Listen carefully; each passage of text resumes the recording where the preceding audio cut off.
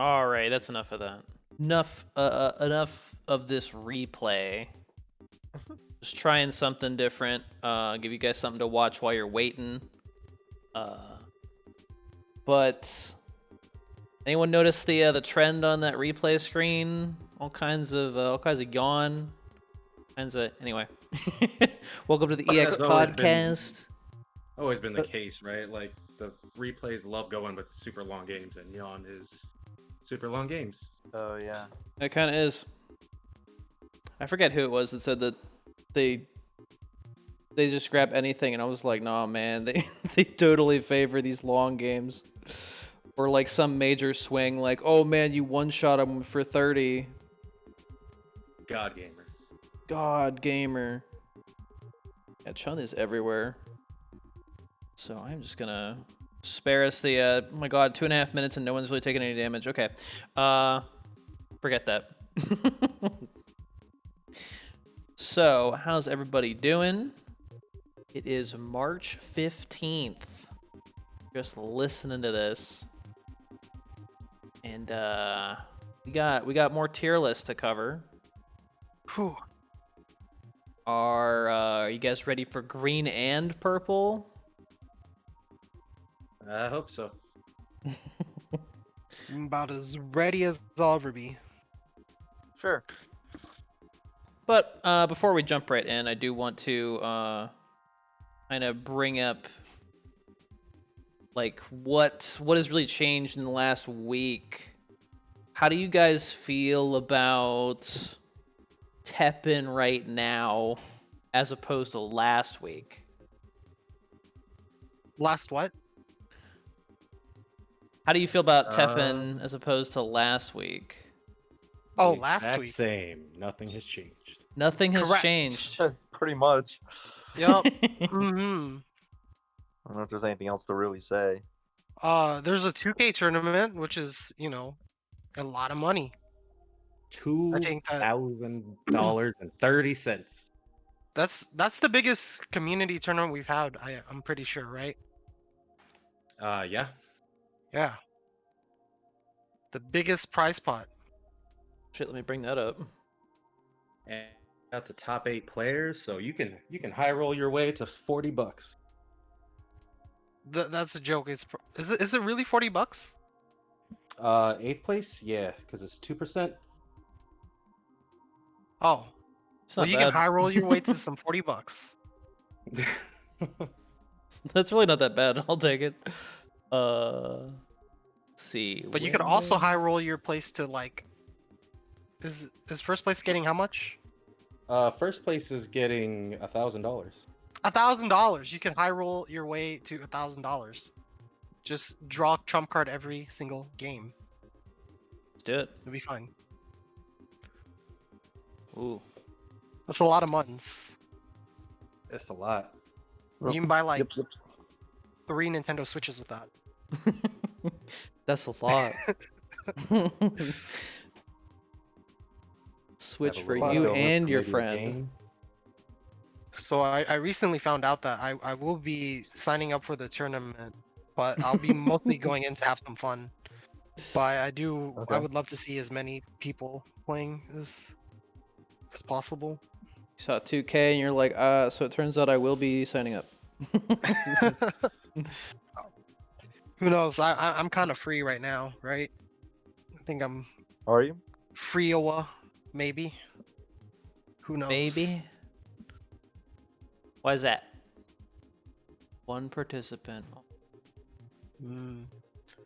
I don't know. I haven't really had a lot of experience with this meta, so I'm sure. I feel like whoever wins will definitely be very deserving of it, because I feel like however you do is kind of like what is it? However much work you put in.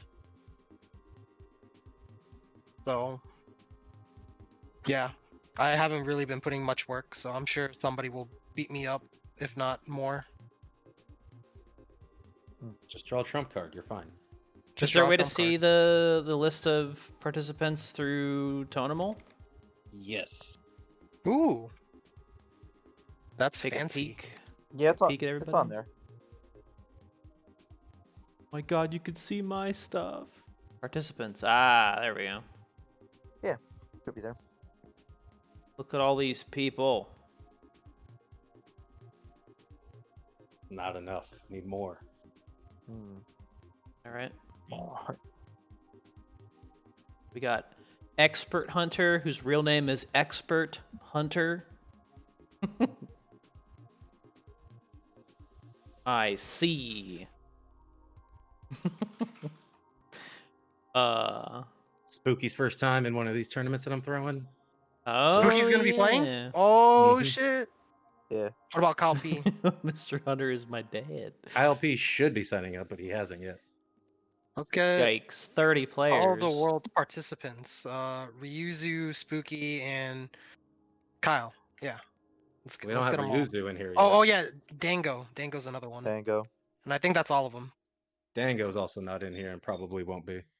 Oh, I understand, but yeah. Water's here, so that's Ooh. 2019. Oh, yeah, you're right. Yeah, Water's been playing more lately. I didn't even know that. That's pretty cool. That's hype. Mm-hmm. Getting Water, one of the OGs.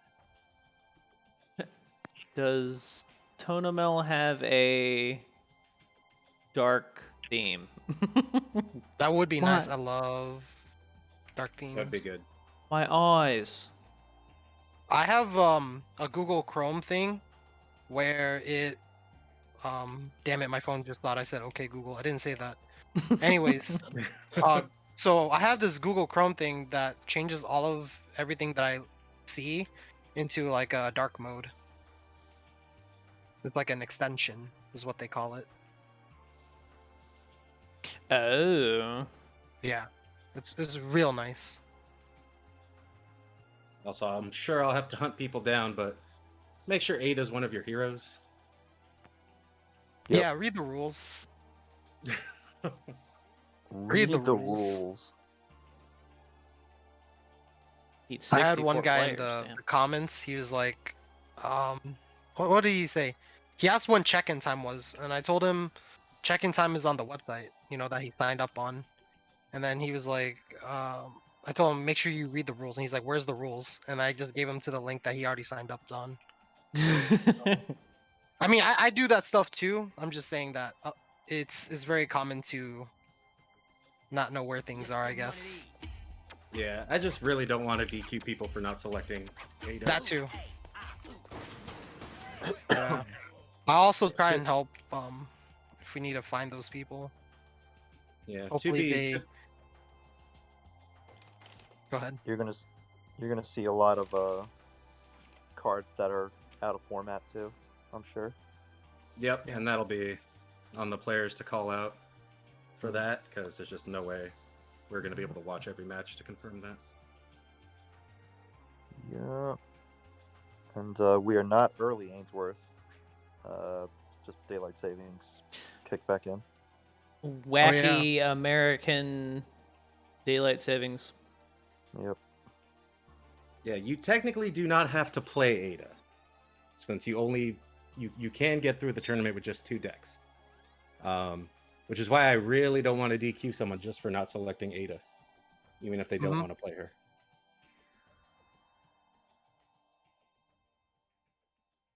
I agree with this. Thank God you don't have to win. I'm still working on a decent Ada deck. Yeah, there's. Fucking I don't know how I breakaway. feel about Ada. I like Christie's deck. It was kind of cool and did pretty well Mine? with it. Yeah, I mean, you got pretty far with it, right? Yeah. It was alright. I also lost with it the most, so. That's fair. Actually, no, that's not true. I think I lost with Despair the most. It's kind of hard to play. I think the right way to do Ada involves playing units at some point. At some point. Yeah. The action spam is kind of annoying, and it does kind of work at some points, but there's a lot of matchups where you can't really stall with just actions. Unless you had halts, maybe.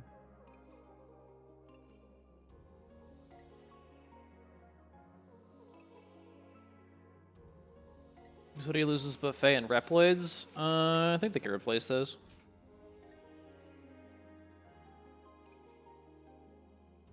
Yeah, not having buffet really hurts. It's the one thing I found. Like I thought it would be fine, where it's just like, oh, you just take out buffet and then you're good. Yeah, it's not that easy. Kind of need it. I think losing ceasefire is probably the biggest deal breaker. Yeah, that too. That does suck. But it's not the biggest loss. I think buffet is a bigger loss because it's damage and it's healing, and you kind of need that to stall more than you would expect.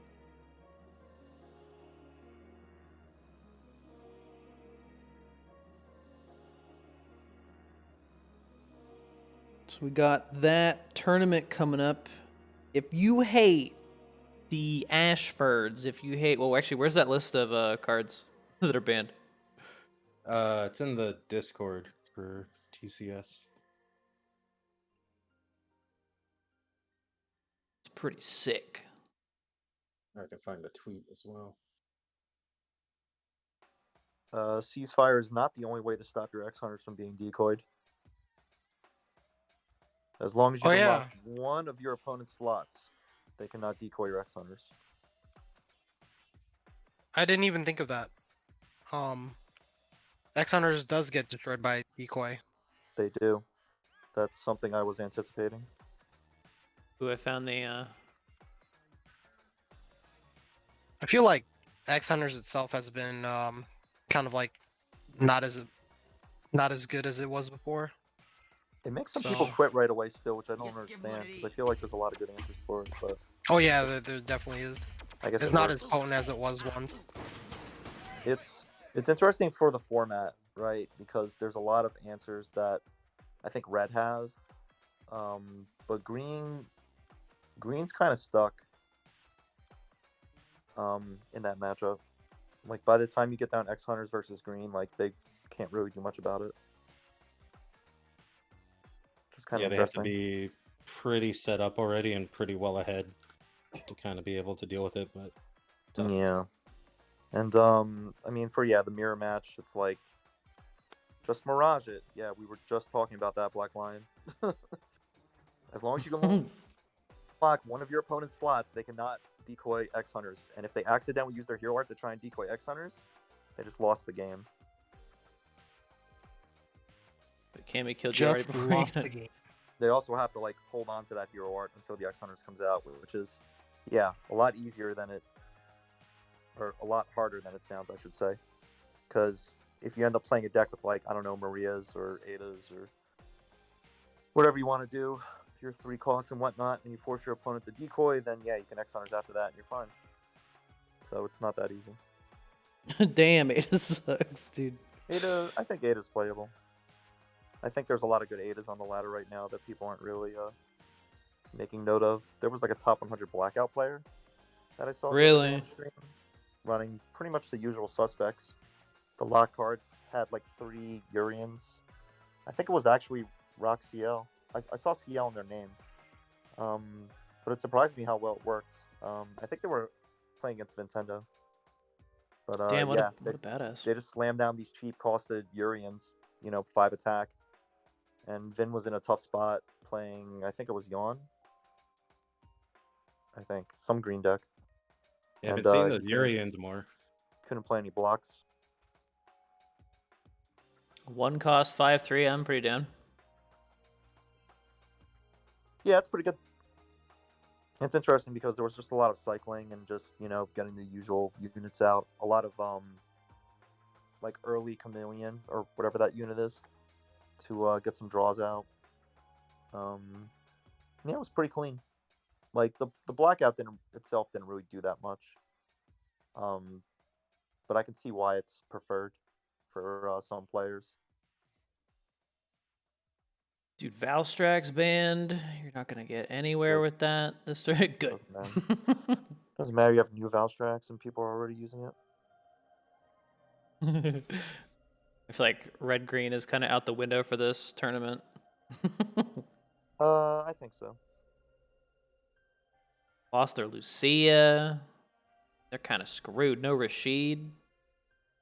Screwed. No state. Yeah. And State's the big Rude. one. State being gone nerfs a lot of decks. It kind of brings Jill down a little bit, but she has so many new tools that I think she's still one of the more viable red decks. Although I was No. convinced that Celestial is pretty good too now. No Leon. Are you guys gonna be okay with no Leon? Leon? Oh, the. Wait, what? This 3 Leon cost Veteran Agent? Leon, dude. Yeah, I was I'm gonna talking say, like, about the this Explorer Leon. right? Oh. It's like, oh shit. Big loss. Big loss. Clearly. How will I ever play red again? Damn, have to run another 2-3 unit that wants to die quickly. I think Lip Slash going away is a big deal too, just Yeah. for early game. But yeah, I still think red is somewhat viable in the state of things. They just have to play more units, which is fine. Yeah, Celestial's pretty strong. So's Jill. I don't know if you can play Denjin. I know some people are saying they're just going to play Denjin, even though the memory cards are still there. I don't think Denjin's good. Really? Yeah. How many people use Denjin in the exhibition? Maybe Ainsworth. I can't remember. No, I don't think Ainsworth brought it. I brought it, but I never played yeah, it Iowa did, because right? my first two opponents had Jill and Blazing Wall in their lineup, so I just didn't bother to bring it. What's Yeah. Denjin missing? All I see is Lib. State. I mean, Denjin doesn't really do state, but They lost trust, but you get the new Trust, Satsui yeah. card. yeah, that yeah. Not that great. It's not the worst.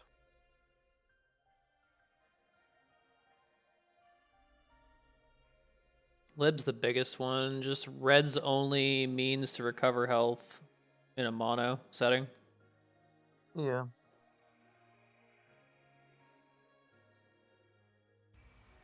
I don't know. I wouldn't play Denjin in this format. I thought about it, but I didn't like it.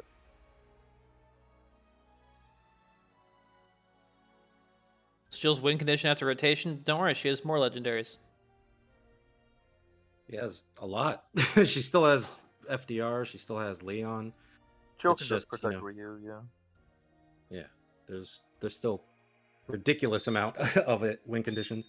Just because you can't like put state on one unit and automatically win doesn't mean you don't have a win condition. I think that's like a common misconception a lot of people have is like, oh, my card doesn't win with one card. It's not a win con. Like you can build a win con, and a lot of cards are win con, even though they're not just hitting once, right? Like you can hit multiple times and it's still a win con. Yeah, I know. Damn, I realize Shara. that Denjin is strong because of Haunted by Memories cards, but I feel like Denjin's worst matchups are going to come out tenfold when certain stuff goes away. Because the only thing holding like a lot of Denjin's worst matchups back are a lot of their best matchups, if that makes sense. Like Denjin does really well against a lot of black decks, which is holding back certain green decks. But black is getting nerfed big time with the rotation, so Denjin has to worry about a lot of green decks going forward, is basically what I'm saying. Like I don't think Denjin can beat True Power after rotation. Pretty sure. Word I never used state in my life. Don't start using it now. You should try it out. You ain't lived until you've seen a mole gain 17 attack out of nowhere. Let's see. Yeah, it's interesting because that makes sense to me. That Denjin would have its bad matchups show up, but I just can't help but notice what's happened on the ladder, dude. Denjin is kind of kicking ass. It can. I mean, it wins a lot of games, but it also loses certain games as well. I don't know. It depends on how it's played. Yeah, the thing about Denjin is I think not a lot of people are very prepared for it. So I think that constitutes why it's doing so well. Also, I kind of want to point out that a lot of things are doing really well this set. A lot of things are really strong. And I know we're going to get into it in a little bit, but in terms of the best color, I don't think there is a best color right now. Wow. That's big. It's a big deal. It's quite the big deal. Genshin's losing bit? Wait, bit's in the list? I think Bit is HBM, isn't it? Probably. Yeah. I do not remember. I don't see him on the list. Yeah, I'm I almost don't- certain because like that was Red getting Resonate, which is crazy. Red Zonate. Interesting to look at what Green's losing. Just because there's a lot of meh cards, right? Yeah, Guess I it's mean, Lair's the everybody. biggest one. Gold Orb is, you know, relevant every now and then. Layer gone, dude. Crab, please. Oh, I feel it. Kuroyaku, I'm also glad to see Cutting's the biggest leaving. thing. Yeah, Cutting is the biggest hit, IMO. Yep. Kushal is gone, thank God.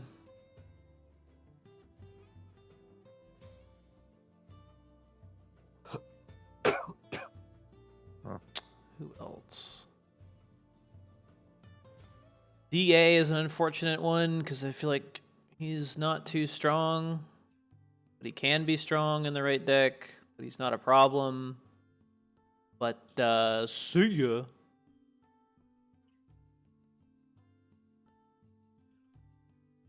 Yep. Every form of Chimera right armor is leaving. Orangara, ooh, gone. Outnumbered.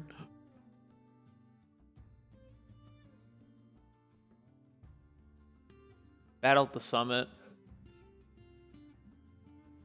That's actually relieving, seeing as how well True Power is doing in this format. Makes sense.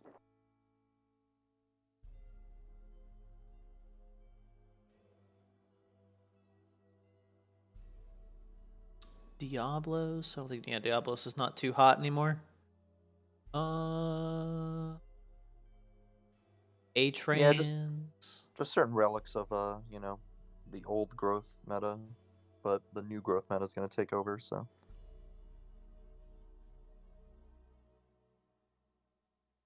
make of that what you will. Turtloid, dude. Remember when that car was good? You remember? I remember. Mhm. Pepper Ridge Farm remembers. They sure do. Not Angelo Credo. No. 310 for 9. Gonna miss him. Look at him right next to Shigaru Magala and tell me, does this make sense?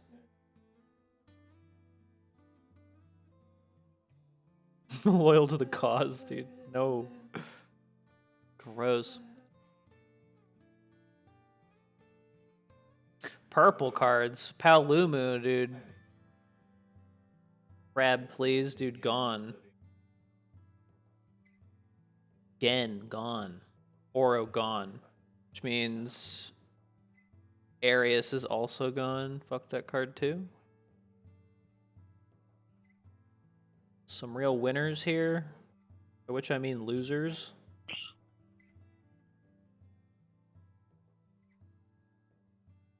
Rip 4s. Yep. Deadly Traps. Am I doing games tonight? I'm not sure about that one. We will have to see how far we get into the tier list.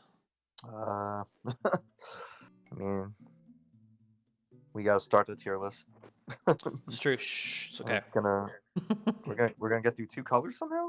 That's 50 cards. Yep. A billion cards, actually. Uh-huh. Uh-huh. Uh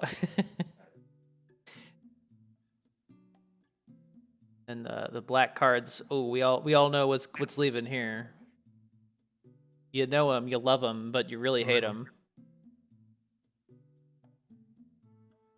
Yep. Alfred, Alexia, Tyrant, Gormagala, dude, Sliding Worm. I know everyone's really mad about that one. Betrayal, Dalmadur, Killer Bee. Oh dang. Vega. Actually, that really sucks. Flying Human. Yep. Ultimate Price, Disease Souls, Pyron, Master of the Fist Akuma, thank God. Living The board Breath. wipes are on the list. And now black can get bullied twice as hard. They still got one. They still got Rebels Memories. Mm-hmm. They sure do. Which might kill either a random Kasuga or a random Virgil in the first 20 seconds of a match. And then they lose right afterwards because it kills the Virgil instead. Can't wait.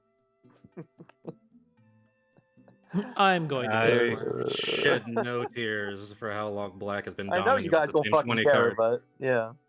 I mean, like, it's gonna be like this is the same most thing sad that pity happened to party purple. ever. It's gonna be the same thing that happened to purple. Yeah, let's all nerf purple, guys. Fudge resonate. They're not nerfing Black though; they're just taking away bullshit. Yeah, which is basically. And we don't even nerfing know what's black. being introduced in the set. Like black has nothing after this. Like almost nothing. It's pretty bad. Black just has to figure out what everyone else had to figure out through troublesome times, and that is what to do when 15 cards don't get auto slotted into your deck. I think it's. Well, we'll have to see what the expansion brings because right now I just see nothing but red and green. And next. Oh no, I mean red is expansion, stupid. I think it's gonna be nothing but red and green. That's all I'm saying. That's fine. Let them have their time then, because Black has been. Well, I mean, like there's always going to be a top color, and Black has been high up there, playing like the smallest brain, mana positive on everything cards. So, yeah, no, they're going to struggle a bit for again, and every color is going to have their struggle time, and yeah, they're getting theirs finally. And we don't even know what they're getting either, though. So yeah, they might not have struggle time. Every color is going to get something in expansion, but. Yeah, I don't know. With the way they've been doing expansions, it's just kind of like more of the same. And I don't know if it makes that big of a difference, but we'll see. I think they've been doing pretty good about introducing new concepts. Even with just purple, they've been kind of handing them very neat little systems, the slow system, the lock system. Yeah, they definitely gave me what I wanted since season 1.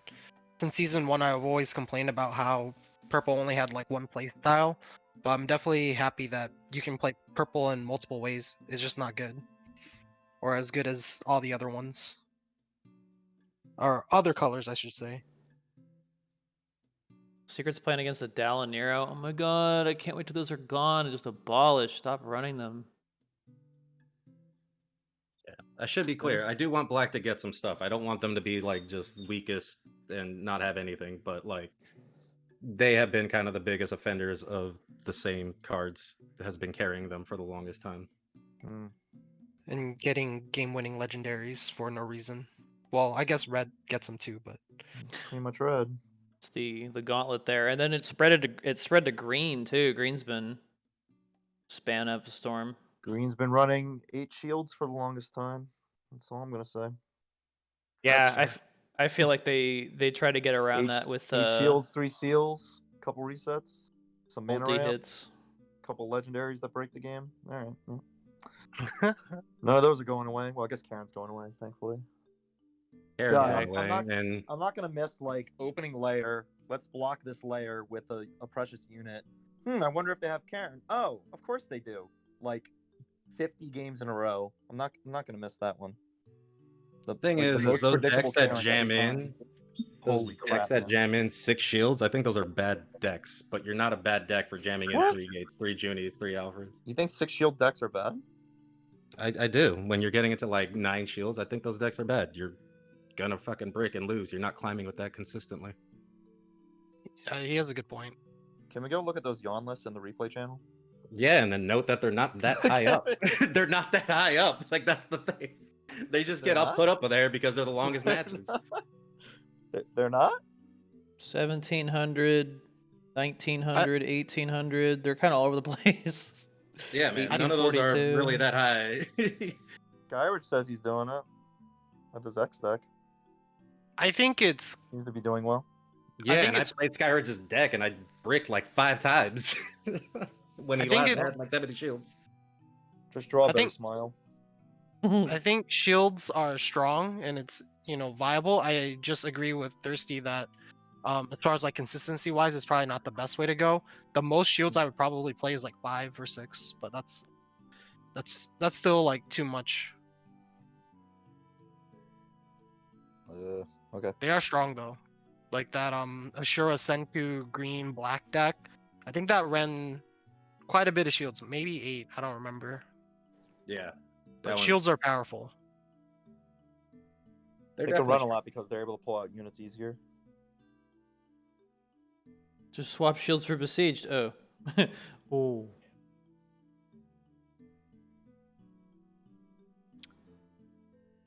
We'll see. Everyone's got their tricks. I think. Well, how did the exhibition go with deck distribution? I didn't really track it. It was pretty all over the place, but I didn't track it too much. Gung Ho hates balancing their game. Shh, don't. I wouldn't Hate say is that- hate, but definitely could use a little bit more. Yeah, we could look at all the. We could take a peek at all the number of shields and all their at all these things on the TEPPEN channel real quick. Where is it? So we They got average around like 6. really Some have less. Yeah, I just checked. 5 there. The Heart Tank deck didn't have that many. Because he's got Heart Tank. His Heart Tank's really good though. Yep. Yeah, Heart Tank's broken. And then he beat that Yawn player. So yeah, it's because that Yawn player was running too many fucking shields. Maybe. You look at this Chad, dude. This Chad's got 2 shields. He's like, I don't need that shit. Damn, and he won. No, he lost. Oh, I thought we were talking about the X. Oh no. He's got 3 shields, and he won. This Uro player beat this Yawn player, and this Yawn player that has 5 shields. What are you gonna do about it?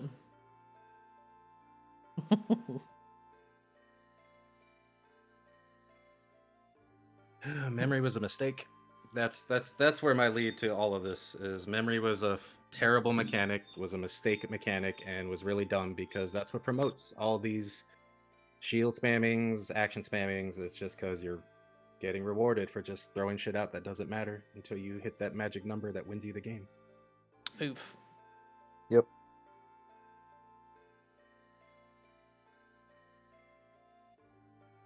So let's move on to the tier list then. We don't know what's gonna happen in the future. We just don't. There could be a balance update. Actually, are we expecting a balance update? It's one Hopeful. month after the card set. I would Get like your it. hopes up. Don't get your hopes up about a lot of cards. I Just would get like your to hopes see up it. about FDR and Leon. They change a lot of the pivotal cards that are dominating a majority of these matches right now. That would be great. But they'll I probably would change, like, not 3 be of them. surprised for Jake to get hit. I would be okay with him getting hit too, but Yeah, What's just wrong pretty with nuts. Jake being 4/5 with the shield? He's pretty nuts. Oh no, it's disgusting. Any Jakers? Alright, alright. Let's see here.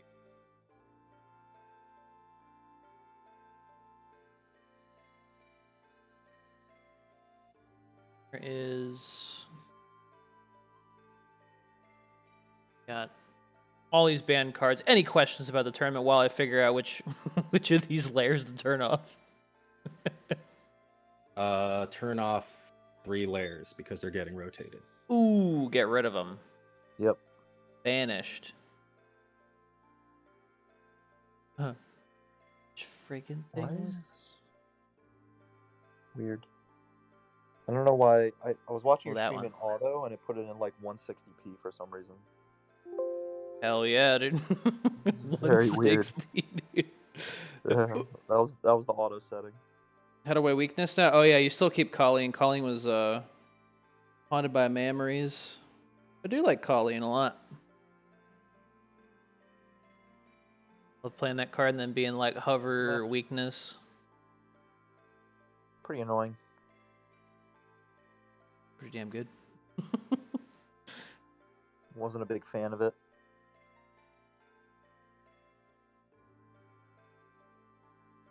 This is nice as blackout. Yeah, if we lose that, it's not good. Remember when Iris is 1-6? Nah, we don't remember that. Never happened. Never happened. All right, green filter set. A dank agenda.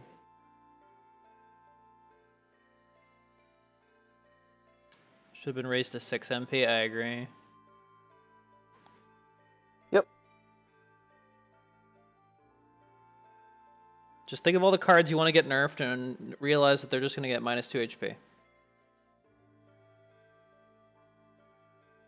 Jake Their could HP is still be 2. better than Orca. Yeah. Ouch, you're A lot- right. A lot of cards just need to increase in MP, I think, but that's fine. All right. A lot of actions. Ton of actions need to increase in MP. Yeah. Yeah. I mean, being a dead horse. 3-4 FTR, dude. That's what I'm talking Yeah, about. but we can natural cycle that horse and beat it again. Yep. Talked about Galestorm last week.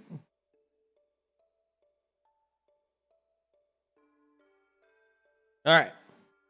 So we got green stuff. We're starting with a secret card. This is the first thing on the list. Got Nico. Wait, is this coming in fuzzy? This looks so fuzzy. Pretty fuzzy. Pretty damn fuzzy. Just gonna go and refresh that image. Secret Nico. Yeah, I think it's there we go, it's better. It's the best secret in the game. Love seeing this fucking card on the board, dude. Damn, Secret Walls got demoted. Yep.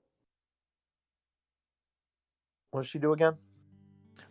She's a 5 cost 2/9, and when she gets 5 growth points, she buffs the board by 1/1.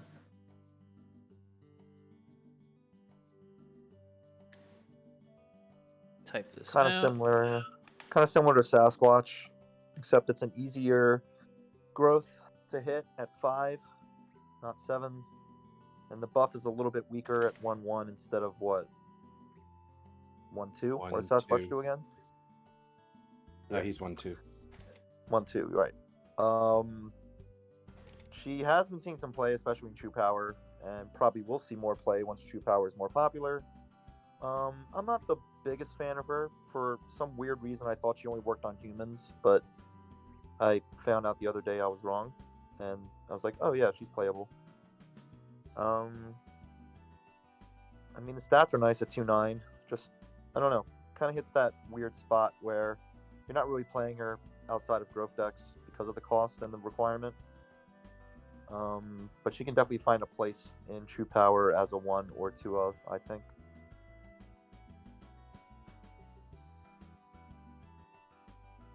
Where the hell's she driving at? I mean... Oh, you mean in the background? What's going on in the background? I don't Yeah, know. her stats are really good. 2/9 for 5 is good.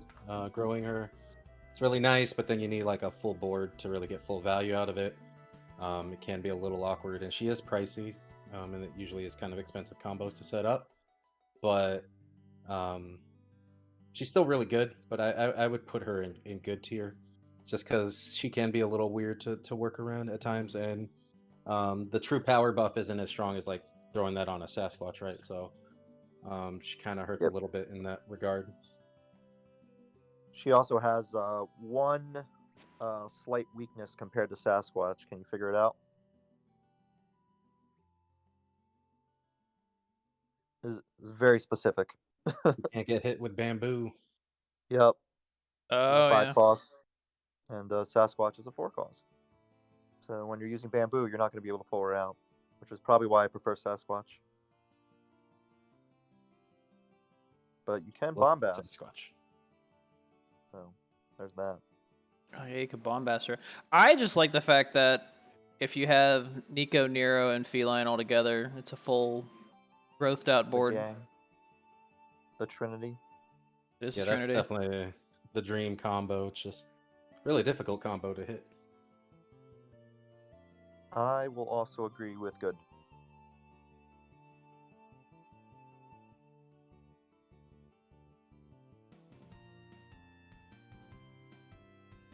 What was we gonna say?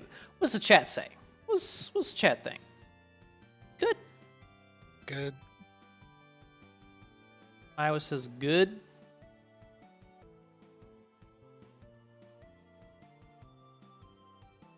Sounds like a whole good. Sounds like everyone's really good right now. She's driving to the good place. She's doing a sheets run, dude. Mm-hmm.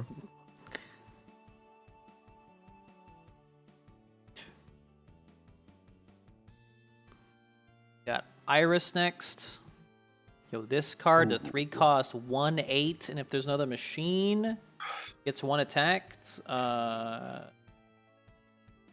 of like Mori. It kind of reminds me of Mori. My bias wants to say great, but that's just because I played a lot of green machines. But I do think she's good. She's crazy combo with Grizzly, turning her into a 4/8 without the downside of a panda. Yeah, I think she's solid. She's good. Generally, you want to get that attack, but if you don't, it's not the worst thing ever. Like 1/8 is a body to hold off on as well, especially since if you're playing green machines, you're most likely buffing your board. Yeah, What 3 I and for like 3 about is nuts. the stats are in it good because people really played that sacrifice 2 life gate a lot, and this is kind of better because you don't have to sacrifice the life. It's tribal, and then you also got the 2/8's not that hard to get. Yeah, I mean now, especially now, it's not that big of a deal. But when green does lose specific machines like layer, it might be a little more awkward if they start resorting back to like felines for ramp and trying to play machines as well.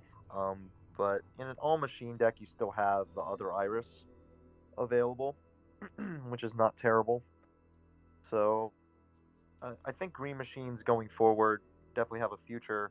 Um, it's just going to be a bit awkward without layer around.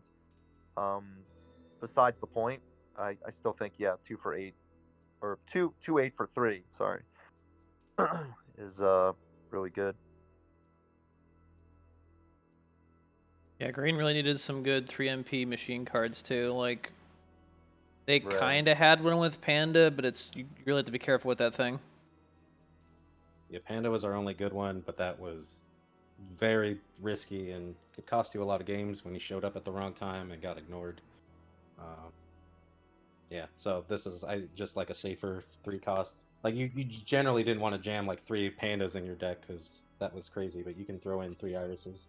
And I know there's gonna be like, oh my gosh, it's 3MP Alfred, but it's usually still not a bad idea, like problem. You can generally still kind of play around Alfred. I think she's good even right now in the current meta, and potentially just better as things go.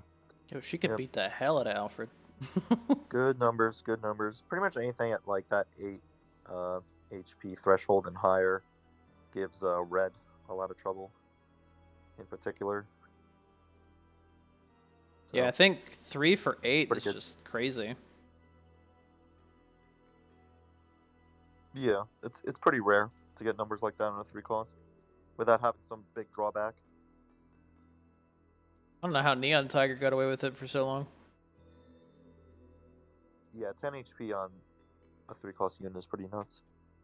That has a crazy effect attached to him too. Yeah. Tiger Yeah. is an asshole. Yep. There's a purple card that has 10 HP. It's 3 cost, but it does like nothing else. Yeah, Lumine? that's Lumine, who Yeah, does Lumine. nothing. So I don't understand why Tiger had that effect. So Iris, what's the consensus, or what's the Probably good. good?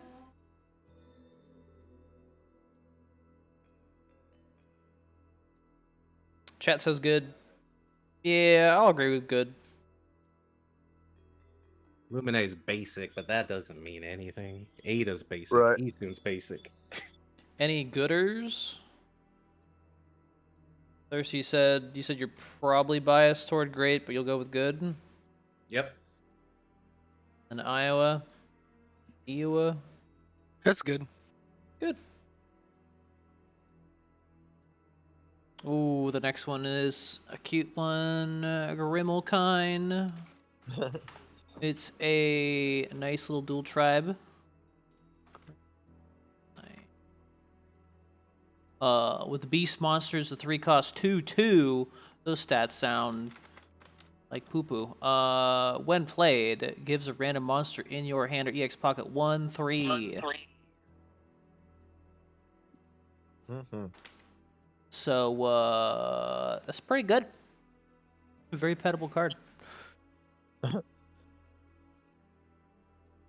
I heard someone really Worth it. liking this card. I forget who it was that said they really love this card. I know Pig was pushing hard on this card. Maybe it was him. Yeah. I mean, you have to think about like the best possible targets that this card's going to buff. And green definitely has some monsters that you would want to consider playing. Red green monsters, I think this fits really well. Like, imagine this buffing a Ragi. That'd be pretty nuts. So the potential's there. It's just hard to justify playing at times where you know it's not going to live for long.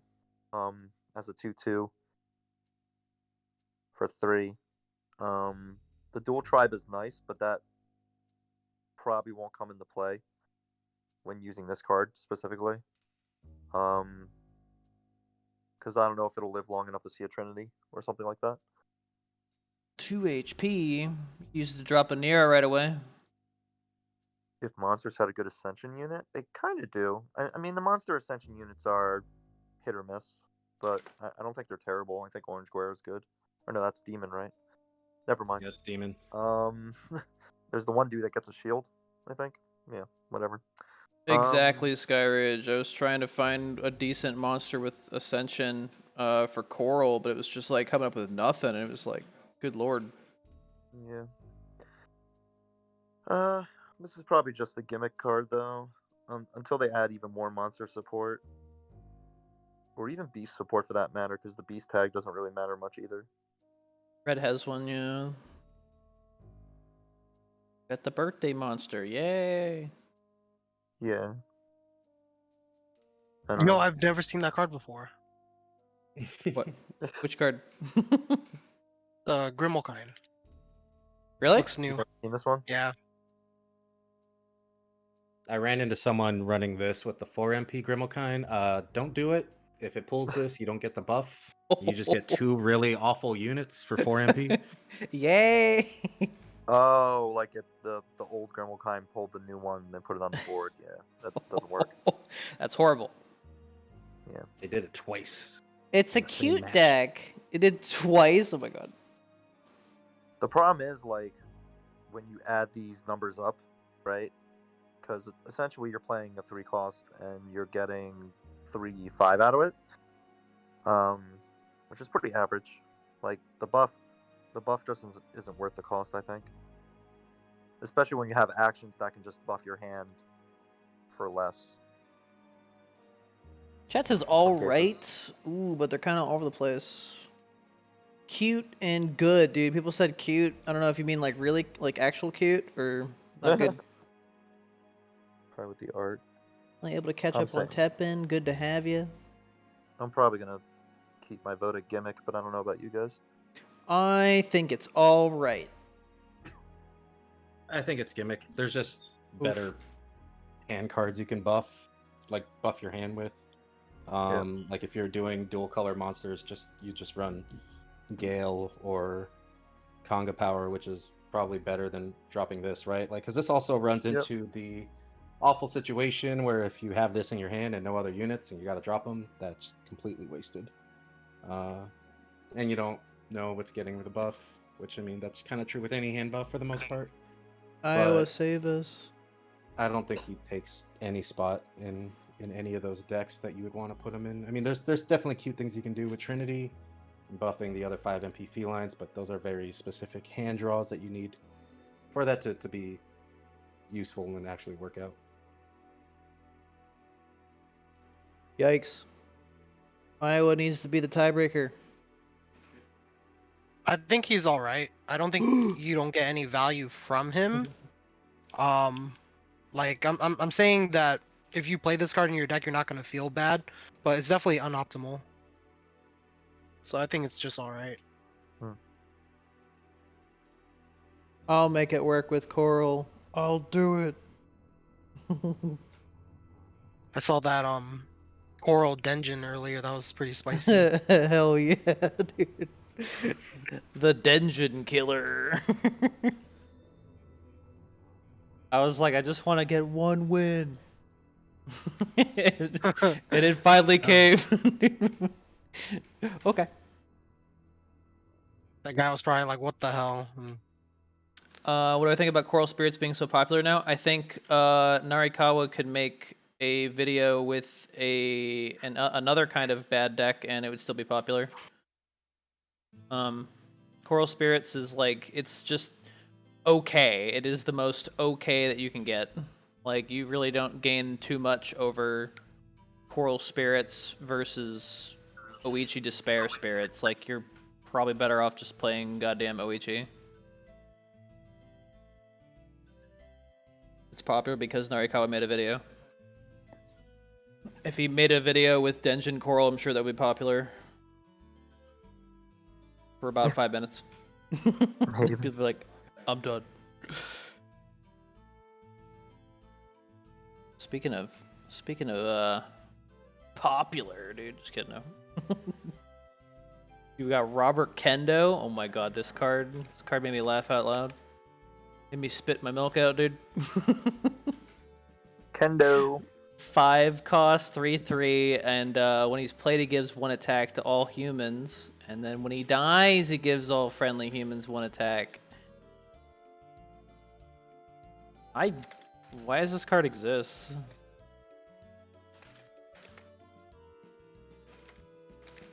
I don't know. I don't know. I think it was. I mean, it was obviously meant to be played as like a supportive card, meant to buff other humans, and I guess it's kind of lore friendly, where he's just like, you know, helping out other humans, and then when he dies, he's just helping humans again or something. I don't know. I mean, it is a +2 on a 3/3 unit, and I think it is including himself, right? Yes. Am I wrong? Obviously, when he dies, it wouldn't include himself. But I guess if you did like something with Ascension, it would buff the entire board. Which doesn't sound bad, but the problem is he is a 5 cost, and yeah, you can bombast him. Doesn't feel nearly as bad. But he probably should have been a 3 cost in the first place. It's John Goodman from The Big Lebowski. Kind of is. Was it Walter? Yeah. He's pointing the gun at you. Mark at 0, dude. It's not just RE3 remake though; it's RE2 remake stuff as well, which he's also in.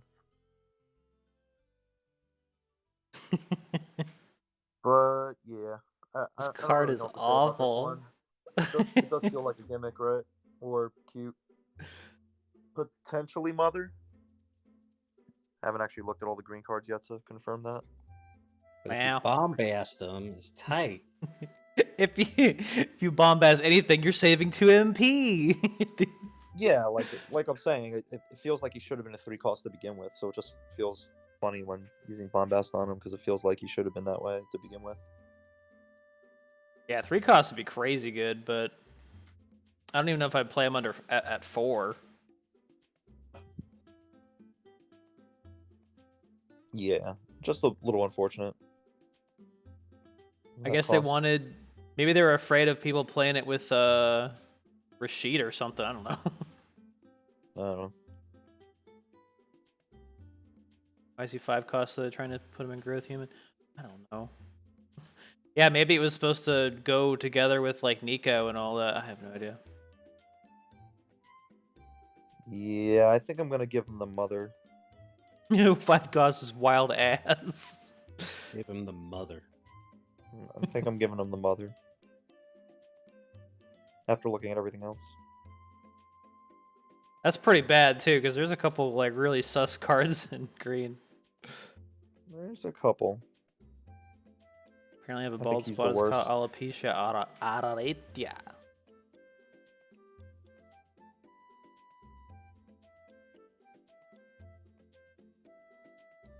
Dongo, you gotta give you the speech that everyone gave me when I said my hair was thinning. It was just like, just get fucking Rogaine and never stop using it. Smile. Sure. Right. What are you Chat guys says rating mother. Mother. He useless. I'd never use him. it? Is that unanimous? I say mother for now until we see some other bad cards, but it's most likely mother. Iowa, how do you feel?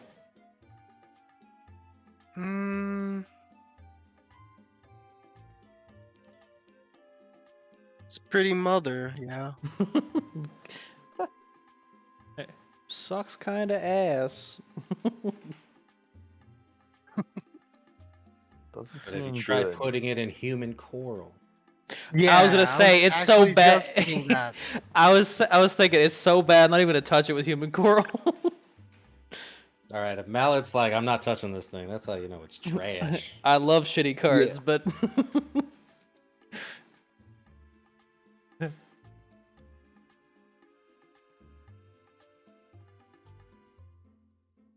I've had as much hair as Memiot my entire life, dude. Whoa. I have Memiot tier hair, dude.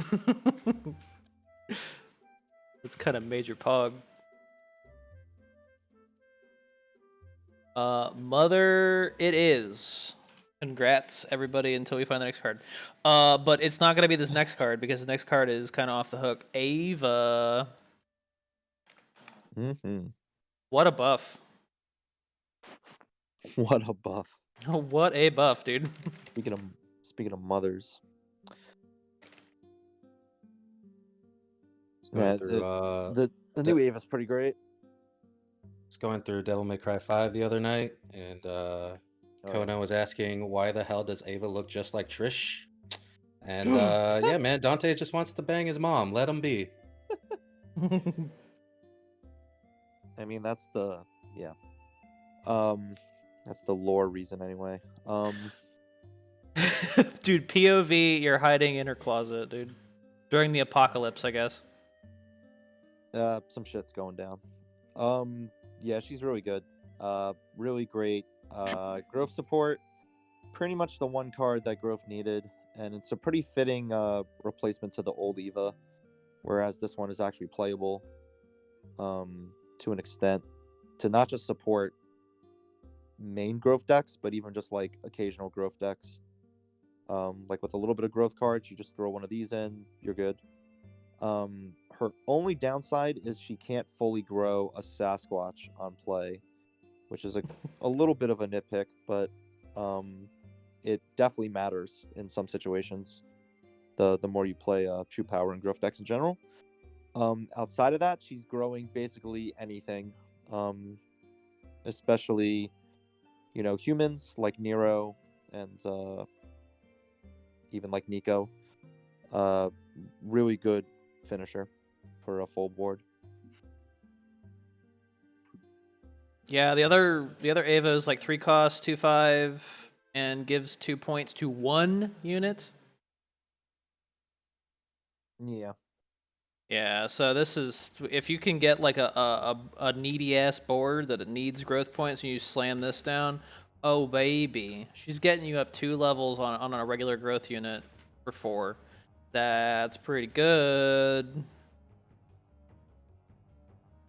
Yeah, you're gonna be seeing her a lot more in the near future once True Power does take over. I for one welcome our true power overlords. Yeah, that's basically what's gonna happen. But I mean, as a whole, like she's really only complementing growth units, and the fact that she's only buffing humans with their attack is also a little bit of a downside. It's not the biggest problem because a lot of the popular growth units right now are human. Again, Nico, but also Kaguya. That's a pretty big one. That Oh. you're probably gonna be seeing a lot more of her as well, especially with Lair going away. So like in near future, I would say Eva is great, but for now she's like just around good. So I'm fine with either. Four. Actually, let me check real quick. Look at human. I mean, there's a few good ones, especially around 5 cost. You got the Mogami special. Yeah, Mogami's really good. Yeah, I was gonna say she's the one that can handle Mogami. So any of these are eligible. That's pretty damn good. And El before you Fuerte. try it, before you try it, she does. Honda does his damage before he gets the attack buff, so he's not Right. doing 4 damage. Damn. Yeah. Because the growth effect is pretty instant. Get ready to wash this, dude. Damn, dude. Still pretty good. Still pretty impressive. I think it's either good or great. Damn it. Chats is great. I kind of think great. I just say good. 'Cause she can be a little bit awkward. Right. And it is, it is looking for specific combos, and it is still going to run into that same problem where if you're going for growth based off of playing units and combos like that, you can definitely just get kind of screwed over.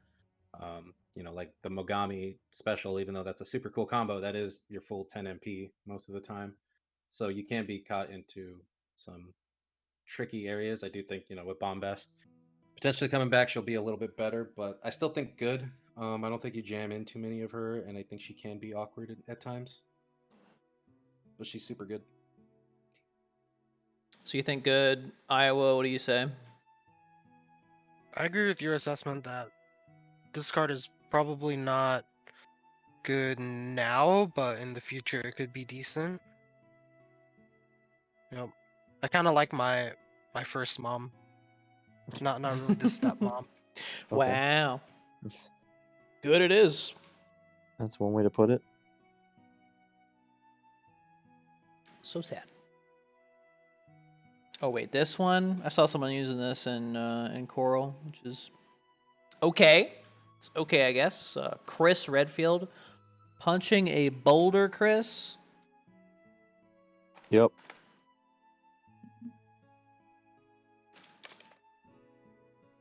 Gonna have to chill with that. What did that boulder ever do to you?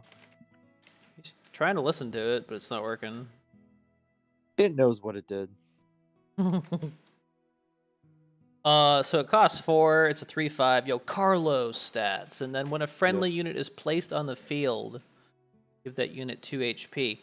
I'm talking, yo, if this guy comes out and from living death, he'll heal everybody. Sort of. Yeah.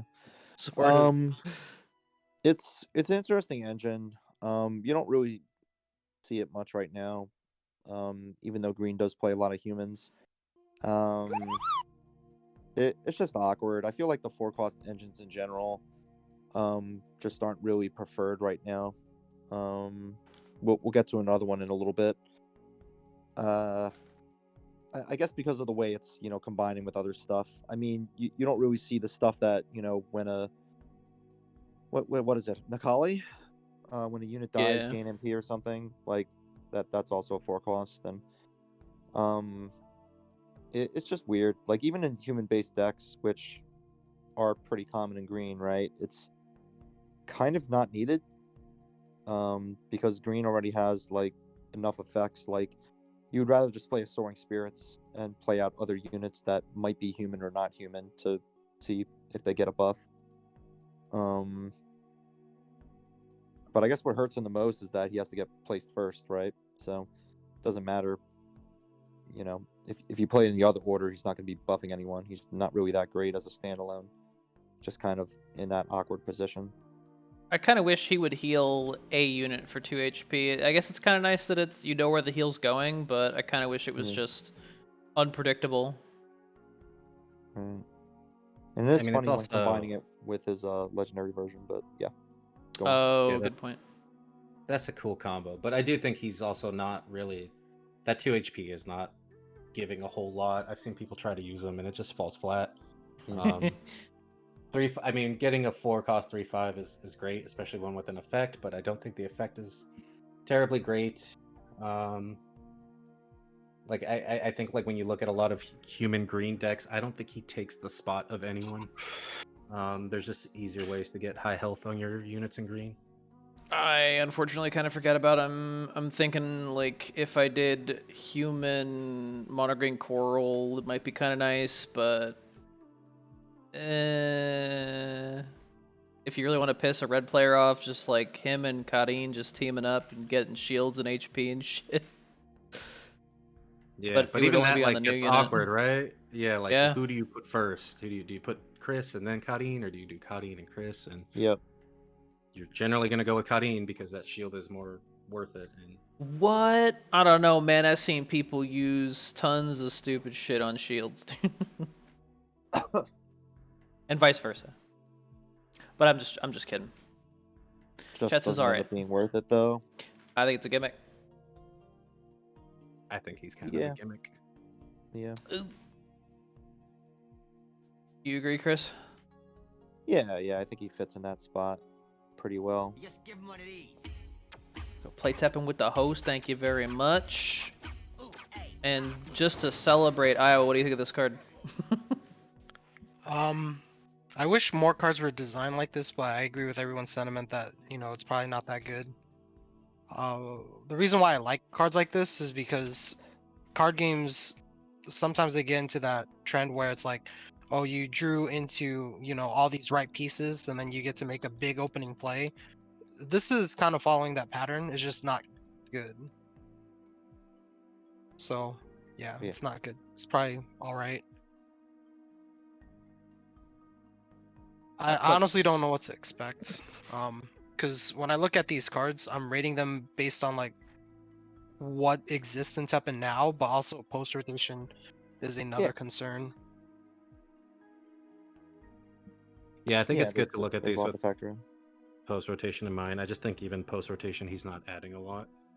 Yeah, that's fair. I don't know Probably why I not. thought this started starting at 8 p.m. Pacific. Well, we'll still be going at that time, but thank you. Able is the next one, which is like kind of an upgrade to a card we had before, which, yeah, I'm not really sure why they did this. I don't know. It follows their usual victory design. Oh god, I forgot it was victory. Yeah. At least he's got the HP or the attack to support it, which is kind of nice. But it's an odd effect for victory. Yeah. Just like Little all the unfortunate. victory cards. I mean, you could make this work if you really wanted to, giving it Spire or Heart Tank. 4 attack is really good. I mean, 4 as a 4 cost, it's not amazing. That victory effect is just average. I mean, getting 2 life to heal your hero. There's so many other ways to do that, and getting a unit on the board at the same time to do it, I don't know if the trade-off is worth it. Not necessarily terrible, but also I don't know why you would play him. Yeah, I feel like the design of this card was to go with all the healing archetype, but As we all know, that archetype still has a very big problem, and that is you have to wait for your opponent to hurt you. So, like, those setups are just ridiculous, and he doesn't really fit in those. I mean, someone's gonna get that high roll off where it's like, I got Bell Guardian and Pseudo Hime, and Abel's healing every time he kills something, and it's buffing him, and it's tight, and that's gonna feel really good, but that's just gonna be so horribly inconsistent with how hard it is to set up that archetype. I'd rather play Orca than this guy. Oh, it was tragic with the life heal archetype coming out at the same time as like the slow archetype. So it was like, come on, hit me. Yeah. Wait extra long. I don't know if he's Mother. He's still got 4 attack. He's No. still better than Orca. Not Mother. I will say, like, he at least hits that spot at 4 attack where, I mean, if we're just comparing the bad card to other bad card, like Kendo just, as a 5 cost just feels awful. Yeah, I mean, I can't really think of many other nice things to say about Abel here. Like, I would rather play his old version instead. Goes through Shield Like, Spire, you get that instant Pog. heal. Yeah, this is if Kendo didn't exist, this would probably be my Mother. But Kendo out there being like, "Get out of here! This is my place. I'll fucking shoot you." Probably cute, because I think even the victory effect isn't that great. Like, I can't even say this is a gimmick because you're not really winning the game with this in any way. At best, you're stalling, but it's not going to stall for long. People say gimmick. Ooh. Cute. I say cute. I think it's Probably cute. Yeah. Iowa said Iris for some reason. Iris, rate this card. Iris the boat. I'd probably say cute. Like, design is just so bad. Like, how do you design all these green cards, but then this one is just the weird one out of the bunch? There's no really sense or logic to this. Like, the only thing I can pick out is like how Thirsty says for the heal archetype, but you didn't make it any better. You just made a really bad card. It's just nasty whenever you have to be like, okay, I could kind of make this card work if I immediately like play Shield Spire on it. It's like, it's probably not the sign of a good card. Yeah, I mean, that's the case with, multiple things in the game, right? Like, oh, I could die bomb this to make it work. Shh, dude, you leave Artemis alone, dude. Like, that essentially makes it a gimmick, but again, like I was saying, like, even as a gimmick, I don't think this is a good gimmick. Like, I can't even like justify it. I got that one clip where I dive bomb Artemis and it stole 8 attack from something. It was sick. It was fucking sick. Hey, Yeah, no, actually, what it you did got? hit the enemy. It was like, Pog, dude. And we got this card. This card's off the hook, dude. Feline, new Feline. How Stella got her groove back, dude. He got the dual tribes back. He got the MP boost 20. And every time he gets hit and survives, he gives attack to something. And his stats are 1/8, so he's got the HP to support it. He's got way more HP than goddamn Abel. Card is stacked.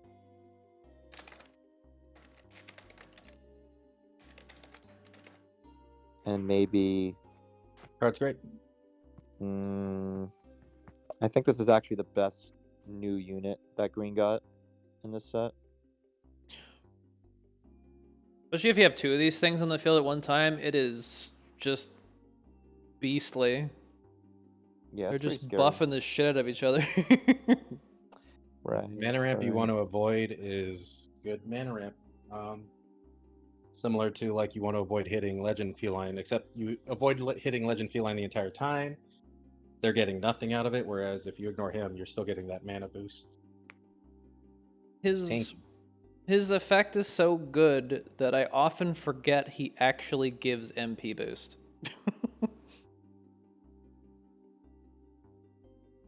That's how good it is. Yeah, I mean, the ramp is just like the cherry on top, where it's like, it's really doing all this stuff. I mean, having dual tribe is, you know, a benefit. It can actually live long enough to see the use out of that. You know, you couple them up with tribe Nero, and that's a pretty good duo right there. It is most of your mana, but they are going to stick on the board for a while, unless something terrible happens. But yeah, he really does a good job of fitting in not just, you know, tribe-based decks, but also just any decks. Potentially just finding his way into every green deck going forward. I know a lot of Yawn decks aren't really using him right now because they still have Lair, but I think when Lair goes away, he might just be the replacement. Remains to be seen. But I really do like this card. I think it's really insane the potential he can do because, I mean, even if he doesn't stay on the board long enough, he's at least going to give some value to other units and before he passes on. Before he passes to the great beyond. I actually kind of think this card is Kami tier for green. This thing is really well designed in the way that you don't want to oppose it immediately. Like the whole thing with Layer and Iris is you immediately like want to block it and get rid of it with another unit. But if you do that with this thing, it's going to be buffing its allies, and that kind of means like, oh man, I want to leave that thing alone, but that means your opponent's getting MP boost. So I think it's just in every aspect of it, it is designed as a strong card. Yep. It's got the right MP value to avoid Fate, but not Alexia, lol. But Yep. still very strong. I mean, I did say this is the best unit that Green got this set, but I don't think it's the best card that Green got this set. That's a fair point. So I am putting it at great, not Kami, but it is a contender for sure. It could be argued to belong in that spot. My vote's gonna actually go to Kami. Ooh. And I know what everyone else is gonna think Kami, and I'm not gonna fight it too much when we get to it. But I'll explain why I don't think that's Kami when we get to it. But I think this is the Kami card. I think this card's gonna have longer staying power too for green. Being able to What's give other cards, it's like a Roggy, but instead of giving it to himself, he gives it to his buddies. What's the other card that we're thinking of that could be Kami tier? We'll get Supper. to it. Time. Oh shit, that one too. What card? Supper. Oh, I do not know that card. So. It's the 3 MP removal. We'll get to it. Semi-removal. Oh, that one. That one. Yeah, actually, I think that the feline is the Kami tier card as well, Ooh. and over that other card. Kami Okay. tier, I dude. think they're both good. Put it up there then. That's 3 Oh Kamis. shit. Yeah, I think this card is just super good. Being able to like give extra attack to like a Kadeen is just ridiculous. Or even your MP units. Your other MP homies. This one is this one. Pricey Boys. We need that Winnie the Pooh meme, the in tuxedo and the top hat, dude. I don't have the top hat. 9 MP 4/9 spillover. And when he dies, he deals 5 damage to all units without flight. Mm-hmm. One of the heftiest units in the game. Yep. Is this the card that was being abused with Rebirth? Yeah, that should be Yeah. hilarious. Damn. How about think him in this Monster card is- Coral? I No. think this card is very underrated and overlooked. I feel like it does have potential, but I understand everyone doesn't really want to make use of it. It can be very clunky and awkward, especially for the effect. Like you don't really see green cards going for that widespread damage. It's pretty much doing the same thing as Shagaru Magala, 9 cost 4/9 with spillover. Oh yeah. The only difference is it's not healing; it's hurting, and it has to die. It doesn't hit flight units, which is very weird. I'm sure there's like a lore specific reason for that effect, but I don't get it. Not crazy about that catch, but I do feel like it is an interesting way for green to do damage outside of their random actions that sometimes do not work as well as they want it to. Yeah, so I actually think this card is pretty close to all right, but I wouldn't be surprised if it ends up in gimmick. Thought the death effect was only affected by the opponent, but was I surprised? Yeah, that's a very weird but interesting kind of all-around effect. I think it's the way they describe it in the flavor text is like he comes out of the ground or destroys like the earth. He clearly makes earthquakes. Clearly. Yeah, this will hit every unit, including your own. So that is something to be careful of, and probably why he's not seeing much play. Just so expensive. Yeah. He's just also too damn expensive and gets cucked pretty hard by cheap things, which I think is his overlying problem. Excadrill. Yeah, it's one of the cool Pokemon, dude. One of the cool guys.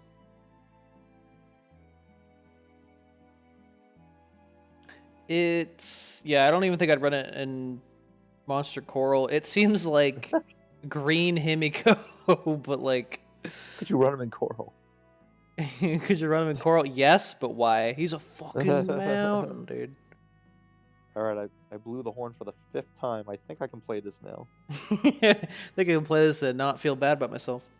I don't know if they want you to play it with like unwavering faith or whatever, but Dark Invitation. I mean, Yup. it's no Shara. It's definitely not Shara tier, but If you tap this with Dark Invitation, it would hit itself for 5. Yep. Yes. I think it's a gimmick.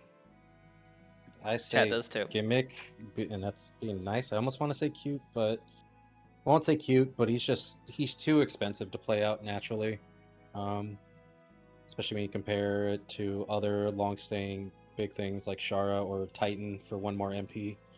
And I know it's not fair entirely to compare them to a legendary, but you kind of have to compare them when they're at that cost because you're not jamming in that many units with that cost.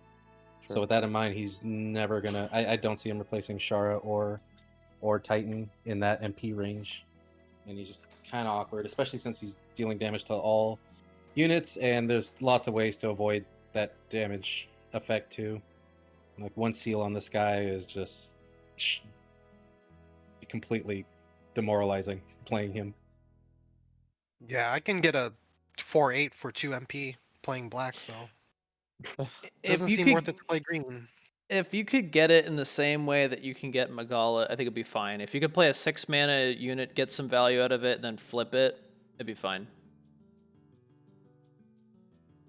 But you can't. Yeah, in terms of just playing him straight raw, I don't like that. I don't see him being valuable in a lot of those situations, especially because red can pop 9 HP for 3 MP without putting a unit on the board. So Yep.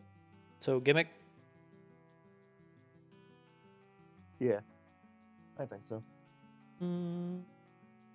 There, I don't have this one. But the next card is X. I believe this card is, can't look at the full I art, think but he's it's great. It's a reference. It's a reference to a thing. The day is Sigma. Oh, Fantastic Deus. OVA. Sick. That's what I'm talking about, Gucci. You should go do that. Oh, I forgot he has anti-air. Yep, and that saved my ass so many times because a lot of people forget he's got anti-air. It's true. It's random. 3/6 or 3/5 for 6, and he spreads a heal of 7 between your unit's HP and your hero's life. Which unfortunately, if they went back and they like made the logic better on it to be like, oh, your HP's full, we're not going to try and heal you, it would just be really a lot better. Yeah. You can lose a lot of points for that. Like, it'd be cool if you could force him. He would be a great opener if it would force him to heal himself if your HP was 30, right? Right? Because if he did, then you could guarantee that when you put that down as the first card, that it just immediately shoots up to a 5/12. Yeah, Yeah. he's still good. I always forget about that second effect as well because I rarely see it. Very That second very effect conditional. throws people out of whack a lot. Oh, you mean the HP heal thing, not the one played. Right. Like Oh if yeah, when the HP's he has 12. to reach 12 and then he'll get buff. It's kind of weird. Like the wording for the first time. Every time he hits 12, I don't get why 12 though. Is there a reason? heart tank. It's just the heart tank. I guess, but I wasn't sure if there was like a lore reason why they thought 12 was a good idea. He's 12 years old. Oh, okay. That's why he's so mad at you when you look at his butt in the other card. He's like, I get it. He's taking off, dude. Consistency, anyone, dude? He can split points to your hero at 30, but the healing attack buff can't. It's like, nah. Yeah. Not healing you, even though there's those green little particles. That means you're being healed. I think this is a But pretty greedy card overall, but I don't understand Wow. why people like it. I think it can be played greedy, and I think that's where a lot of people make the mistake for this card because everyone's Yep. like, you heart tank it immediately to get that. But really, the thing is that he is splashing 7 HP between the board and you, and that is pretty damn huge. And it is rare. I've had him put all 7 HP on himself and automatically buff him, which has been kind of cool. That anti-air is pretty good as well. His stats aren't great, but they're not terrible. But he's generally not coming out as a 3/5 because he will get hit with some HP. Yeah, you can buff I did a lot. yourself. Yeah, and I did a lot of playing with heart tanking because that's the thing. But just shield spire him. You're better off. It's really not that hard to get him to 12 HP to get the bonus attack. Yeah, they're adding more tools to the heal decks. That's why I'm like a little afraid if they change that to be like more logical, and if they count hero healing to be even at 30, then it's gonna be like, oh shit, that's actually pretty good. Yeah. Chat says good. I think everybody else kind of saying good. Yeah, I'll say good. Gooders. I say great, but I'm okay with good. Okay, folks. Iowa, what do you think of this card while I move on to the next?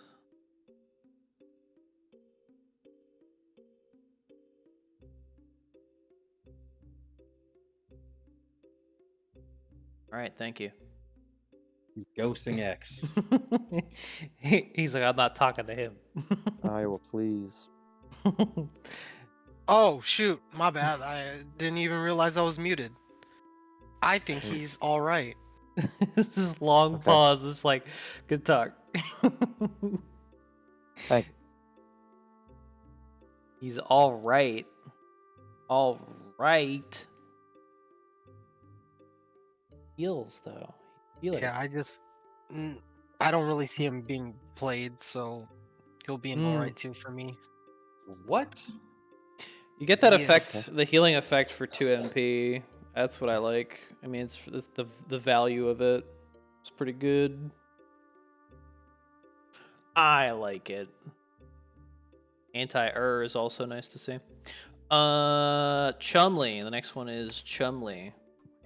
4 MP, 2/4, and then while she exists, gives other friendly green units 1 attack. Other friendly green units. I saw someone using this with a machine deck. It was kind of like, Oh, sure, that's funny. sure, why not? Yeah, I mean, this is just like human grizzly, but weirder. I don't know. I don't know why this exists. So It you is can weird. use Ascension Ceremony on it. Hell guess. yeah. Other friendly. I don't know. It's. I guess humans got jealous that machines had one thing that they didn't, so. Yeah, I mean, it's just another human that's buffing other units and blah blah blah. But the numbers aren't really there. I mean, it's pretty unfair to compare her to Jake. Especially because Jake is a memory card. But yeah, would rather play Jake. I mean, it's nice that she has a shield, but she's not really staying alive that long. And she kind of suffers the same problem that Grizzly has, where as soon as they're on the field, they pretty much put a target on their back. While on field, that means you could get her with summon minions. Oh my god. Yeah. You could do the time has come. You could do pretty much anything that pulls out a 4 cost from your deck onto the field. Trying to keep my eye on stuff like that. It's okay. I'm trying to think of, I mean, the buff is the cost is pretty modest, but the buff is pretty modest too, so it's tough Feels to bad if find a she's spot on for a it. board by herself, because yeah, there's nothing happening. She doesn't buff herself. Kind of awkward.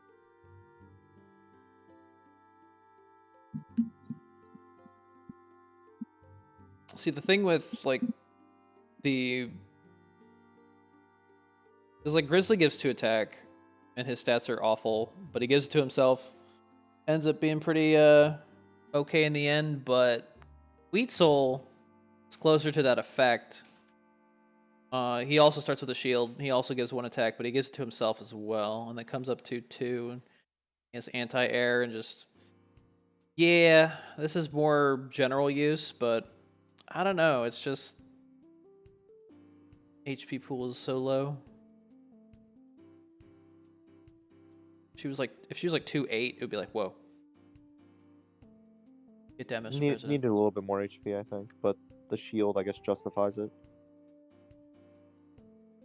Yeah, still not thrilled by it though. I don't know what you guys think, but yeah. Is it other 4-cost action to buffer up to 4/4 for only 8? Oh yeah, that 4-cost action, that Kikosho action, kind of pog. What the... Oh shit, dude. Is that for St. Patrick's Day?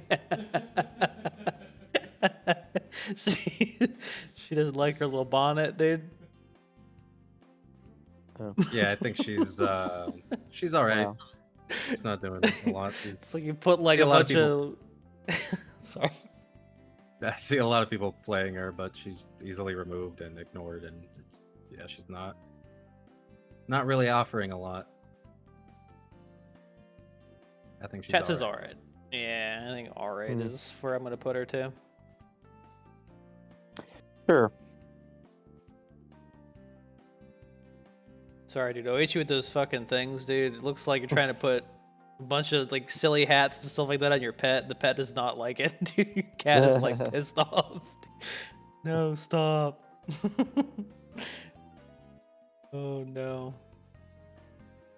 We got Nero next. Oh my goodness. Dude, the Upside Down crew. Any Upside Down boys? 3 cost, 2/4. I hate it. Just kidding.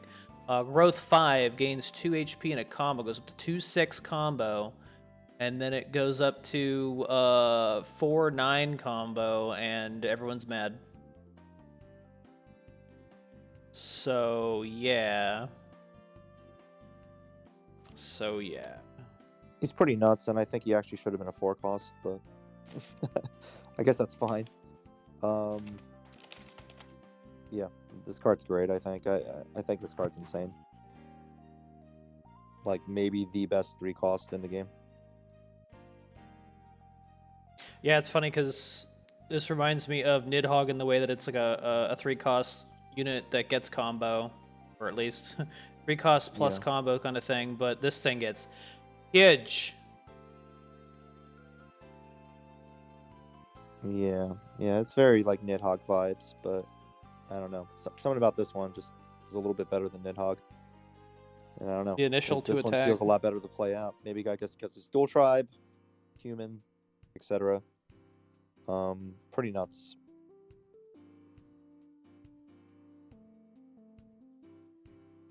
It's really scary that this goes together with Trinity.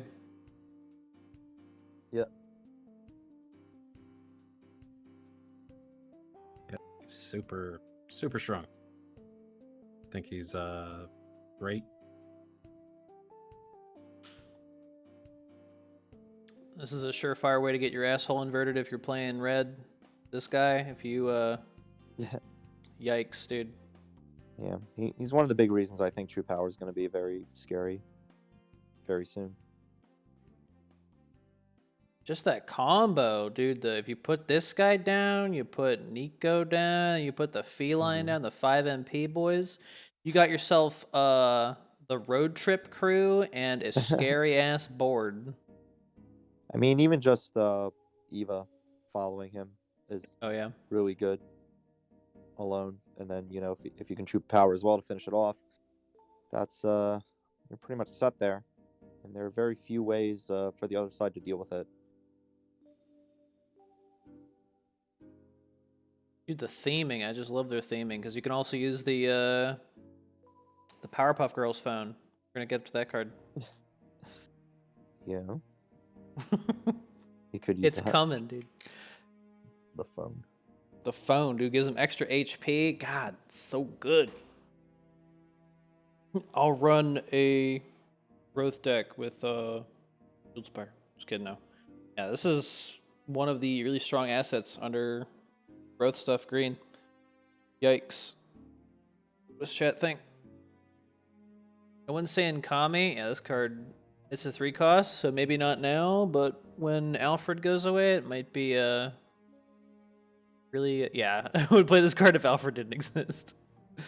Had to burn Claire's in this guy. Yeah, I had someone grow it like immediately as they put their board down, and I was like, oh well, fuck me, I guess. Yeah. Well, like I said, there's very few things the other side can do, and like even I don't know. I've played it. I've played him here and there, and it seemed to work out against black, but I don't know. There is that element of fear with certain cards, but some of them are going away. So yeah, very, very, very, very soon, I think this will be a huge threat. That's pretty much what I'm thinking. Yeah, I think this is one of the cards where it's going to improve considerably once the rotation happens, and that's scary. I think great right now. The graders. I Yeah. think great. Yeah. Great. I would think of this card. Is he okay with how strong this bastard is? Let's put him in good. I put him in good.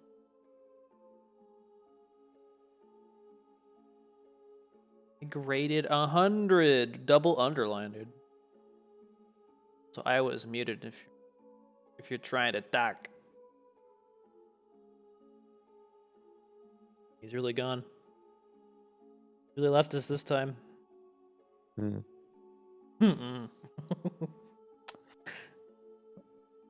That's a shame. Hello? What's up? I think the card is good, but I'm okay with it being great. All Okay. right. Well, next we got Rajang. Also, hello, Kuma. We got 7 cost, legendary, 2/8 stats. Doesn't look that great. Even with combo, not too good. He's like a Yukimura unascended. But wait, when his HP gets to 4 or less, he transforms. You can see that cool little animation. Jumps up to 9 MP. Heavy Pierce combo, 310. Ouch. Got burped. Dude, look at him go.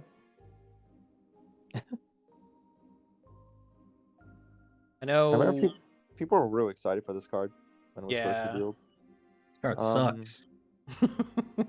Hasn't really seen much play. Oh, it sees a lot of play. In the EXGP. Just kidding. No, I see it in rank 2. It it's just on fucking dies immediately. This card sucks. I haven't really seen it that much, but yeah. It's around. It's around. It does kind of die immediately. I like skipping that threshold. I think I Very, very expensive card, but for a reason. It's just very conditional at the same time.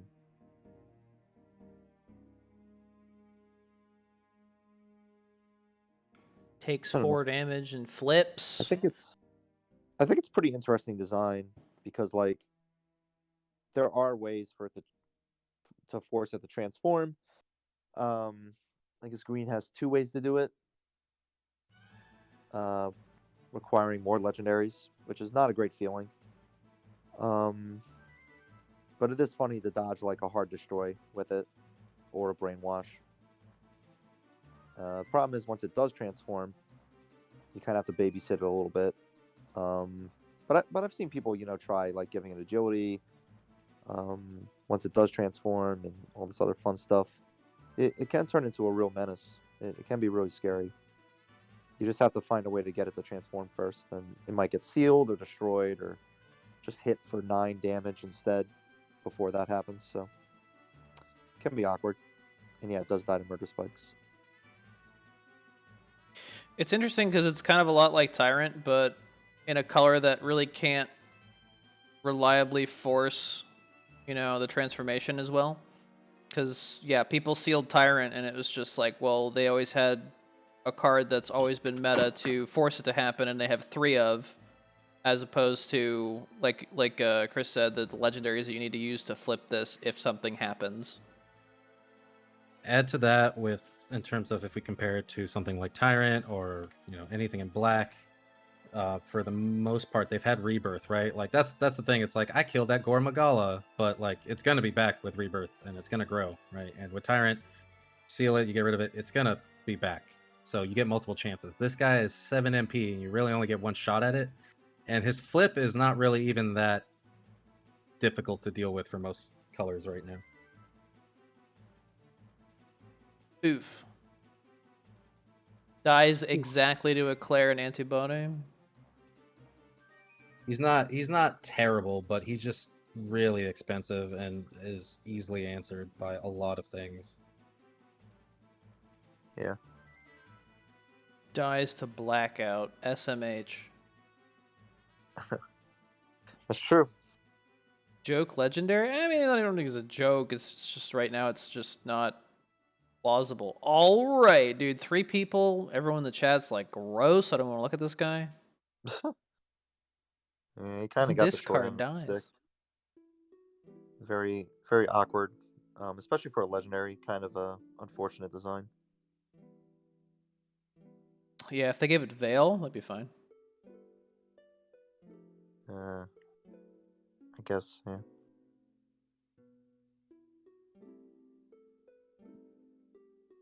But I agree with all right. I think the potential's there. It's just a lot to find the right time to play them, and also pop off at the same time. It's a very wishful thinking. No agility, no buy. Yeah, kind of like. Yeah, I'm okay with putting him in all right.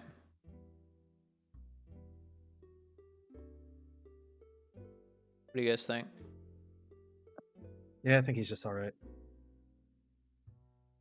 For a legendary is bad. He's just too expensive, compared to he doesn't have agility to shit on your face like good legendaries need, or he's not blowing up the board when he appears like good legendaries need to. Right. Action time. It's also awkward in his first form. I just want to say, like, I've seen people like buff Rajang before transforming, and it's like, what are you doing? Right? Like, you don't want to shield him. You don't want to necessarily give him a heart tank. So why are you doing that? Just yeah. Just wanted to throw that out there. You got the Febreze, dude. Our first action, the Febreze. The first aid spray. Great, good, all right.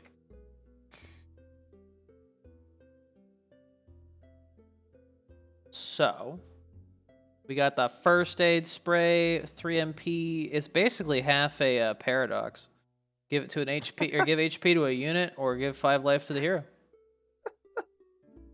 Is it Paradox 12? Basically Paradox looking is at 12. Paradox. Shh. I don't understand this card. I kind of like it. It's a gimmick. I've seen people use it in the healing archetype, but that archetype's a gimmick, so this is a gimmick. Dude, Paradox is X eating a Tide Pod, dude. You seen that? Well, I was laughing to him because he compared it to Paradox. It was just like, out of all the cards to compare this to, I don't know. That made me laugh. Sorry. I mean, green has better heals for less for specific situations, right? Like there's better 2-cost actions that you'd rather use for either healing or protecting a unit or healing your hero. Am I wrong? Not wrong. Like this just has the benefit of working on either, which I don't think validates the extra cost. Does But- not. That mana cost is holding it back really hard because 3 MP for 5 HP is not good. yeah, if this were a 2, that'd be kind of outrageous. I think that's what it needed to be.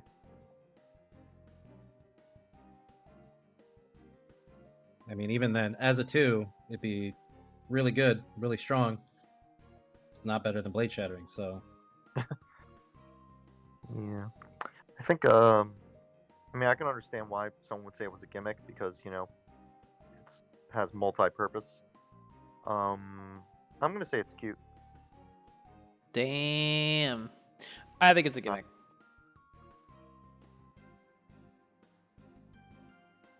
The flexibility.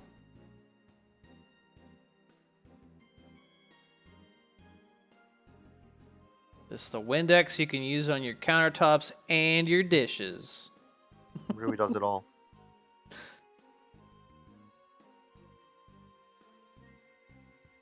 If it was 2, it would be sick for GB Nerd. Oh, gross. Yeah.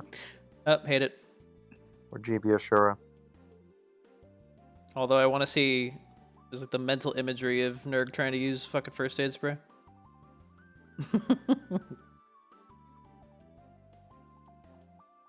Yeah.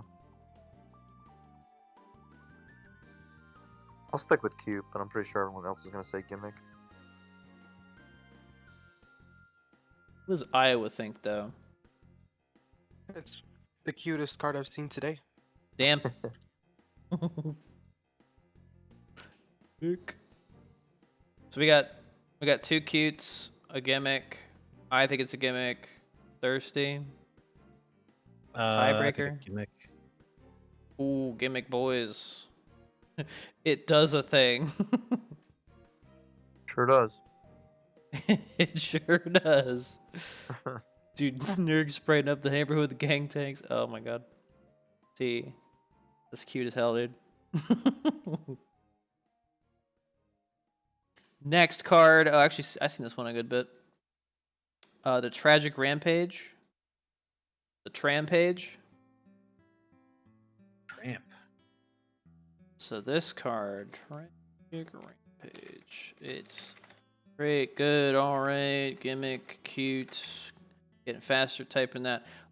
2 cost, give 1 friendly machine unit 1/1 and shield. Instead of giving you 1 MP back like Inborn Powers, we give you a shield, and it's only for machines. Okay, think machine it's- players. Hell Have your yeah. time. What do you think of this card? It's great.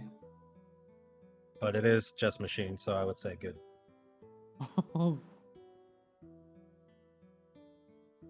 Limited shields, yes. I'm gonna put 30 shields in my deck.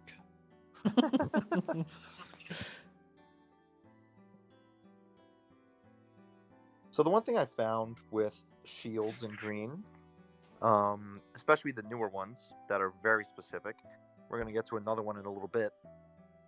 They are very strong, as long as you have the target that you want to use it on.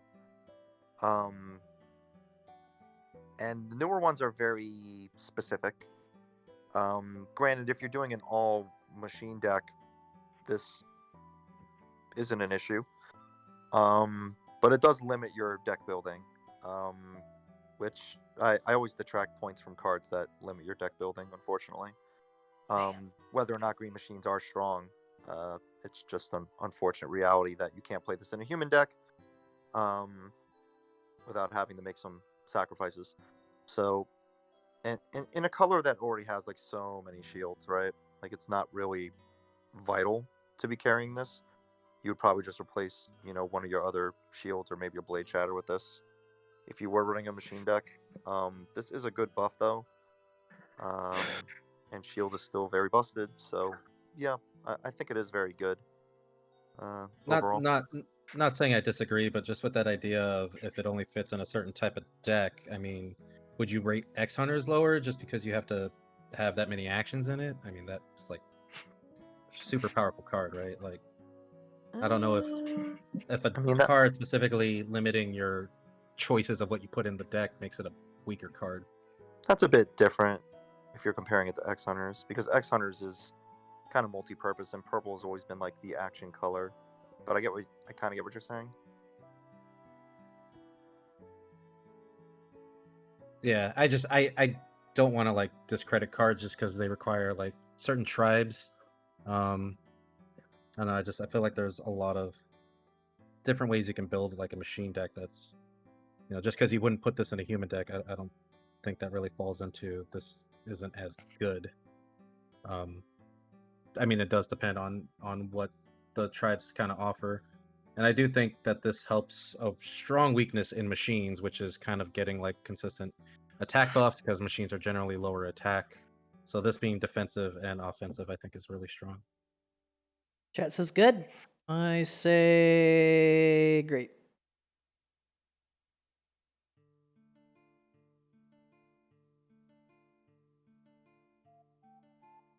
I say it's good. I mean, you're gonna need it if murder spikes ever becomes meta. Sure, but yeah, I mean, there's a lot of one attack units as well. This doesn't really dodge murder spikes in that case, but I guess if you have it compounding with like Grizzly and stuff like that, but it's a lot of situational stuff with machines. It'll protect you before blade shattering does. Yeah, I mean, this has the benefit of not requiring a memory.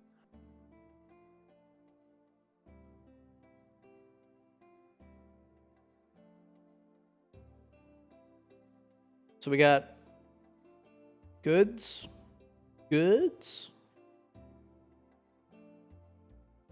I said great. Chris said good. Chat said good. Iowa said Good. it's good.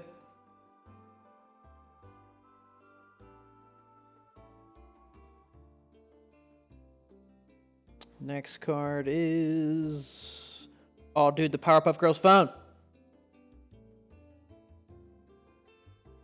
Dude, there it is, summoning tool. Add a unit card with an MP cost of 4 or less to your deck, or from your deck, to the EX pocket.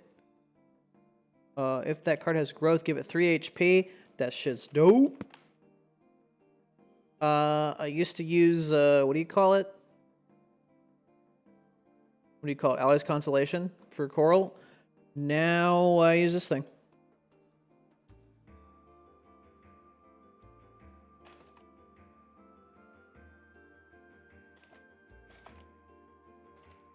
It's even better for True Power.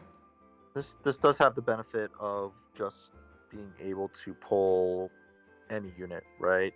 It doesn't have to be a growth unit. It's just And MP anything costs that's of 4 or less. yeah, 4 or less puts in your pocket.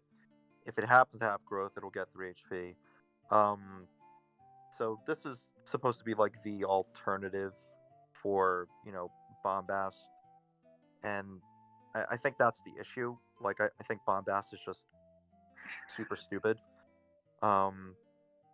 Whereas you compare it to something like this, and like this can pull anything, right? Not just you know uh humans and whatnot, and have that benefit. But I don't know, like they kind of both have their ups and downs between this and Bombast, but I think I still prefer Bombast if I had to choose. It I depends think on what this, your deck is. yeah, like this does have potential in True Power. But I think even in a true power deck, like, yeah, I don't know, because with Bombast you might make the growth points awkward. Yeah, that's what I was Yeah, thinking. I don't know, but I guess if that plus 3 HP is that big of a difference. Point of this card is growth. I mean, pretty much. Like, it doesn't, like, if you use Bombast instead, it would cuck your growth points, or at least make it awkward, make it less smooth.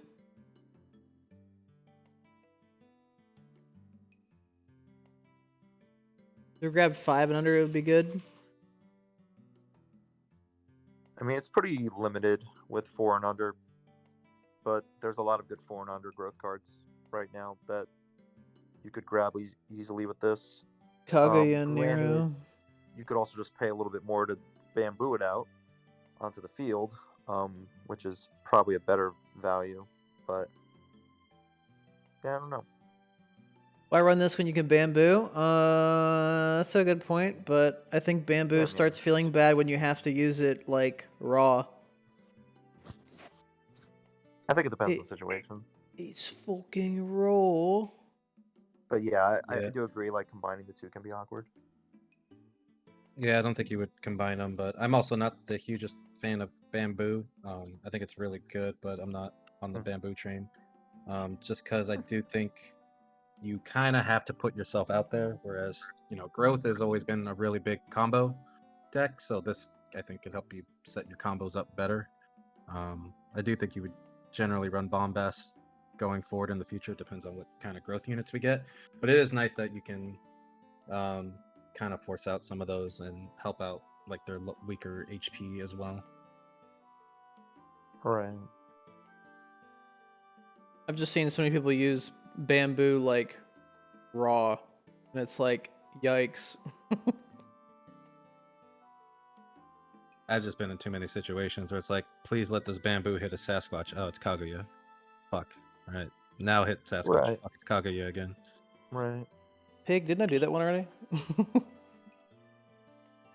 Maybe that was the tongue twister with a student. No. Betty No. Potter bought a butts of butter, but she said the butter's bitter. If I put it in my batter, it would make my batter bitter, but a bit of better butter will make my batter better. So 'twas better Betty Potter bought a bit of better butter. Kinda. I did better with that one as I went along. Chat says alright. Returning to content. I think it's good. Ground No, Scare ground- is just trash. You about to scare a bitch, dude. Radical voice is alright, dude. Yeah, I can go between good or all right with this. Fuck, I'm only running into black. I think good. Chat said alright. Good? I'll say good just because of the being able to pull a unit into your pocket for 2. Even if it is a specific cost, I think that can be very valuable. Just the fact that Bombast exists shouldn't detract from the fact that this effect is pretty good. I'm not even going to acknowledge the growth addendum because that's very situational. I think it's good even without considering that. Anytime I can put a card in my EX, I'm like, yes! Right. This one. I don't have this one, actually. Bigger Wasp Spray. Ooh. So 2 MP. Give one friendly unit gain 2 HP every 5 seconds, but a maximum of 3 times.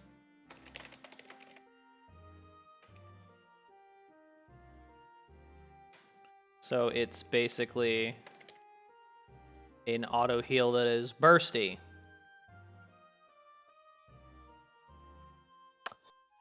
Yeah. Huh. Not really crazy about this one. I think people thought of it pretty highly when it first came out. But I never really saw the appeal.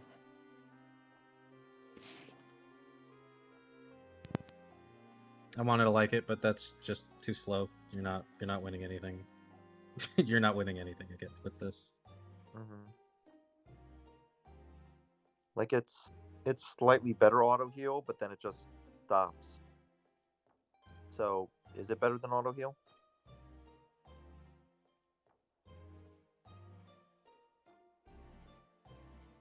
I'm not sure. Not really, because I mean, you're gonna die. You're just dead, anyways. There's too Yeah, much fucking. There's just too much fucking damage out there. yeah, as it that is. too. It's interesting the way they designed this while auto heal was still around, but I guess auto heal was going away, right? Yep. But I mean, So- you're only really wanting auto heal for one hero art that's not good anyway. So this is also Yeah. just not going to be good. Right. Yeah, this is a weird one to rate because I actually do like the auto heal concept. Um, it can be very annoying, but I'm not a big fan of the fact that this just stops eventually, since auto heal just never did. Yeah, it's pretty much what Timo said. Is just like you want that HP right now, but like it's good if it survives the whole duration, which 15 seconds isn't too long, but it's also like more of an investment.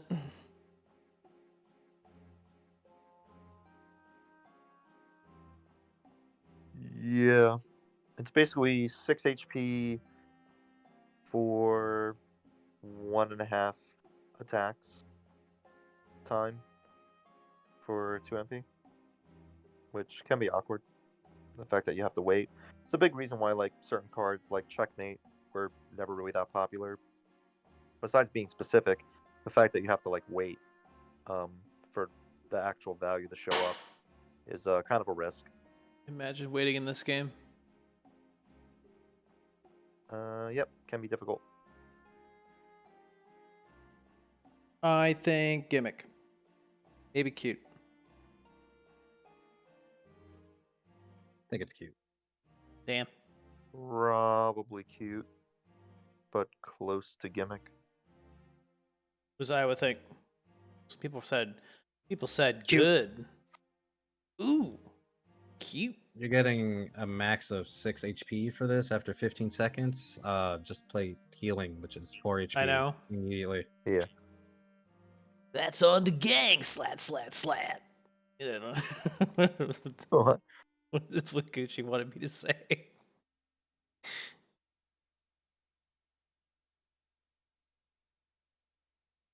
Oh my goodness.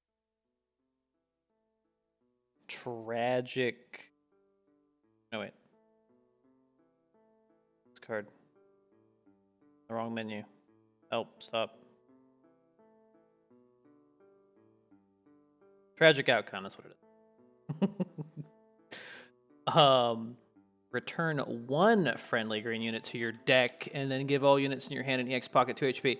If it returned it to your hand or your EX pocket instead, I would love this card. Right. That's what I thought it did at first, and I was very disappointed. Same. I was like, this is amazing, and then it was like, oh, wait. I still Yeah. love this card. It's a great way to circumvent a destroy. Keep the game from going into deck Yeah. out, but It's not decking out bad. hasn't happened too much lately. You Still haven't played no. much green machines then, sir. You deck out fast? Against all destroys, yeah. You fucking deck out because you run out of cards. 'cause- I think if it weren't for other cards existing that pull back to the pocket, I think this would probably see more If play. it weren't for other cards. Yeah, I mean, like Dreams is still seeing play, which is insane, right? Like that's a core card, right? That's true. That's never really going away. It's just a lot more instant value and a quicker way to get that unit back on the field. Because if you are pulling a unit back, chances are it's one that you want to not only keep alive but want to play again as soon as possible. Which is why the pocket ones like Valor and Dreams are more popular right now than this. But that being said, it is another way to save your unit for 2 MP, so I don't think it's that bad, all things considered. and the effect ain't too shabby either. It's just problematic in a color like green right now that is running like 6 shields, where I don't know how many units you'll have in your hand at that time when you are using this.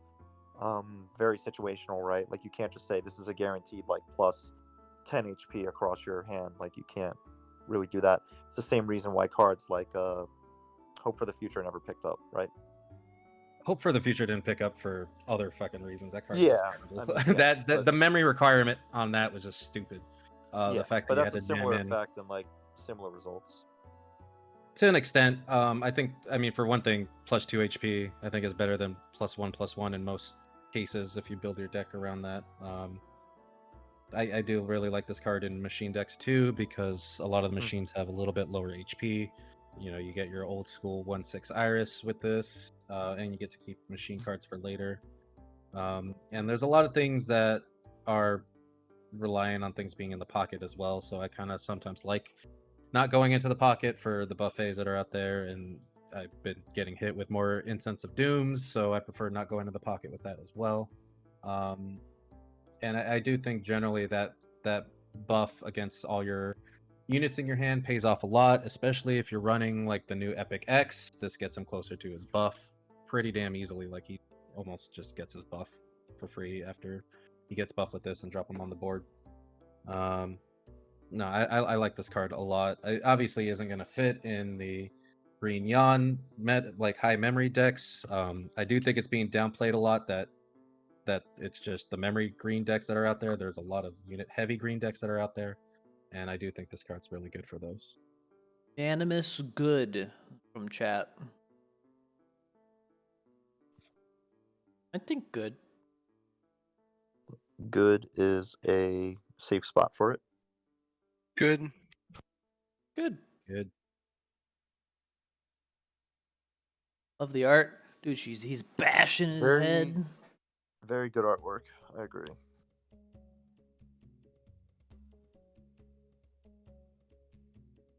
Next card is It's That Thief. Fun. Oh boy. I forgot how good this is. Return one friendly monster unit to the X pocket and round its reduces MP by half, rounded up.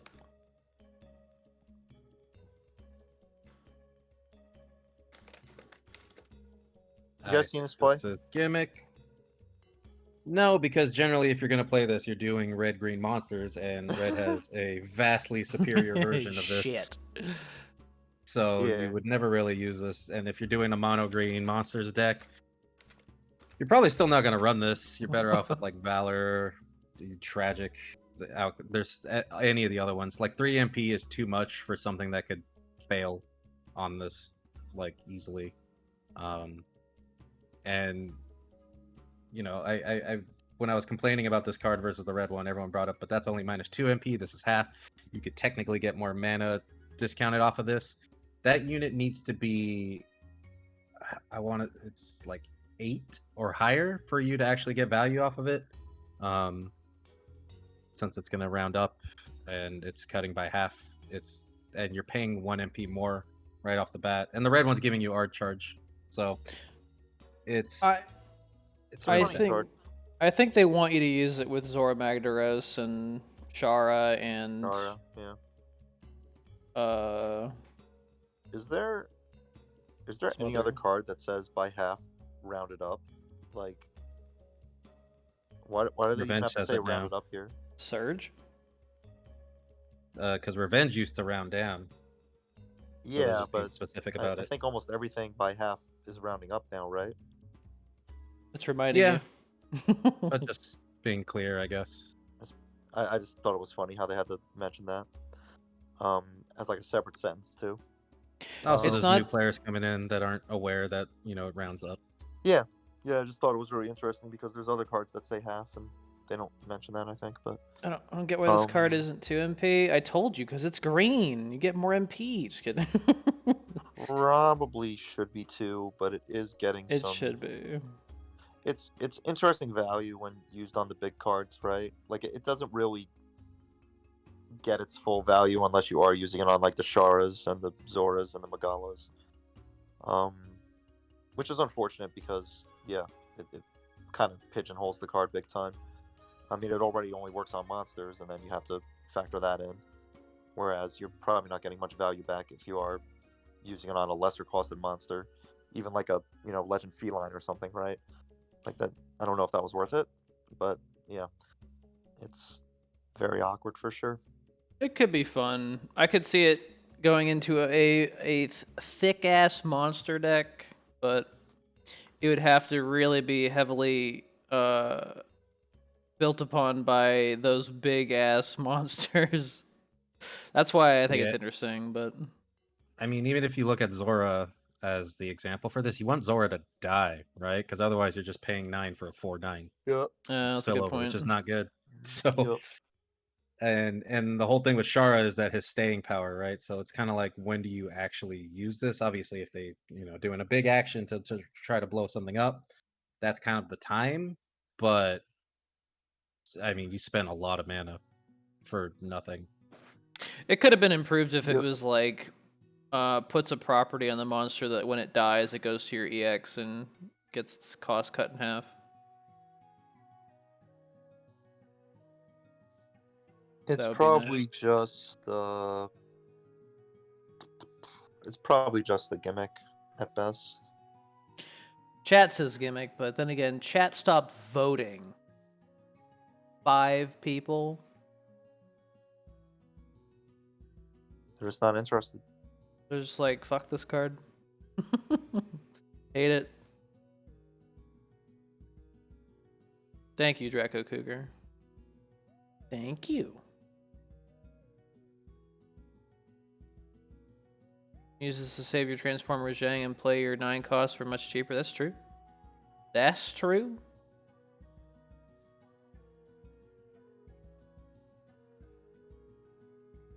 What do you guys think? Gimmick?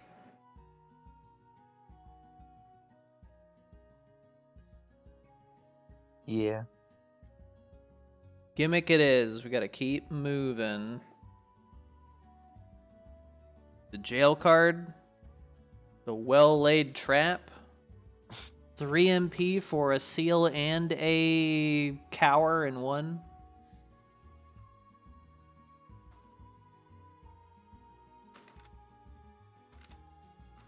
I've seen this card get around a lot. Card's great. Very strong. 3 MP for, what do you call it? It's like another 3 MP seal, so it's kind of like Ivy Trap, but better. Yeah. Without a huge requirement. It's a difficult card to evaluate because you can't just rate it on the fact that it is a seal. That doesn't really make it fair, because there's obviously a better seal available at a lesser cost, and that's not really going away ever. You have to factor in the fact that the unit can't counter as well, which is very similar to like I don't know, did green ever have that effect before? Like, I'm thinking of other colors Thunder being Brew. able to do that. Oh, yeah. yeah. I guess Thunderbrew, yeah. Which I mean, Thunderbrew is doing a bit more, but it's attached to an average unit. But I really do like this effect the more that I've tried it. I've seen people not necessarily know how to use this card at the right time. So there is definitely a bit of a gap in like understanding and skill when using this card, but I kind of like it for that reason. Because you can't just throw it out like any other seal, like most normal people would do, which I think is the mistake that people make. And if they do that, they fall behind. Like, you have to use it like a combat card as well, which is interesting.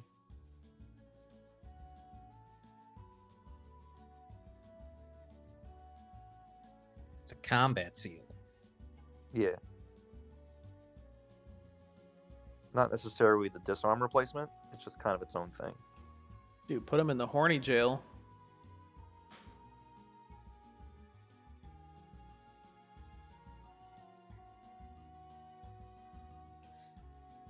The can't counter effect is definitely worth the extra 1 MP, which is interesting because people were not really happy with Thunder Brew, but then again, you have to explore for that one.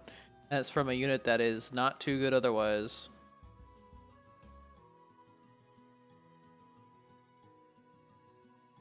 I can see it. I think it's good.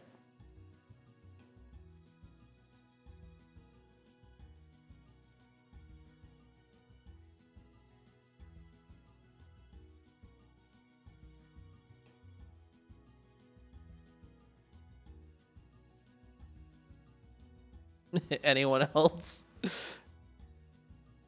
Oh, I felt like we covered it. I think Yeah. it's pretty good. I mean, it's a seal and a counter. It's kind of hard to really talk about it. Um, I range between great and good. It can definitely kind of save you in ways, but it's also, can be awkward to use as well, depending on when you're using it. I don't think it's like as auto add as well. I do think you really only add these if you kind of have at least 2 disarms. This definitely doesn't replace disarm. Dongo says you should go 2-1 or 2-2. That's pretty good. That's a reasonable ratio. I get it. Yeah, Jets is good. I I would say good replaced my overall, though. disarmed. I don't think it's a full replacement for disarm, unfortunately. Like sometimes you wish you have a disarm instead for certain situations. So it sounds like good. Even though Dongo says great. Yeah, a few of them said great.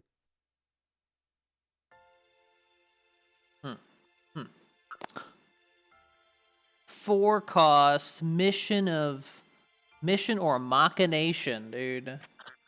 Machination. We got. It's 4 cost, which is kind of a yikes, but you put seal on a friendly unit, gives that unit 2/2 heavy pierce spillover. That's crazy. This card is loaded. Card is awesome, but it is awkward to play at times. But I do think this one is slept on a bit. It's pretty goddamn strong. Did not know this existed. I've seen it a couple times where I'm like, damn, that makes the card pretty scary. Stolen some games with this card. Really? Yeah, I think, again, this is another skill-based action for green where you definitely need to play this on the right unit at the right time to actually like get that value and make it scary. But the fact that it's adding heavy pierce and spillover after sealing itself is kind of hilarious.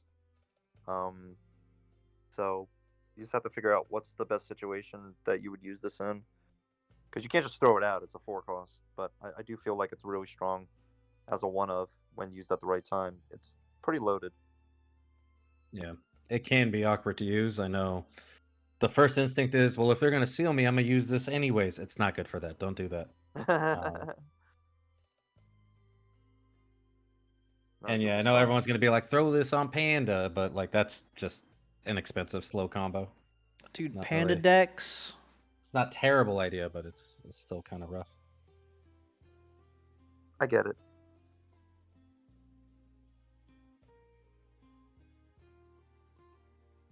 I was thinking new X as well. That would be kind of dope. It's just hard to throw out at the right time. It is. Throw it on Sakuya to get her to start blocking. Oh God. You guys are still trying to find a way to play Sakuya. 317 heavy pierce spillover. Damn, that's a way better Rajang. Ouch. Do you Mallet? I have a question for you. Does your BTTV have access to Copium yet? How do you spell that? Copium. Copium. I need to check that out. Let's take a peek.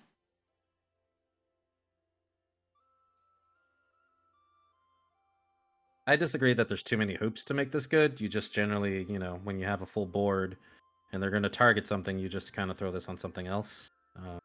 It can be awkward though, for sure. Which what the hell? What the hell is copium? Copium.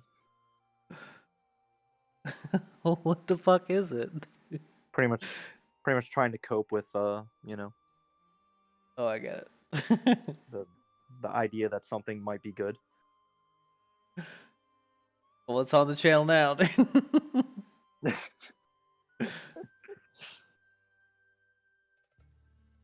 Nice, dude. Like that. I have to refresh the chat thing. Oh yeah. Chat says good. Yeah, I can see it being good. Kind of like a nice what do you call it? One of sort of thing. Didn't work. What the fuck? Oh, I added it along with. I had this before. I was on daily copium when I saw Neil Angelo's effect. Nice. Yeah. Well, whenever I see Sakuya in a deck or mentioned now, I just think copium. That's all. Anyways, yeah, I think his card is just all right. Just all right. Yeah.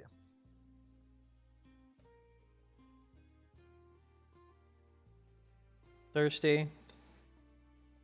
I would say all right, just because it can be misplayed horribly.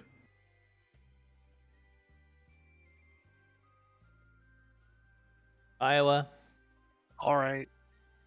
All right, it is. All right. Talk your best card. I don't know how you try to argue that she's bad. She's bad. Like Michael Jackson bad? Who's bad? Suspicious request. It's all the radical voice things I get sometimes. Suspicious request. So this card is 2 MP, give 2 HP to one friendly unit. If a friendly unit on the field has reached maximum growth, give an additional 1/1 and a shield. It's trying to horn in on that tragic rampage thing. Yeah. This is the other conditional shield that I was mentioning before. This card's pretty nuts. It's not 1/2 shield, it's 1/3 shield. Antibody But it- Pog. but it has to be whenever a unit has maximum growth, which is either very easy to get or very difficult to get, depending on the situation. And that does unfortunately detract from it. But Yeah, it's still flakeless. it's really, really good. So in true power, you want to run at least one of these, maybe two, because the odds of you having max growth on the field is a lot higher, of course. But yeah, kind of more difficult in other decks, even with like the new Eva and Bamboo and all that fun stuff.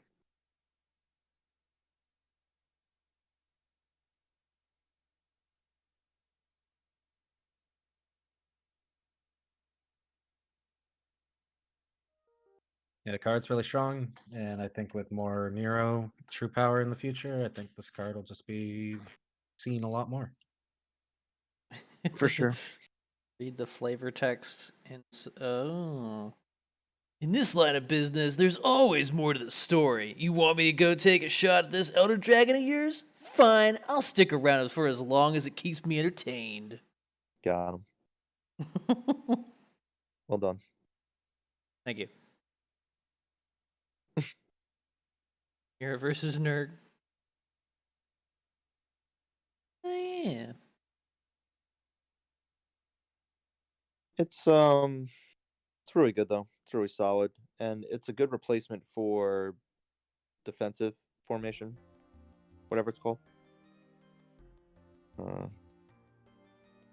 think it's a bit better, even though it's a bit more specific.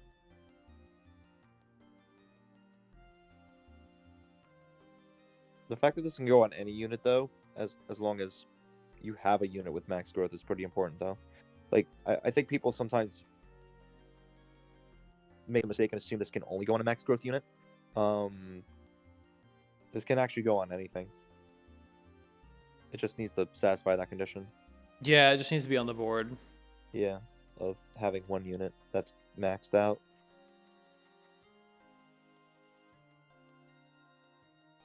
It's also nice because it doesn't brick if you don't have that max growth unit, right? Like you can put this in worse, awful case scenarios. You can just do a +2 HP, which isn't great, but it's not the worst thing in the world. Right.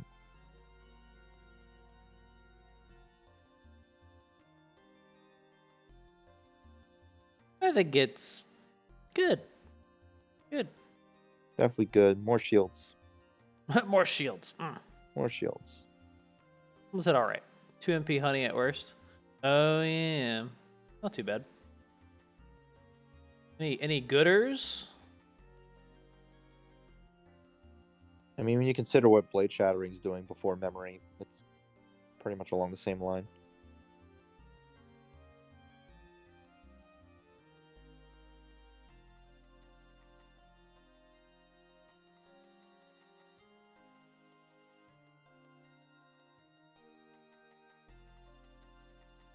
Does Iowa think?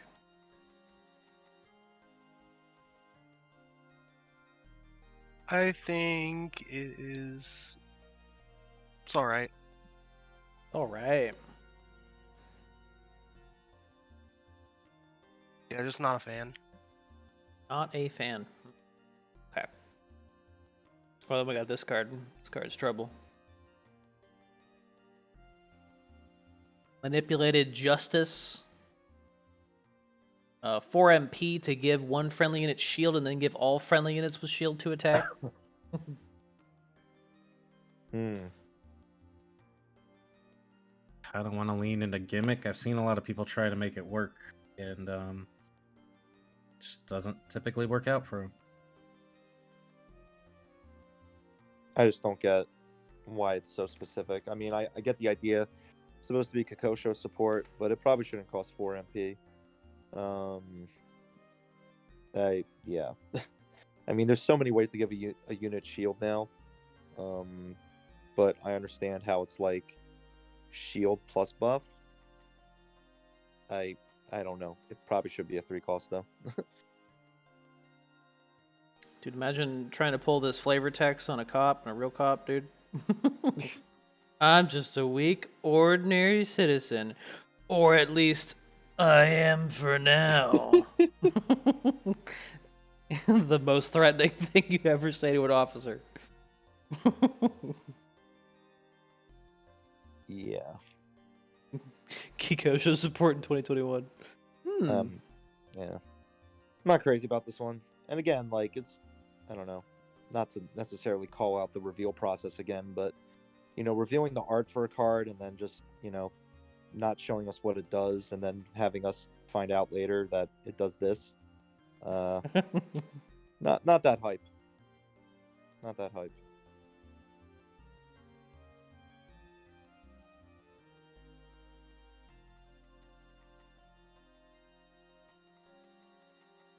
I mean, it depends on how they provide support for those hero arts, because that X card is definitely with Heart Tank in mind, but it's still flexible enough to be used with other things.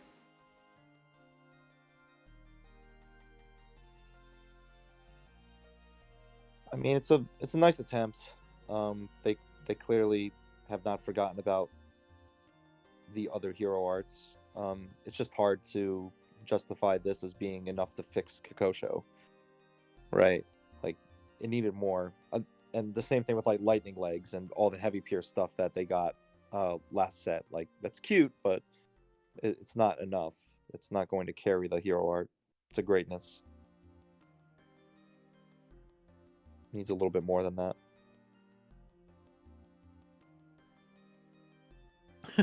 5 votes for gimmick. Want to just put it under gimmick?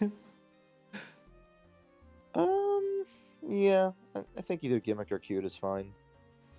I guess gimmick, since it's very specific for shield-based decks and Kakosho in general.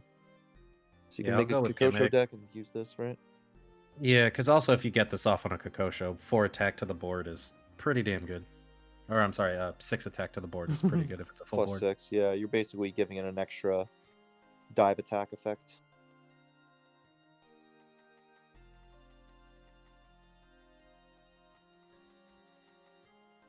Gimmick it is. Got the next one. Oh, the big 2. Do the stimulating stupper. Yup. Dude, he's eating a glow stick, dude. He's getting fucking amped up, dude. The stimmy. This card's great. I mean, it's definitely Kami, but this was my stimmy. Kami vote. I think this is just really good. It could find use in any green deck, and it's not just used, you know, offensively. You can use it defensively. You're getting 2 MP back on death, so if you're about to be destroyed, getting, you know, just cycling this out, you get a little bit of MP back. That's, you know, pretty decent trade-off. But obviously using it offensively is more preferable, since units can get pretty big now, and bringing them down to 2/2 is pretty nice. The only downside is your opponent will get 2 MP back once it does die. So that's a pretty fair sacrifice to make, I think. Pretty fair trade. Yeah, I think green definitely needed a card like this, though, to kind of catch up against those early game big threats that they don't really have other answers to. Obviously, Orochi being the first one in mind, but there are some other ones. Putting a D battery on your tongue? Dude, whoa. So yeah, this card definitely, you know, is up there, Kami or great tier. The reason why I don't put it in Kami is I've seen this card flounder super hard by people misplaying it. And like Chris said, it is a fair trade to lower that, and that's a little bit of the problem, is that fair trade compared to the other color versions of these. Typically, the trade is a little bit too fair, and I've seen this kind of screw people over, because giving your opponent 2 MP to deal with the threat is pretty big, and they'll generally just get the momentum after that, and it's kind of hard to keep up. I've also been in games where they've done this, and it's just like, all right, but it's not dead, and then I buff it back up, and it's still a win con. It can be kind of troublesome in that regard. And it doesn't feel terrible. I mean, it's nice that you can use it defensively to kind of get some mana back, but you're at most getting 1 mana back, and that's if they Right. don't kill the unit again in response, which is kind of tricky. But it is really good for that. But I think just that, I think just because it is still a little bit more fair and kind of can give your opponent the momentum they need to kind of just kill you, ends up like making this card a little trickier for me, especially being at 3 MP can be a little weird to Right. use.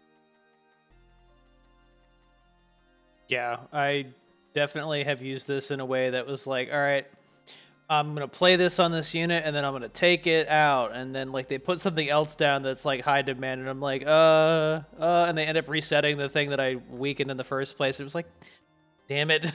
So I lost my chance.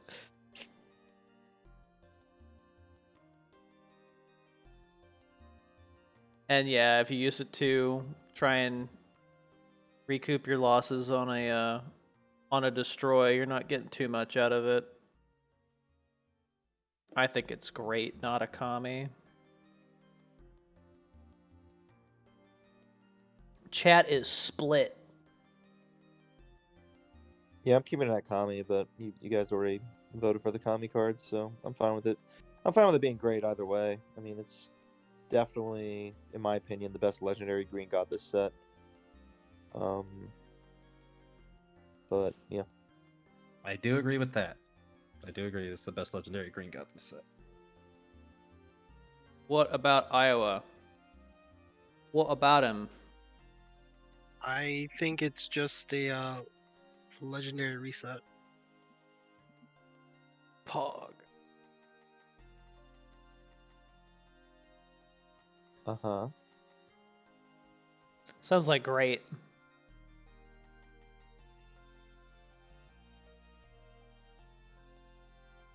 Is it great or is it great?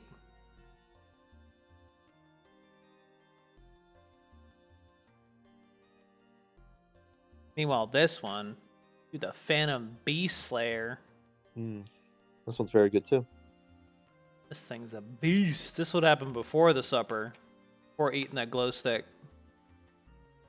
He's at Party City grabbing his glow sticks.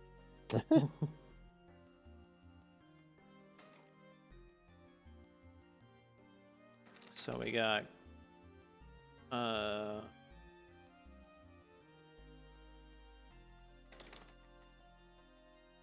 there. Reset any you can mirror. It's the same as Stimmy. Gross. What? Okay. Yeah, so this card, I think this is, again, another auto-include for most green decks, running actions, which does start to get awkward because, you know, the more actions green has that are deserve to be fit in their deck, it gets a bit more messy. I mean, the catch here is that you can't cycle it out as easily. Since you do want to get the value out of it, sometimes you have to play it on a unit and hope it's in front of another unit. Sometimes you do have to force yourself to cycle this and not get its effect, which feels pretty bad. But I think it's a really good effect. It's pretty nasty in the right situations, and I think it does really fit that good spot in not only mono green decks, but dual color decks with green cards as well. Like red green could definitely make use of this, where, you know, you're just getting a lot of value and potentially killing a unit that's trying to block one of your legendaries, usually costing like 5, right? So it's a guaranteed like 5 or so damage for 2. I guess the biggest problem is that it is just damage and it can be prevented. Obviously the effect won't go off if your unit is removed. Your opponent could block it, and so on. So it's not unstoppable, as opposed to something like a Dolls. But I still think it's really solid, and a lot of green decks should be using it.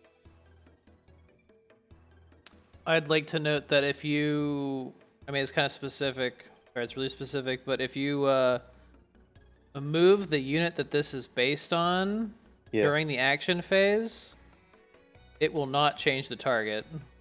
That's pretty cool. It's really funny to see this with just like wire snatch, where it's just like I moved the thing though, it's like bam, still hits that thing in the other lane. Yeah, like once it picks a target, it's going to hit. Yeah. Again, unless you do something about it, like remove the unit that you put it on. It's a semi-pog.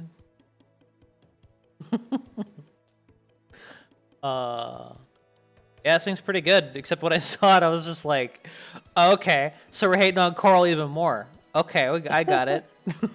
Yeah, it's pretty weak in Coral decks, for sure. Bullshit. Use it on my Karine and just do 3 damage. Be like, yeah, what's up? Yeah, that's kind of why I said almost every green deck. Almost would probably every use this. green deck. There was one specific thing I was thinking of. Yeah, Coral. That one deck. People said great. Yeah, I think great is good. Great is an acceptable judge. I think it's great. Yeah. It's great. Any My ears are non-graders? moving when I talk. Yeah. Stop it. Don't make me Wiggle, redo that. Wiggle, wiggle, wiggle. It's don't make me redo that. It's tough because I had to like try and make the PNG and the GIF the same dimensions, and the GIF has like the bubble in it, and the PNG does not. So it's a little weird.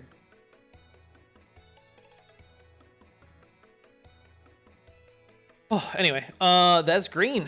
That's green. Oh, we're done with green. Green. Let's take a look. Let me take down visor. take a little gander at this. Take that down. So this is our list here. Last week, when I looked at this page, they didn't have the ads, but now they do. Like, my ad blocker is not picking up on it, so I can't have the page as wide as we did before, unfortunately. So,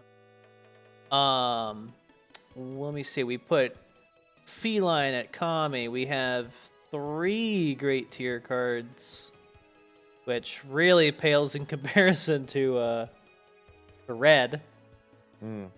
Then green kind of has a lot of good tier cards, probably because they're kind of situational use, but they're good in whatever situation they're played in. It makes sense. Mostly good. You got 4 all rights, 5 gimmicks, 2 cutes, 1 mother.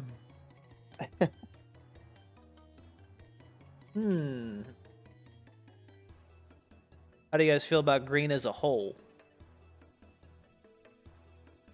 Green's in a really good spot right now, and they didn't need too much more assistance this patch. But they definitely got some good cards that can fit in a majority of their decks, and certain cards that'll help bolster certain archetypes in the future, specifically True Power. I was gonna say we saw a lot of True Power support here, and it's interesting that it's good enough that it's helping them and not really. You're not gonna find those new cards in Yawn so much. Yeah. I'd say probably the biggest disappointment was Rajang. Yeah, that was a card that we saw that, and it was just like, that's pretty damn good. But I think overall green made out pretty well. Their actions are very good. Agreed. Goes in Memory on Legend Red. Everything else. And Feline, you're definitely going to see a lot of Feline. Oh yeah, that card is just so dope.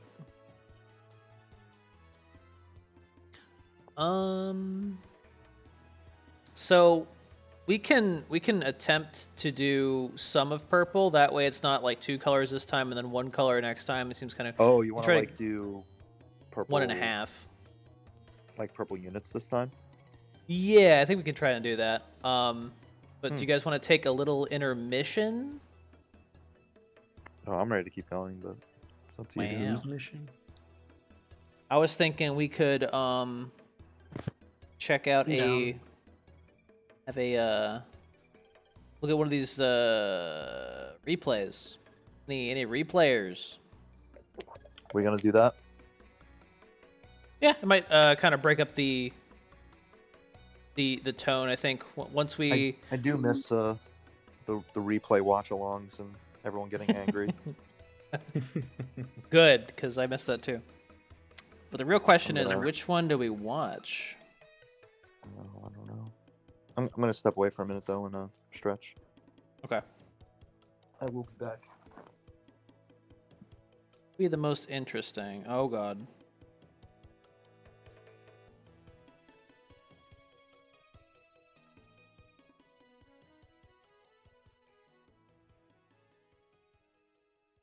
This Uro with 2 Lord of the Sewers. So let's do a poll.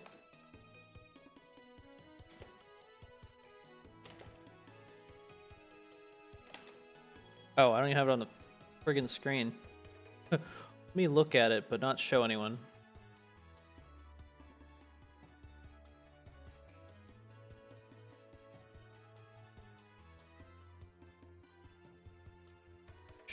Alright, so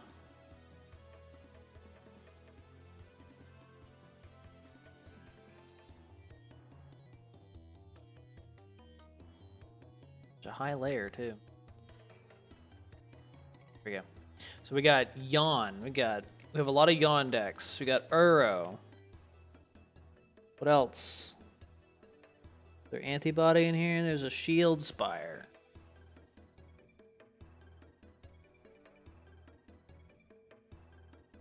Heart Tank. Antibody. So we're gonna do it this way. Gonna have a little vote here.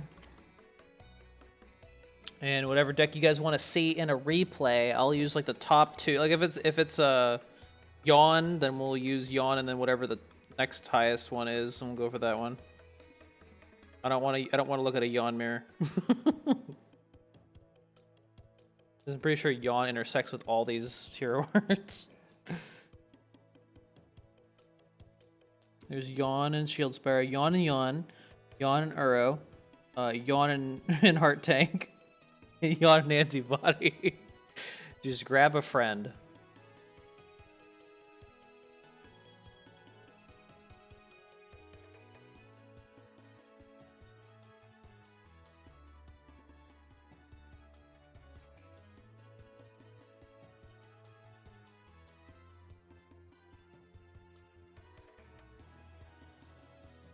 Heart Tank versus Yawn since y'all did green. Yawn decks, dude. I mean, it's not that. Oh, I should have said that for 2 minutes or something like that. Heart Tank, yo, let's go on Heart Tank. Yo, top hundo Heart Tank, yeah, let's go. So I this. All right, so let's look at it. Let's look at this. You get the audio cable.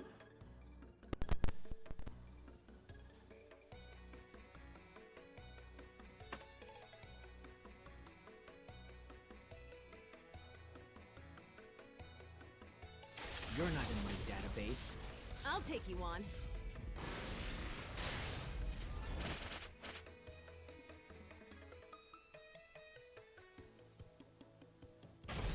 So I'll be right back. I'm gonna get a little snack.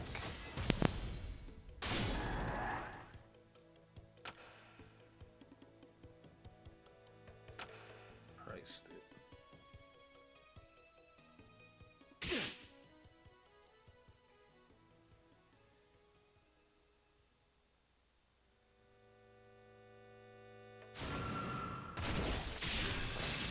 You're done.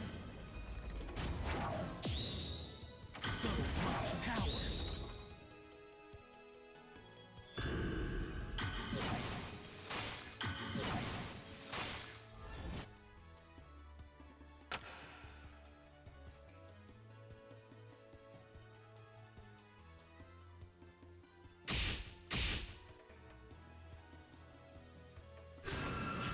You're done.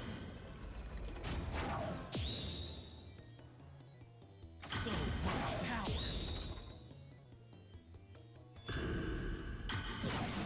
All right, what's happening here?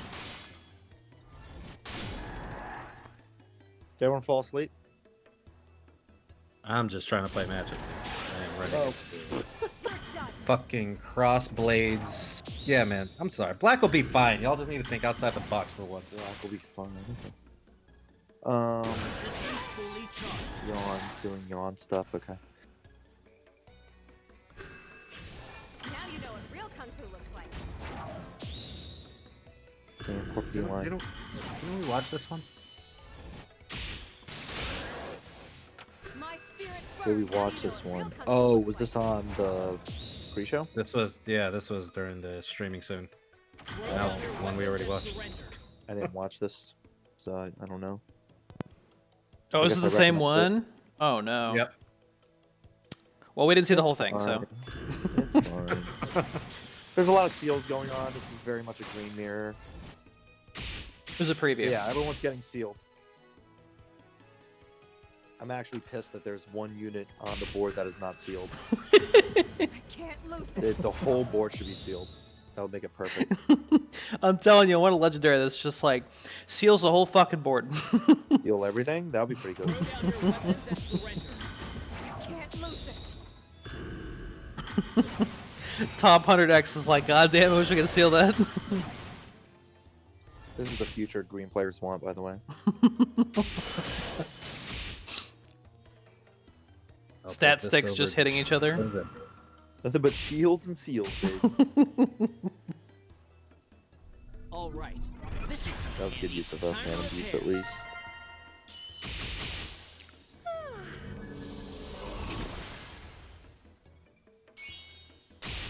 mana is overflowing on both sides.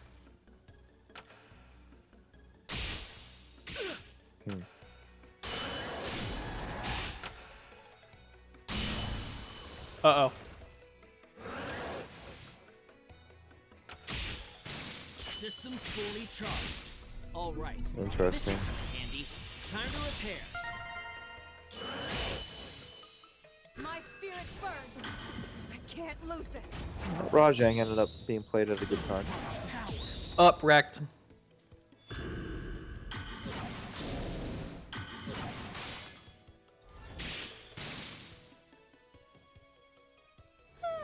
Yeah, good combo with the X.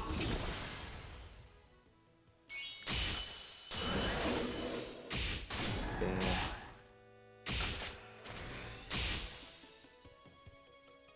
Yeah, Dango. So legendary reset. Gucci, dude. Gucci and Dongo. You're done. Oh, reset would have done that. I unleash this power to end all conflict. Yeah, not even Karen could take X down. I can't lose this. Yo, this fucking Heart Tank X has a fucking Besiege. That's Pog. Mm-hmm.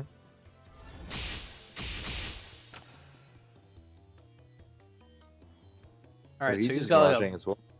a billion MP, dude. Yeah. The power virus.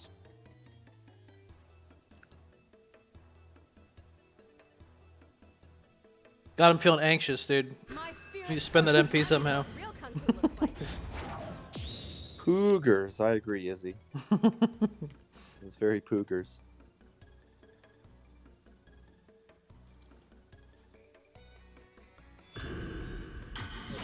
And the top 100X just grief the other player by not doing anything.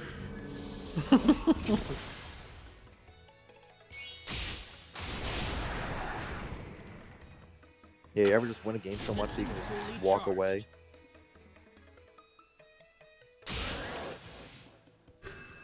Yes. You're done. Yes, I- Up. Hover that reset. Boy.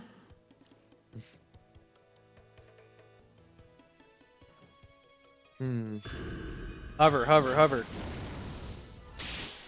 Oh, didn't get it. Throw down your weapons and surrender. Sorry, I ruined it. Spoilers. Now you know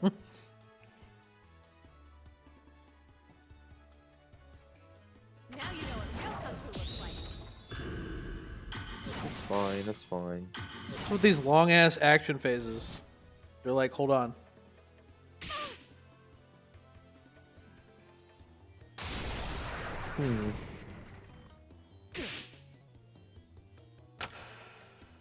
X. Do it. All Oh, right. baby. This should come in handy. Time to repair. Now you know what real kung fu looks like. Yeah, I guess he has to.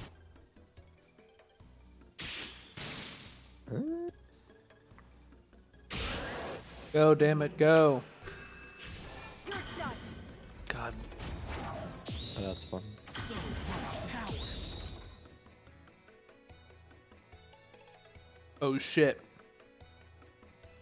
My spirit real kung fu looks like. Throw down your weapons and surrender. People still use How many Tadakatsu shields Power again? Charge?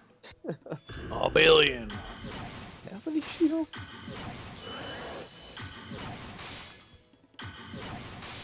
Finding that good farm there for Kushao was pretty clutch. It really was. Throw down your weapons and surrender.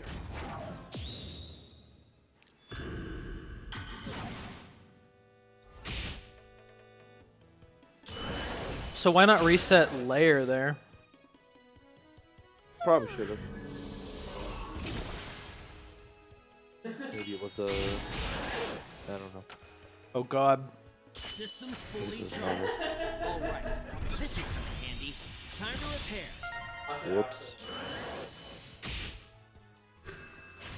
I unleash this power to end Shields all and shields. conflict. Yep, green Oh, mirror. good lord. Now you know what real kung fu looks like.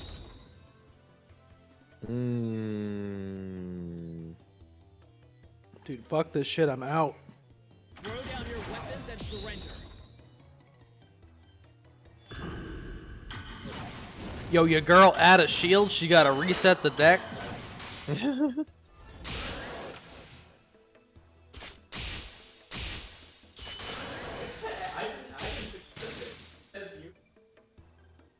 The first time you've seen a green mirror. I mean, you do play red, Izzy, so I guess I'm not that surprised. You're done. My spirit burns. Looks like. This X definitely is playing to win. Also, shoutouts to using the new Nero. Just being a Chad, dude. Mm-hmm. No fear.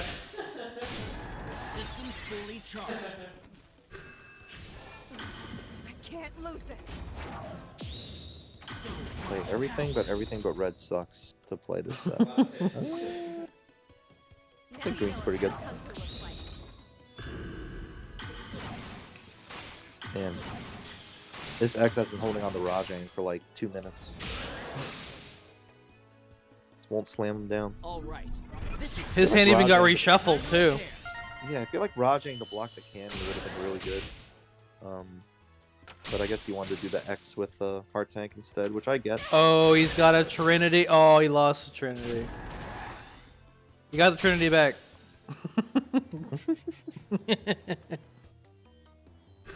Trinity is throw down pretty your good to play weapons here. and surrender. Oh. You only hurt yourself. Don't cut me out yet. It's not too bad of a Trinity. Do it. Do it. Do it. You're missing a These chance. disease are Throw down your weapons and a bit surrender. clutch too. Yeah, they're doing mad work.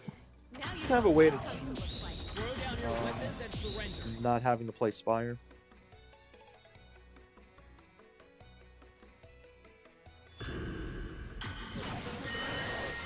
It's kind of weird how he doesn't do it sooner though. What? Trinity? No, the Besiege. Oh, yeah. Because like he took a few hits there from Jake before having My to do it. spirit burns. Now you know what Um, real kung fu looks like. I mean, the Trinity's going to be huge anyway, so it worked out. Throw down your weapons and surrender. Oh, he wants it. He wants it bad. He wants it. Systems It's fully coming. charged. End all conflict. More. Oh,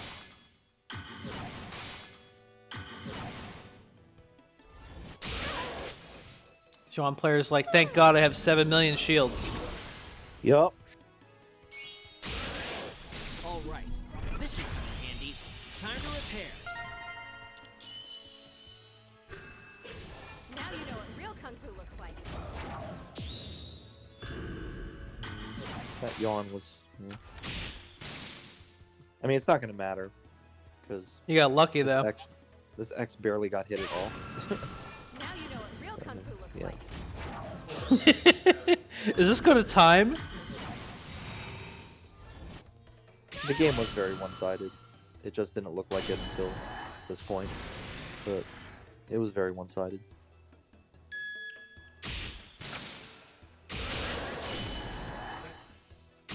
Oh, God. He's got too much now. Fucking monkey madness. Now you know what real kung fu looks like. Like at this point, he's just messing around. Doesn't really have to do anything.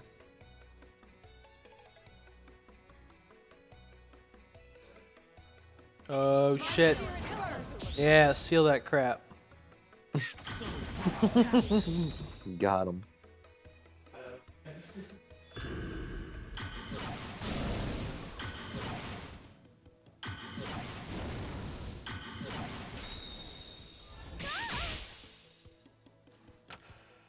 Yep.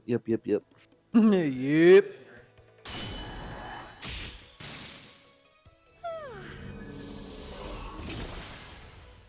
Man. X is just too good. It's up to me. Clearly, Damn, uh, yawn Find my sucks. true purpose. Clearly, X is the new overlord. Damn, Rajang is godlike. Put him in Kami. Yeah, Rajang. Worked really well there. Thanks to Supper, by the way.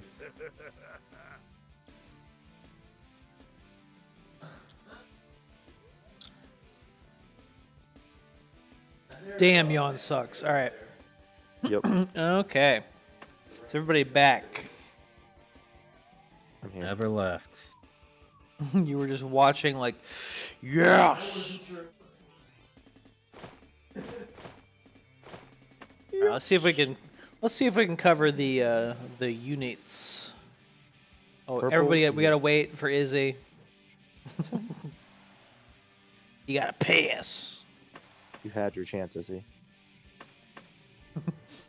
Could have pissed while those shields were going off. Holy shit, this X just put down Rajang, guys. I sealed it. Never mind. It's a nice 2-8.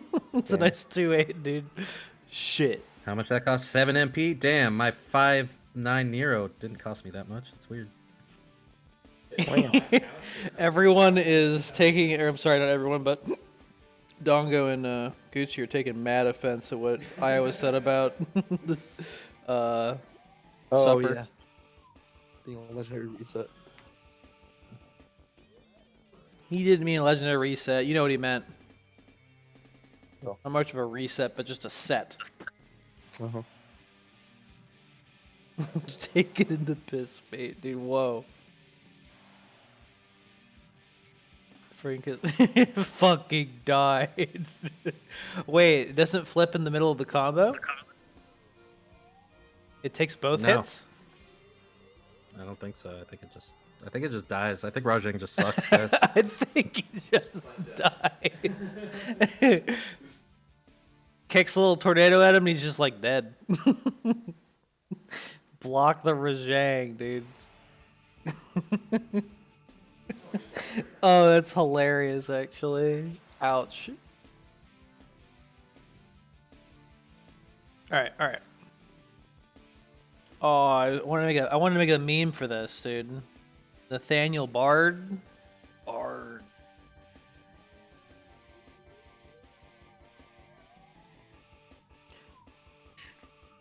Okay. He's got pretty good stats for a 3 cost. It's just for in terms of the lock archetype, they're better 3 costs that do better things, which I think kind of really hurts him. It is cool how they like lock is used as a beneficial thing, but the way the game treats it is detrimental. So it's like, oh well, here's some stats for you.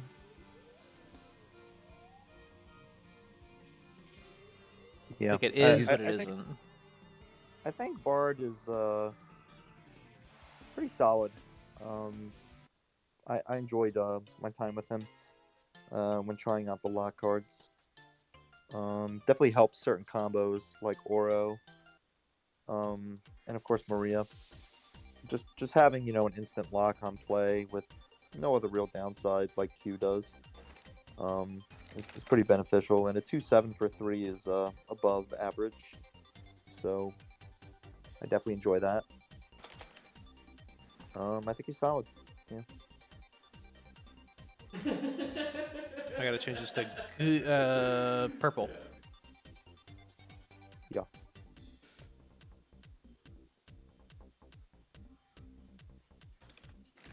Alright. I think big stats in the locker type not that great unless you Oro broken. Damn. It's true. I guess. Why does every dungeon I play against open Himiko? I fucking hate this.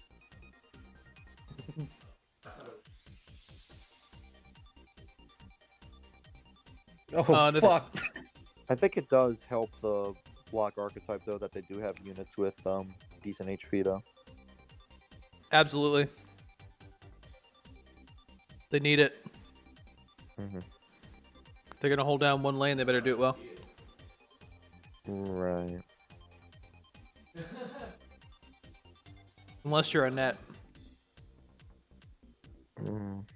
Yeah, I think the stats is good and relevant and definitely could help in... I could see this guy popping back up later in different meta situations. Just right now, you kind of need more effects coming out.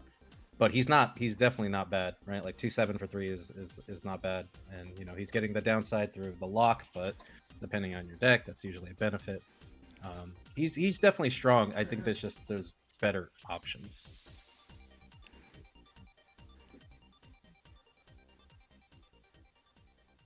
Right, right. I think he's solid though. I would probably just give him an.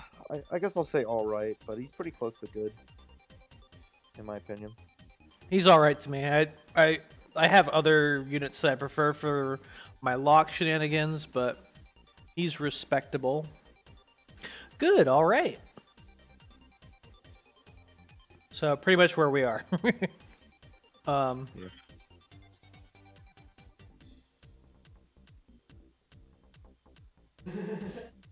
Thirsty, what do you think? I'm torn between good and all right. Can I see what we have in good right now as it stands? Let's see. Right now, good looks like that. Urian.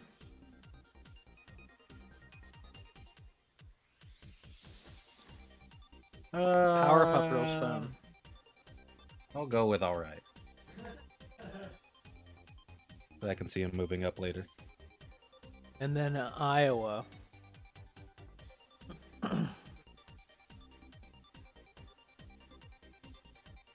Iowa's gone, dude. Where are you there?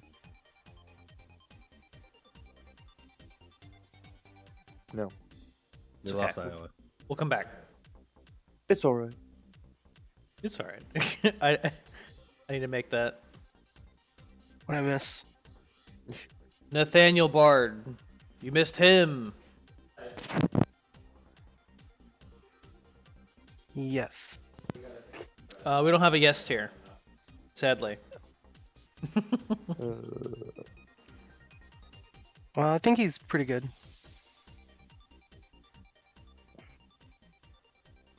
Better than all right. Nah. All right's fine. He all right. Next one. Ooh, the new Lilith card. We got 3 MP, 2/3. Not very impressive. I mean, he has flight, so that's something. But when your hero gains life, halt one random enemy unit for 13 seconds. You get the Dark Hold effect. I love Lilith, but she's a gimmick. Ouch.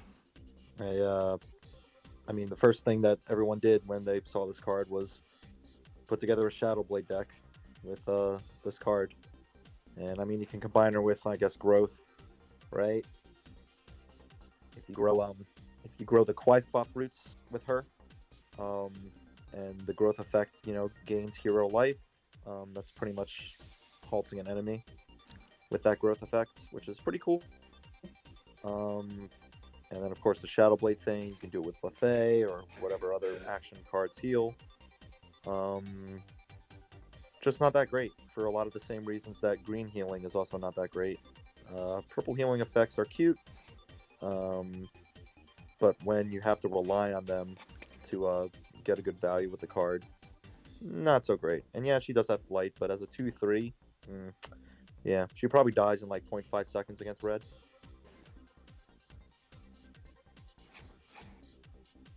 So not too crazy about this one, but Just it negate every action card. it is cute. Yeah, it's cute to see the certain plays you can do with her. I do like her with roots, but it's just not really worth it.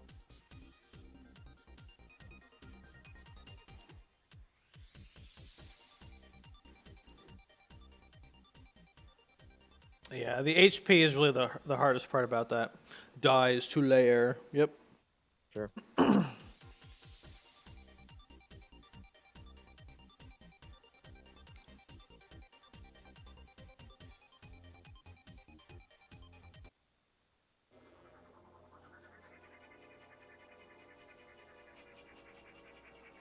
Yeah, maybe in the future she might see more play, but I just can't really see that many decks that you could really build with her in it to justify playing her. And if you're building an entire deck around just making this card worthwhile, yeah, she's a gimmick. That's kind of like the definition of the tier. Like if you're going out of your way to make it work, it's probably a gimmick.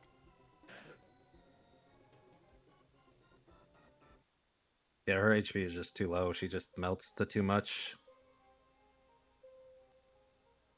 There's the Blanca, dude. The bot could catch you, dude. If you run to the bot, it could catch you and kill you.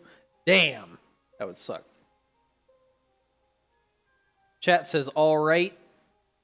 I think it's a gimmick.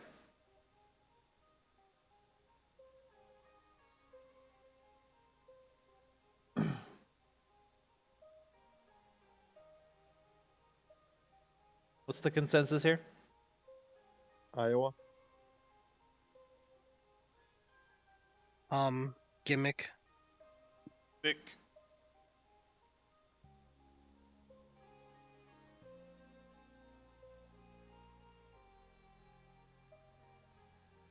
Yeah, don't worry, Izzy. It's a tier below New Ami or Rajang.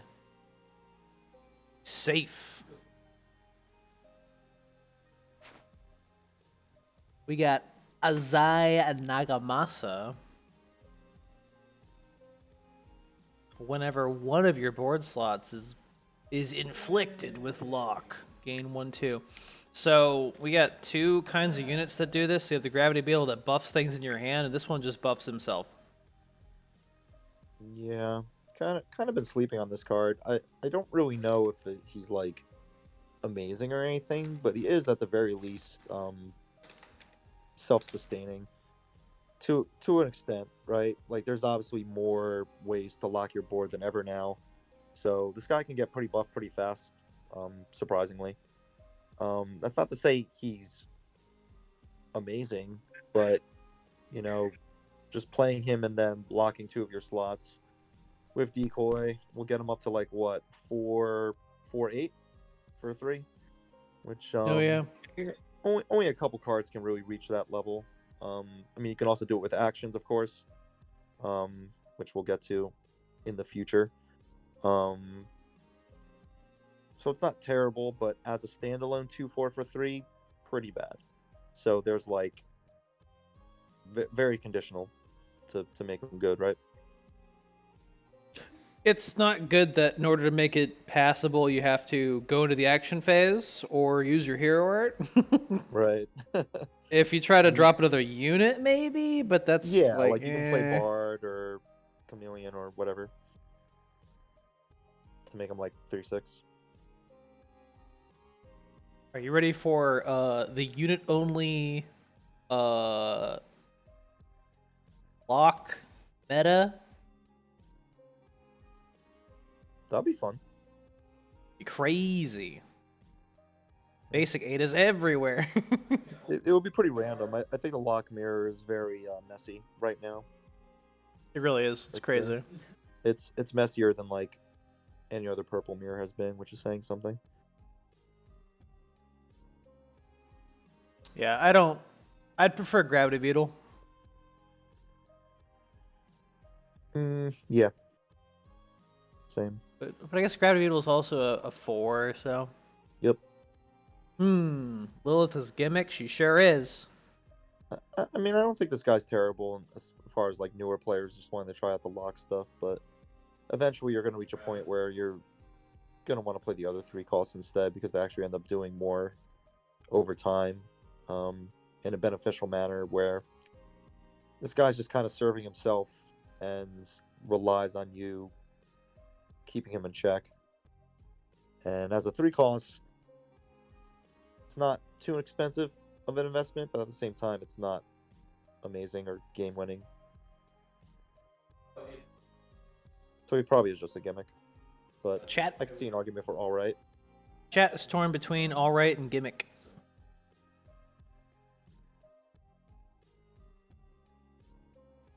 Thirsty, we need help.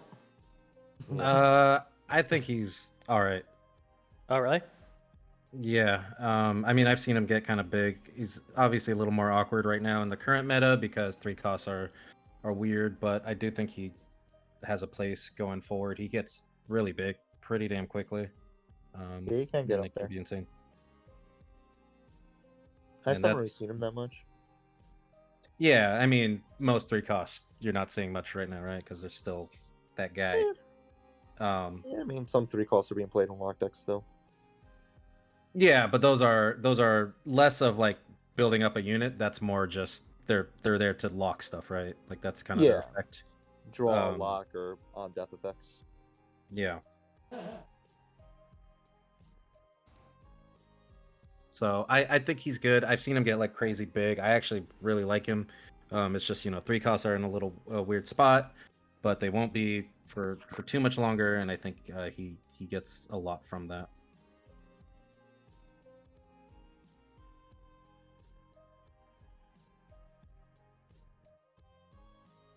So then we need Iowa to pass judgment. All right.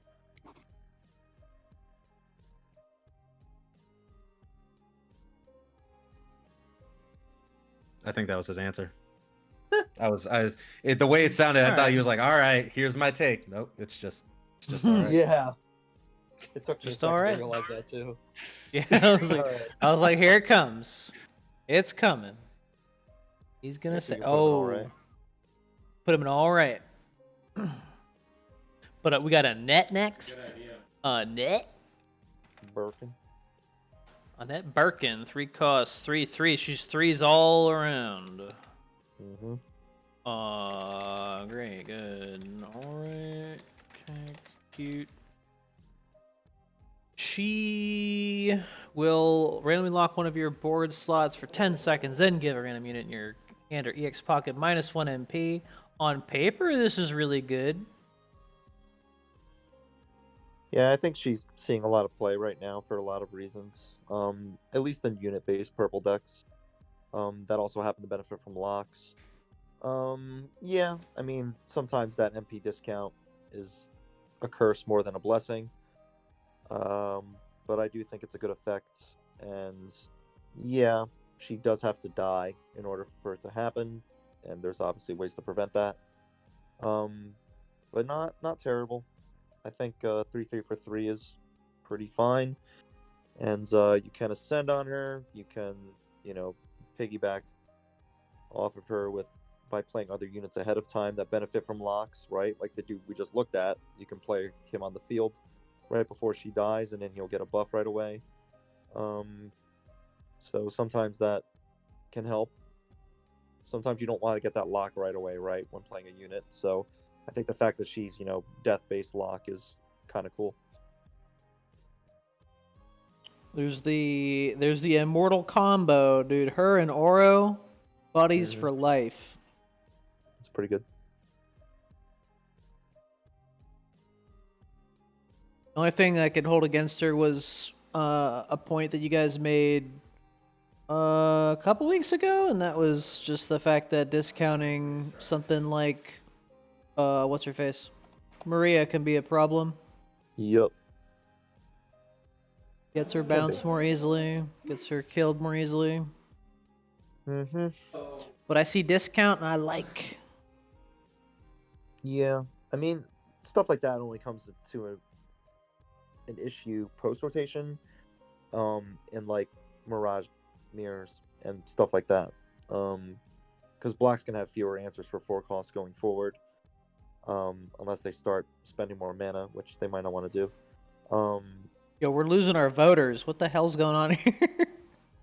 But yeah, I don't think there were that many votes here. It's kind of a pretty white tie. I don't know about that. Someone said gimmick. Good lord. Great, good. I don't think she's great per se. I think she's essential to lock decks right now. But it is only like lock-based decks mostly, because like purple doesn't really have many archetypes that encourage playing units outside of lock and now slow, that we got recently as well. So she's kind of stuck in terms of like playability across the board. Like you wouldn't really play her in an Exodia deck, even if it is lock based, just because of the discount usually not hitting. But I think that she's very playable regardless. So maybe good would be fair. Yeah, I'm down for good. Thirsty? Yep, I think good. The discount, I mean, like again, thinking kind of more towards the future isn't like the worst thing ever, but there are a lot of situations where you don't want that. Also, it's just the death effect. Purple isn't as great at triggering their own death effects, which is Yeah. very problematic. There's a lot of situations where you want her to just die and she's not doing it, and that's a big deal, especially in lock decks, because if she's taking up a lane and they're ignoring her, that could be hmm pretty problematic. Uh, yeah.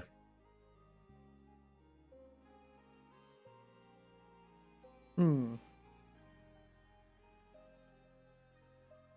All right, so next one. Oh, it's her buddy. It's her buddy Oro. Yeah.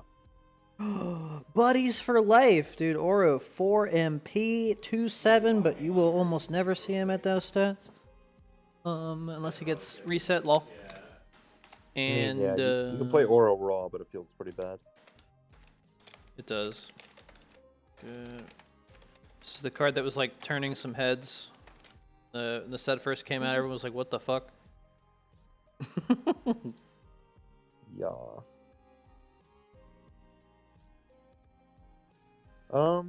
Yeah. Arguable so Kami, really? his Ascension effect, obviously, he gets 1/4 for each of your board slots that are inflicted. Here's the thing, it counts both sides. So if you ceasefire when you have a unit on the board, 1 unit, you lock everything else, and then you play Oro down, yeah, he's getting +1 and +4 for every single one of those slots that's locked. So yeah, his max potential is pretty insane, to say the least. 727. Yeah, I believe that's it. And I've only gotten that a couple times, but it's pretty funny.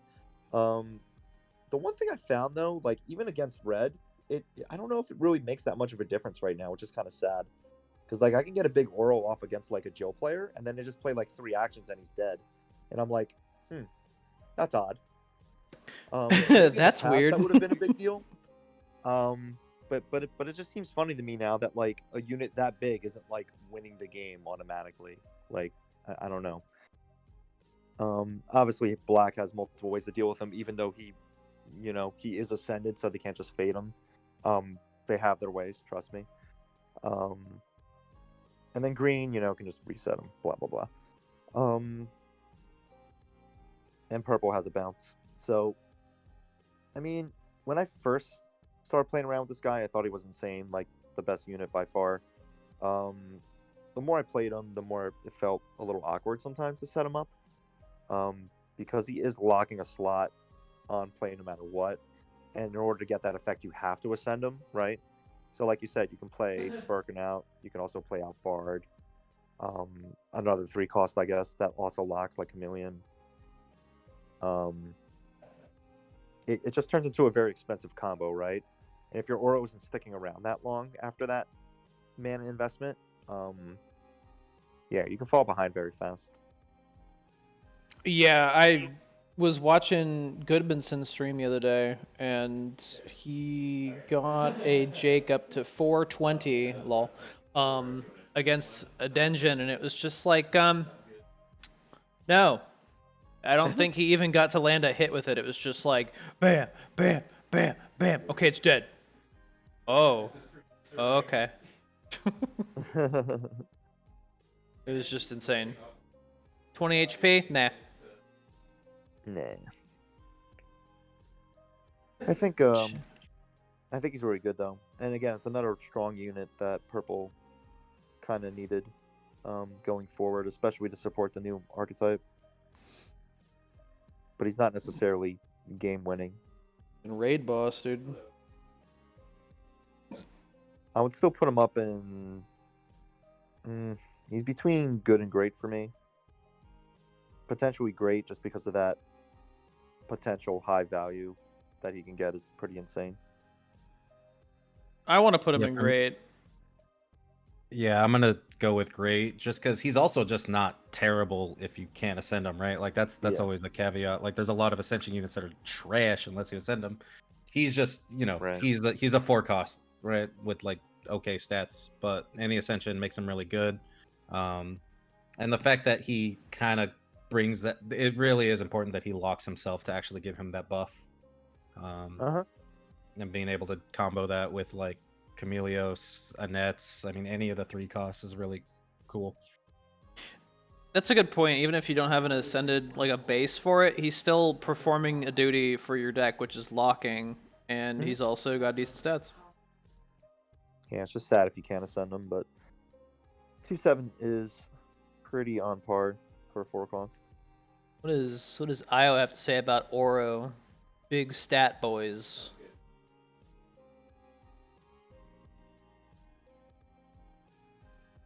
He's good. I just don't like how slow he is, and I think that the deck could get better. It just needs more threatening cards to be able to throw in it. Mm. More cards like, wait, is it the next? More cards like this next one. Maria. Monka yes. Este. This card is outrageous. She's pretty good. I don't think you would play a lock deck without her at this point. Like, even the Exodia-based lock decks that are using pretty much actions, in my opinion, I think she should probably go in those too. Because she just brings so much to the table. And Yeah. is very threatening right away. 5 cost, 110, which is still kind of okay without, doing too much to it. Whenever you lock a board slot, she gets 2 attack. And when any lock is removed, you deal damage to an enemy unit equal to that attack and give your hero life. You don't need to hit anything to get that life. Or you don't need to hit an actual unit. You can just hit a shield. Really? And still, you can still get it. Really? Yeah. I didn't know that. I'm not 100% certain on that. Is that true? It's just if it misses, if it hits nothing, you still get the life? Oh, if it hits nothing, you don't. But I'm saying you could hit a shield and it would still give you life. Oh, okay. Okay. Yeah. Sorry. Yeah, if there's no units on the board, then you don't get that effect. Oh yeah, sorry. That'd be fucking sane. You just do ceasefire and it's like, hell yeah, give me that 10 I health. was very confused for a second. I just heal 10 HP and I hit you for 7. Yep. I just think it's fucking ridiculous though, where it's just the locks come off, and if you have anything on your board, it's like temporary dungeon activated, dude. Right. Just I mean, blows everything apart. yeah, she's really strong. Even with just one action to lock your board or another unit to lock your board for one slot, yeah, she's pretty threatening. And that 10 health means she's gonna at least survive a couple punches. Ooh. Before going down. Couple people wanted to go Kami, but most people went great. Great. So Not quite Kami. yeah, like it's close. It's really close. Like, my heart wants to say Kami, but at the same time, it's the same issue that all the other lock-based cards have, right? Like, there has to be a lock. You have to. It's not necessarily babysitting her, because she can obviously take care of herself. But in order to make her more of a threat over time, you do need locks. And I mean, even just one lock to make her a 3/10 is not, too bad to ask for. But the fact that, like, you could technically not get her until the end of a match, and you already played out like a majority of your locks, kind of feels bad. Like, sometimes you just have to wait, have your hero art open, player, Mirage, you got a 5/10, bam. But you're not always going to have your hero art up, right? So there's not that backup plan to fall back on every time. I think if you put this in your deck, you're gonna run more than one of them, and you're gonna have a ton of locks in your deck. I can't see anyone going halfway on locks. It's kind of the Oh, same for thing sure. with slow. Like you can't even splash anything else because all your support is in one color. For sure, but you kind of need the setup at the same time, right? Like you kind of need to make it so there are at least two spots open, one for her, one for the lock, right? Yeah. So, especially in unit-based lock decks, it starts to get even more awkward because if you happen to play out a unit like Bard or Oro that already locks up a slot or potentially other slots, you have to wait for those to go away, and then you play Maria, and then you play your other locks out. I mean, it's an issue with all the lock cards, not just her, is what I'm saying.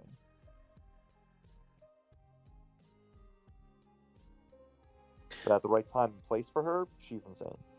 For sure. So I can see it going either way, but I don't know. I kind of want to stick her at great, but Kami, it depends on what other purple cards we have, I guess. I mean, I definitely see what Dongo's getting at, but I do really think Maria is Kami for me. She's just. It's really scary that it's any lock. When any lock is removed, she just fires off damage that's either 3, 5, 7. I've just had units just get barraged to death. I did have a different Kami in mind, but we're probably not going to get to it today. What's the Yeah. Kami tonight? It's hard to justify purple units as being like the best of that color, unfortunately. Yeah, I understand. So you guys think great? Great. Definitely great at the very least. What does Iowa think of this marvelous purple unit? Great. She great. I don't have the secret. I have every other secret except for her. Son of a Virgil. Yo, my boy Virgil. Trying to pull out his knife. His long knife.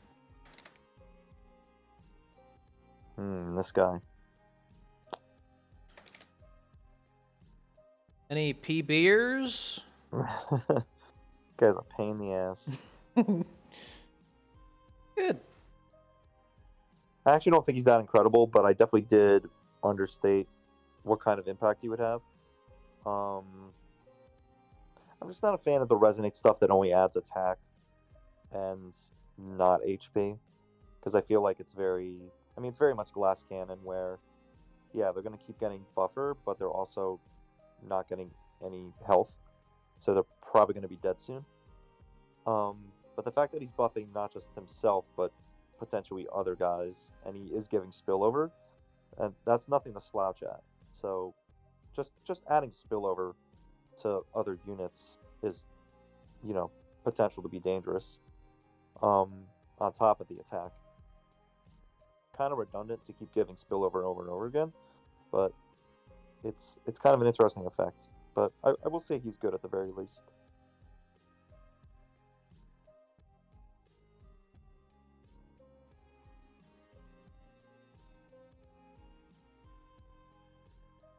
Yeah, he supports stupid decks, and kind of wish we got away from infinite stat resonate, but yep, here we are.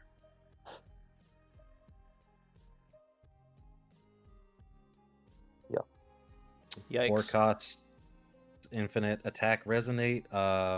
Yeah, man. This card kind of falls under a lot of. I feel like the developers don't learn lessons from when they nerf things. I mean, there's a lot of lessons they do learn, but they, nerf Trish and Viper for a very specific reason. So printing something like this is just kind of silly to do so. I mean, granted, he doesn't have the sustainability that they had, which kind of made Purple Black even more insane, but he's still pretty insane for that and gets kind of out of hand.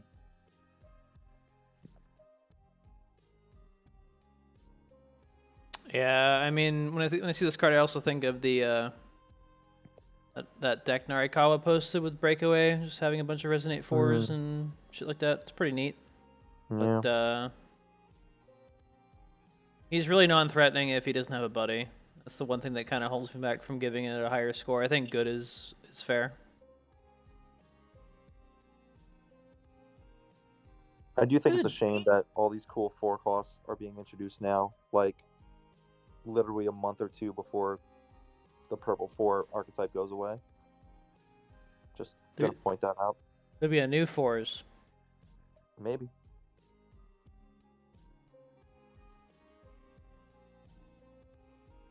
So good.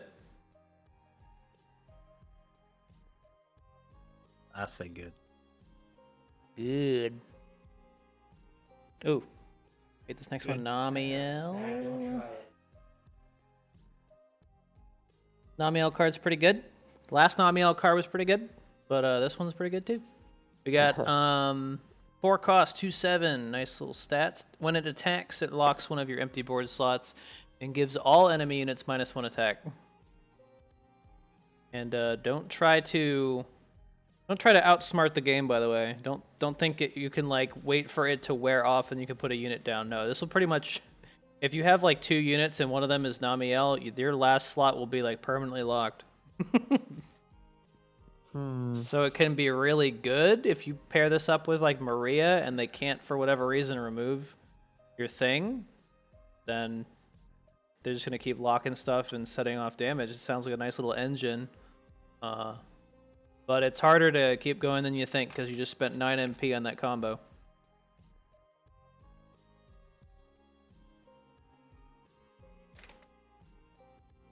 Yeah, I mean it's a fun card. It's interesting. The random locks. It's kind of like a good thing and a bad thing because it is a good lock engine, right? And sometimes you just want to keep locking over and over again so you can get your basic Ada down.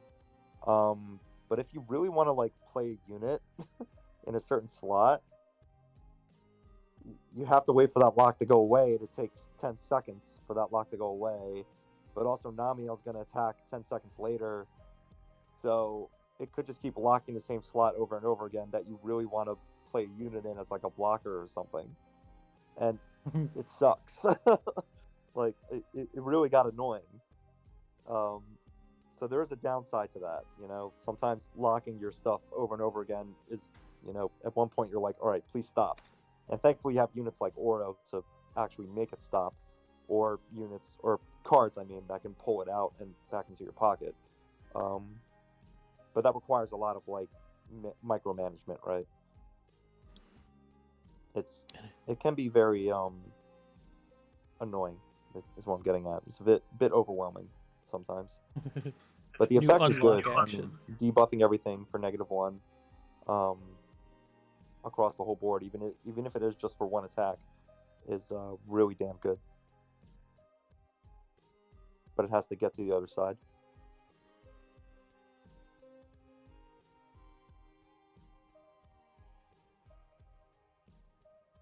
Gotta get that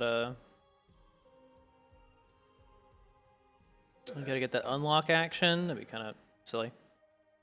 Yeah, that's definitely this guy's biggest problem. I mean, like, there's the dream setup, right? If you have it perfect with Maria there, it's always a bomb being created. She's getting bigger, but it's just so little board to actually kind of work with board space. It kind of ends up being really awkward and not terribly good. Check notifications in game.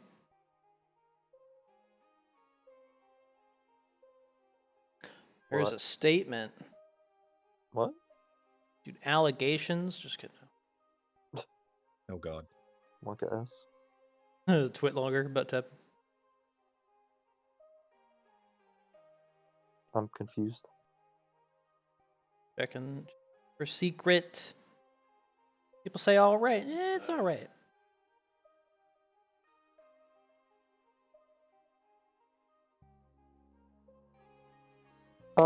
Yeah. Issues I'll with agree current all right.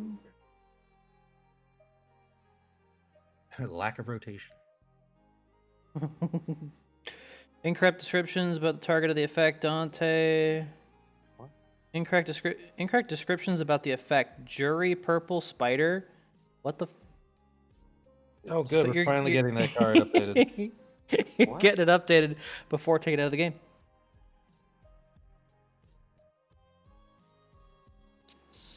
certain conditions, Dominant Butterfly is not processed correctly. No one plays that card. Okay. Oh yeah, I saw that. Under certain conditions, the effect of immune to life sacrifice effects is not activated correctly. And I was like, good. Good, shouldn't be. Good.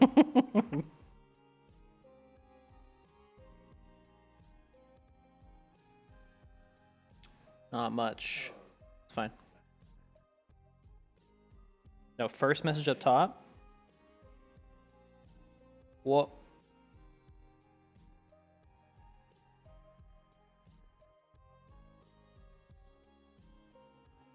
Copy. News.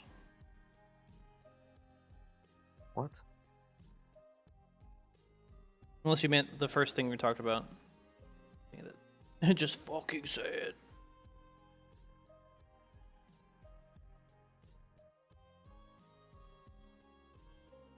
I gotta set up the filters again.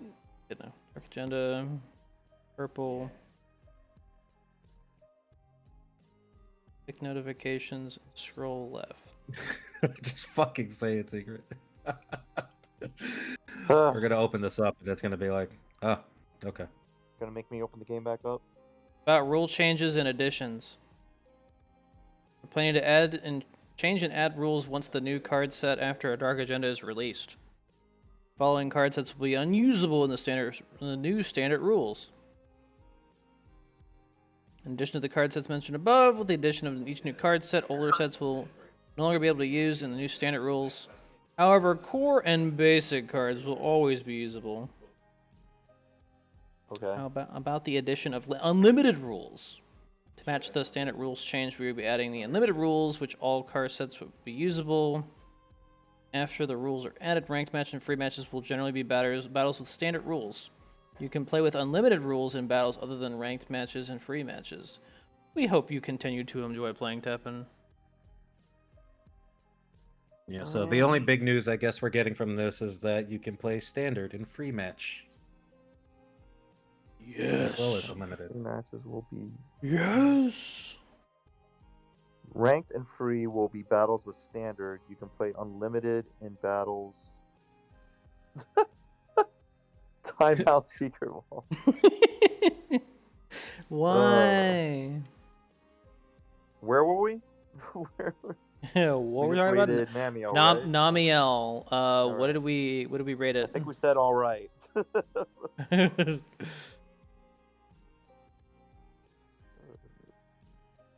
Who's timing out secret?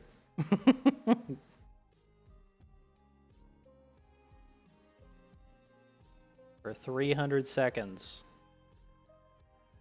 Got him.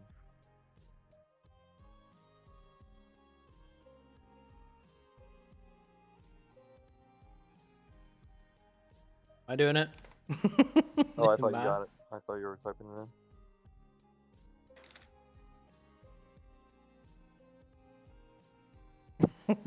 5 messages were deleted by a moderator.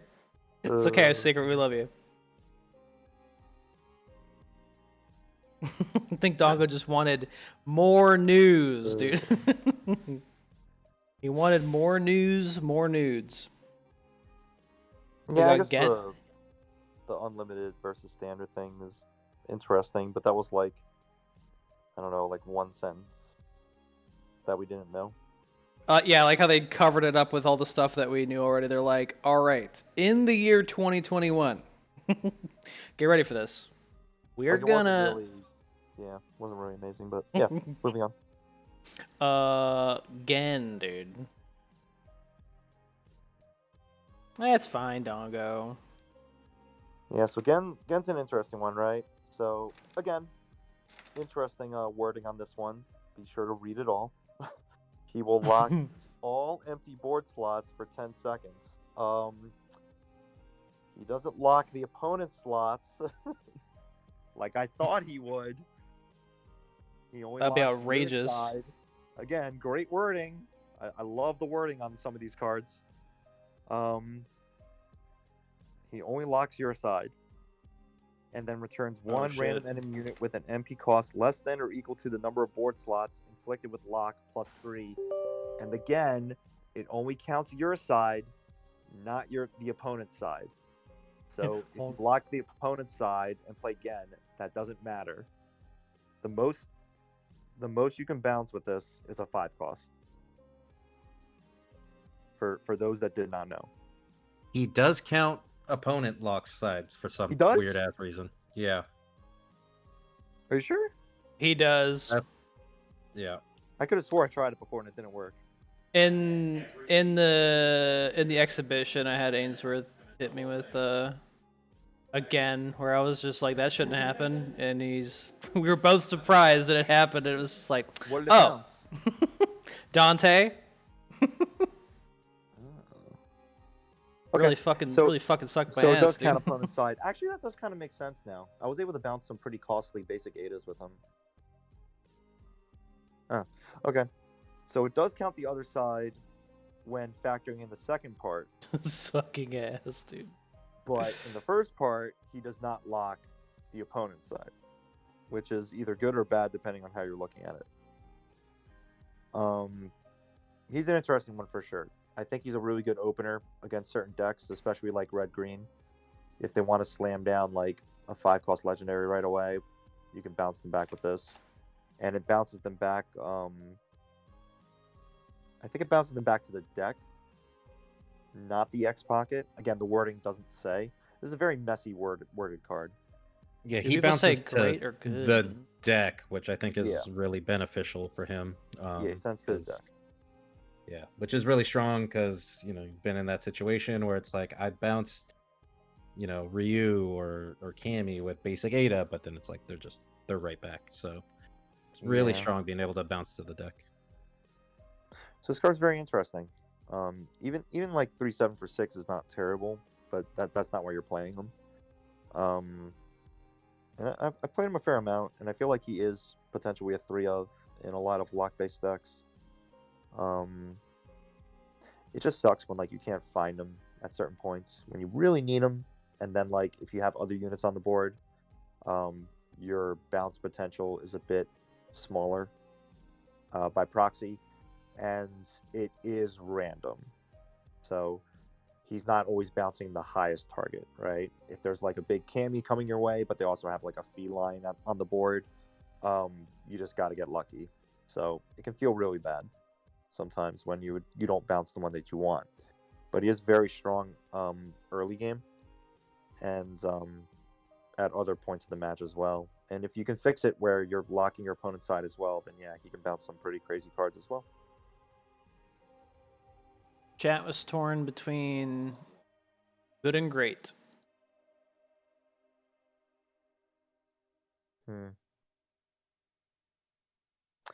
Tough, because I do kind of want to say great because of the potential. Kind of want to say great. He can swing games pretty strongly.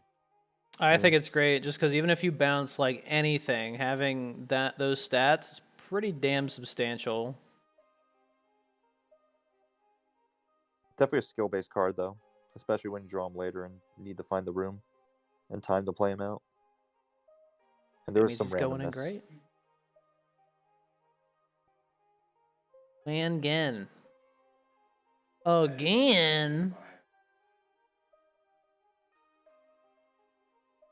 Okay, then we got a weird card. Anybody ready for some weird cards? This Morgan card.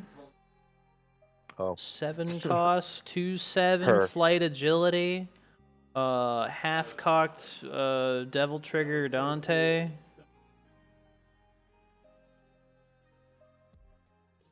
Kind of a yikes.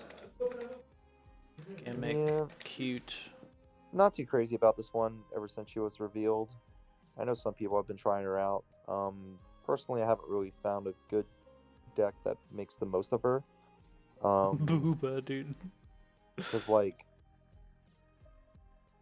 Temptation, it does make a little bit of sense, but like at the same time, with Temptation, you kind of want to lock your opponent's board. You don't really want to hurt them. So I don't know if she's necessarily a fit in Big Resonate. I still have the I don't know. Morgan Buddy emote.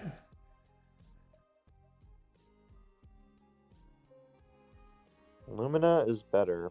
Not sure I know about that one, but I mean the fact that she does have flight and agility does give her some value because flight plus agility is busted. And she's well statted at 2.7, just a little costly as a 7 cost overall.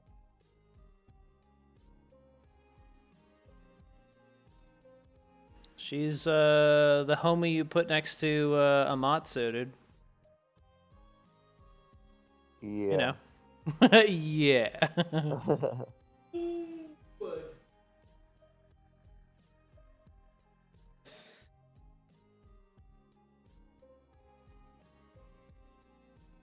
Put this under Cat be doing the laundry tier.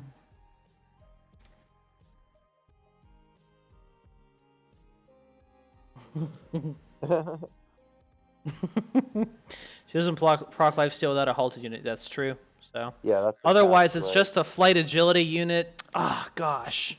I mean, it's the same issue why like Amatsu, the 8 cost, isn't like.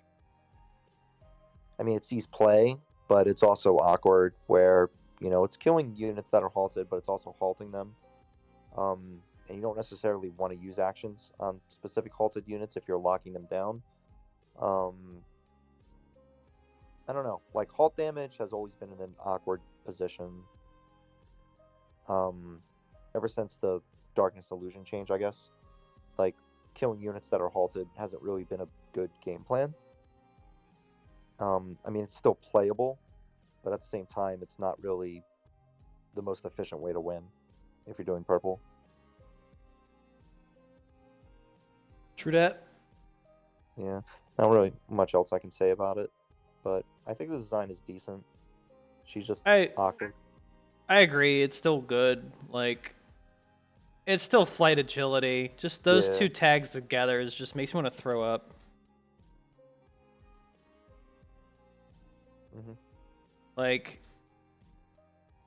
it's annoying when it's on Paolumu, and this is doing twice as much damage.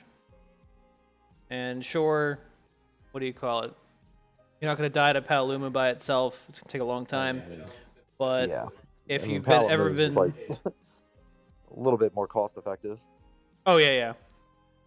But just, it doesn't take that long for the damage to add up. Like, if you've ever had a Dante played on you and you've been halted once, you're probably fucking dead unless you can remove it.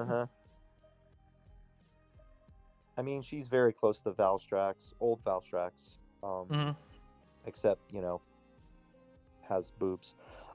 Which I guess accounts for the extra 2 mana that, it's Valstrax with 2 a set or something. I don't know where I'm going with that thought, but there, dude.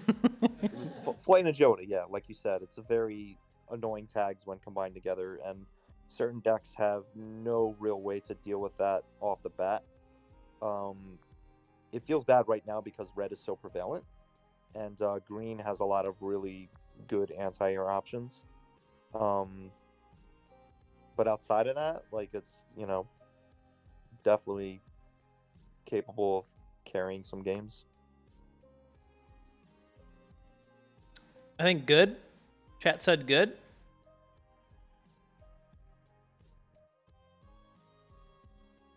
Any gooders? I mean, I'm close to all right, but I guess good is fair enough. Thirsty? Yeah, I'm torn between good and all right. I definitely think there's a strong case for just all right, but it is still flight and agility, which is good.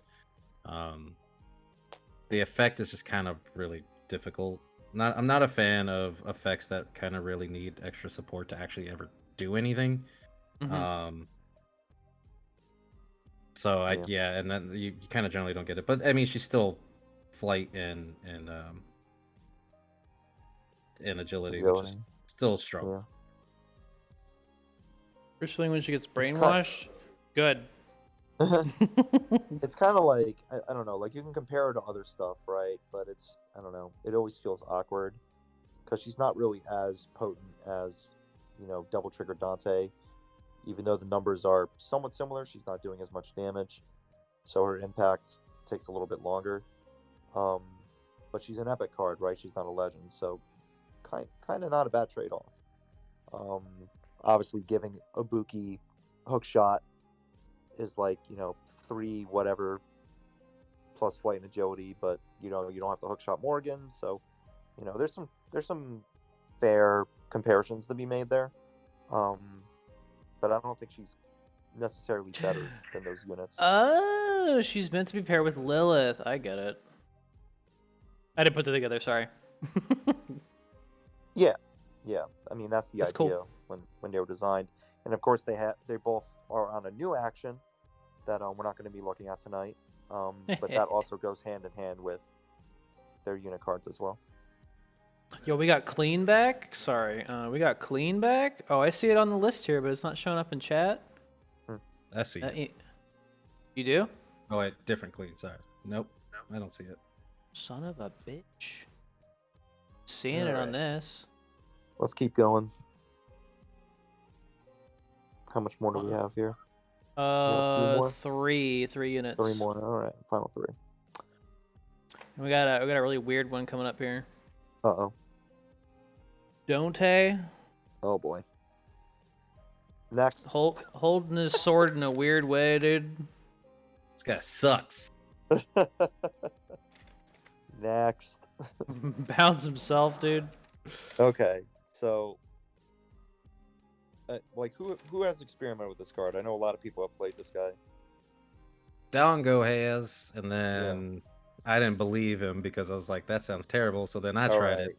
This card fucking sucks. I mean, I was gonna, I was very close to saying it as well, but I had to wait for Dango to officially say it. Yeah, this might be the mother card of the purple set, but it's it's up for debate.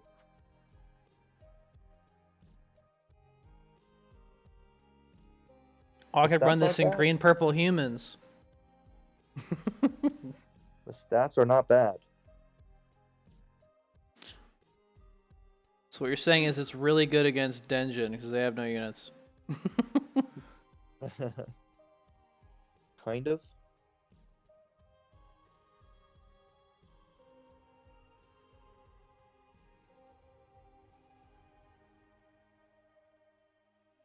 You're doing damage to the enemy hero.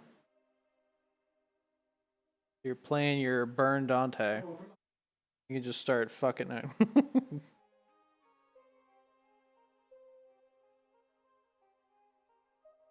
Honestly?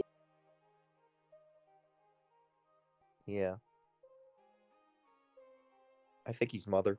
I haven't even crafted him yet. Yeah, I refuse to. Mother. He's the only.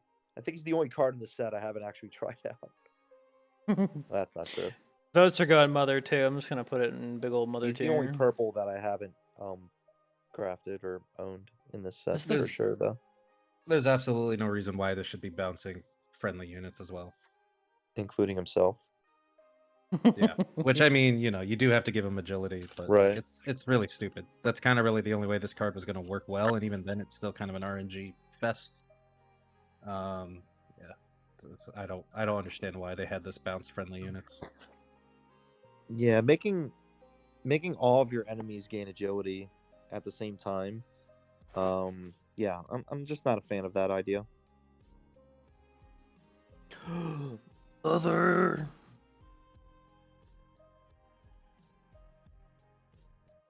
Yo, we got the Tenkuha Zero. Zero Boys. Bouncy Boy Zero. Yep. Yeah, great. This card's Good. cool. Alright.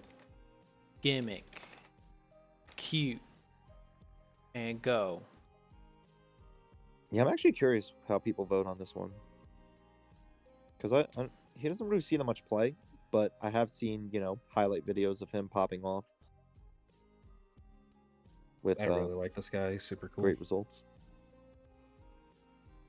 Have you tried him? Yeah, I was messing around with him in actually tournament decks. Funny enough, he's really good with Tenkuha. I mean, even it's one of those things where it's like, oh shit, I'm not gonna get the bounce. You're still, that rush is still probably gonna kill something, and it's really strong.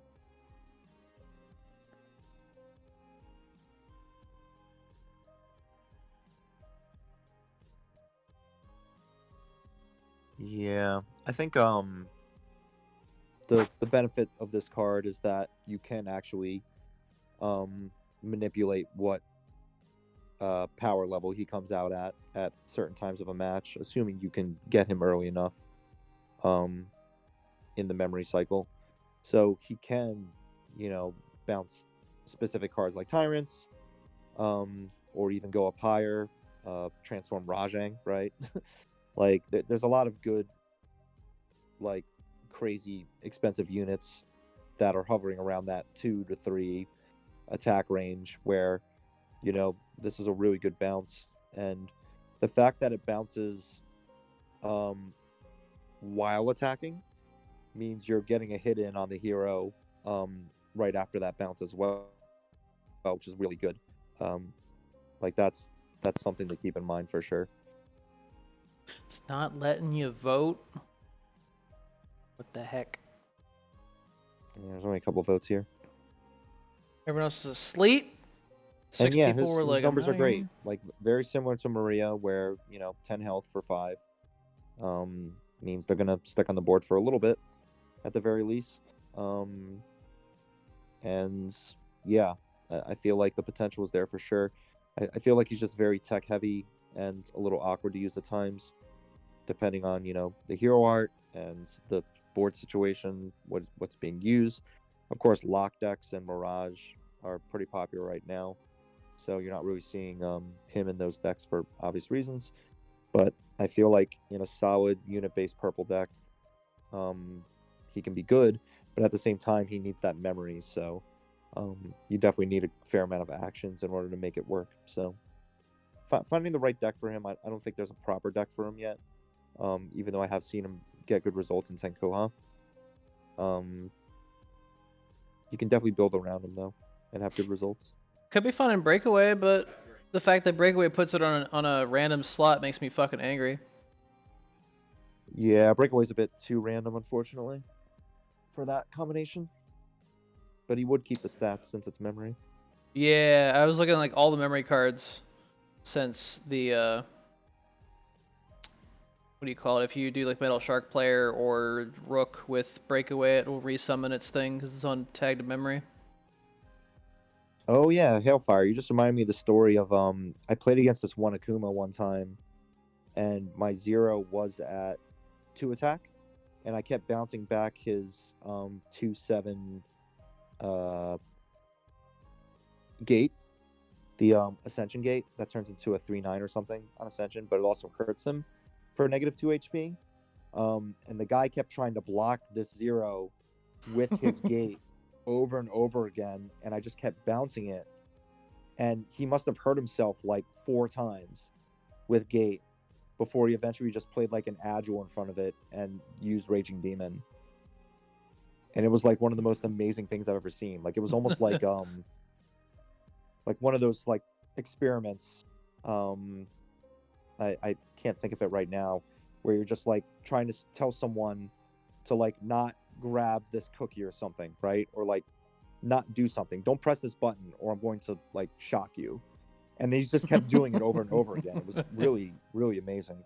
Like he might have been a bot at that point. Like I really hope he was a bot. It's negative reinforcement. But yeah, like basically if you play this at the right time, then yeah, they can't use that same unit to block him, which is a really cool perk with this card. Like they have to actually think outside the box and go like, well, I can't block with this or this. What am I gonna do? So it can be really scary in those situations. It's not the best play, but I'm gonna be hype if I ever see someone use this with the butterfly to lower his attack just to get that bounce. God. Yeah. That's why they're fixing the butterfly. There's definitely ways to manipulate his numbers to bounce almost anything in the game. I think chat said good. I kind of think good as well. High potential, but you'd have to really make, like Scarage said, micromanagement. Mm-hmm. It's definitely a skill-based card.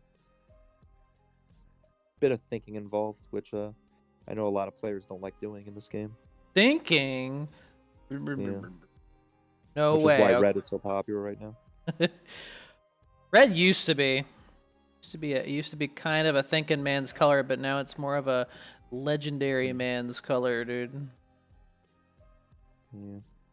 Then we got this card. Holy shit, get in the car. And once you get this card, you can start playing Breakaway. Before that, you're just 54 AP, and you're like, well. Subtle Butterfly. Subtle Butt Ada. Hmm. So we got, I mean, I don't think she's gonna be up there, but I'll put it on there anyway. Oh, let me put butt in there. Are you sure? You sure you don't want me to put butt in there? I had some really high hopes for this card, and thinking back, I'm not sure why I did, but she's interesting. The way she works is sometimes very efficient, other times awful. You have to be really careful when playing her in a lock-based deck for sure, especially when you're playing basic Adas, because on death she could pull your basic Ada from your hand or pocket and just make it go to waste, which is a big reason why you're not seeing her in a lot of lock-based decks now. Even though you think it would make sense, right? Because she can just keep locking over and over again. The debuff is nice, for sure, and the fact that you get MP back when you're locking stuff, very good. She's just really awkward to play, I found, and in breakaway decks, you know, you can kind of loop around with her, but as anyone who's played breakaway has found, like, they go to the pocket first, and then you play from the pocket in that order, and you can just like end up filling up your space and then killing one of your units on accident. And in a deck that really values their pocket, or a color that values their pocket, such as purple, where you're trying to draw a lot of cards as well with like foresight and stuff like that, or Chameleos, she can start to really clog up the pocket. So Damn her. all that negative stuff aside, I still think she's pretty cool. Very fun card. I think she's great. The only thing that gets her cucked is GDI and Sealed. Well, actually, even with Seal, if you're playing Breakaway, it's just like, all right, peace out. Yeah. I'm out of here. Yeah, but like, like sealing and then killing her solves it, right? Or just filling out the pocket. Incense of Doom kills her.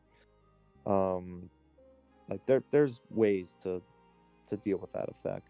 And 3/5 is not that great stat wise for a 6 cost. But it helps to have those extra effects. Yeah, I think all those extra effects are fucking fantastic. The fact that you're basically playing her for 5 because she is going to be locking a slot and you get an extra MP. Yeah. She gets the thing. She comes back to the field. I mean, I don't know. With Breakaway especially is when you get to see how fun this card is. You just get to go fucking crazy. Because she'll just start pulling shit out of your hand and playing it for free. It goes back into your pocket, and you're just like, all right. Yeah, she does enable a lot of synergy, and the fact that she can play a 3-cost out on death is really nice. You just have to be really careful based on like what those 3 costs might be, and unfortunately, that kind of can be a hindrance to your deck sometimes. Like I said, basic Ada getting played out in a random slot is usually not the thing you want to see happen. Just don't be scared. Or even like certain slow cards. Getting played out. But like the lock-based cards are not terrible. I think Chameleos is on play, right? Not when placed. So some awkwardness there as well. But yeah. Oh, that's right, you boys basic. Like, so for me, like all that considered, like she can pop off and she can be amazing in the right situations. It's just really hard to set up those situations. I feel like she's only good, but I feel like I'm the only one that's going to say good because she's very specific.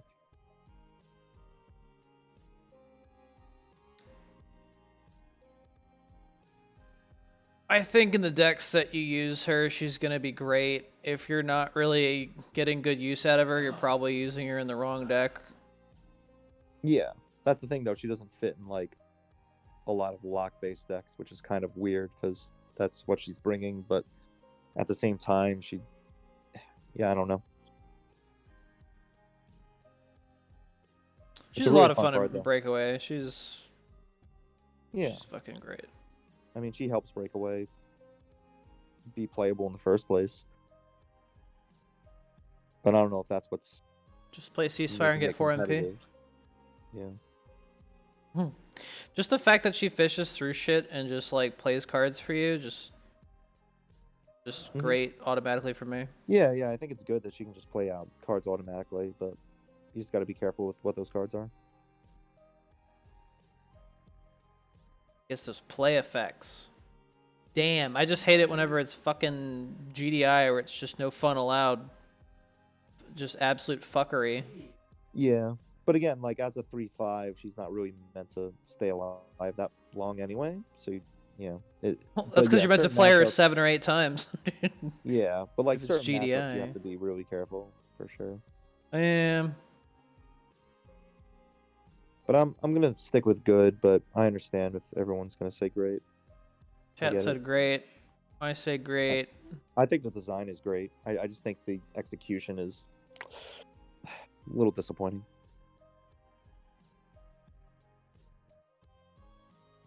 Thirsty. Design is great, but she's kind of can be really awkward to use and difficult to kind of pop off. So Oh yeah, you did the legendary in me. Oh yeah, yeah. Yeah. Share your I thoughts. almost never drew her. I forgot she existed. Oh, okay. I feel like the party can't get fucking started until you draw her with Breakaway. It's like I mean, Yeah. she's cool in Breakaway, but I think she isn't like the key for a lot of Breakaway decks, and she's still really good, but yeah, she's just missing something. That's what it feels like.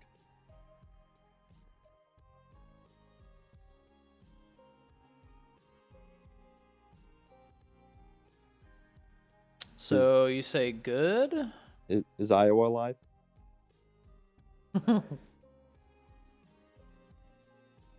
I always gotta break the vote. Gotta break No. the tie. No. She only get better with time, and she already Better with good. I mean, yeah, you can say that about a few cards. And I mean, she's definitely playable. I just don't think she's. Yeah, I mean, pretty much what I said earlier. Just a bit awkward at times. Yikes! That means we're fucking tied. I mean, you can say great. It's fine.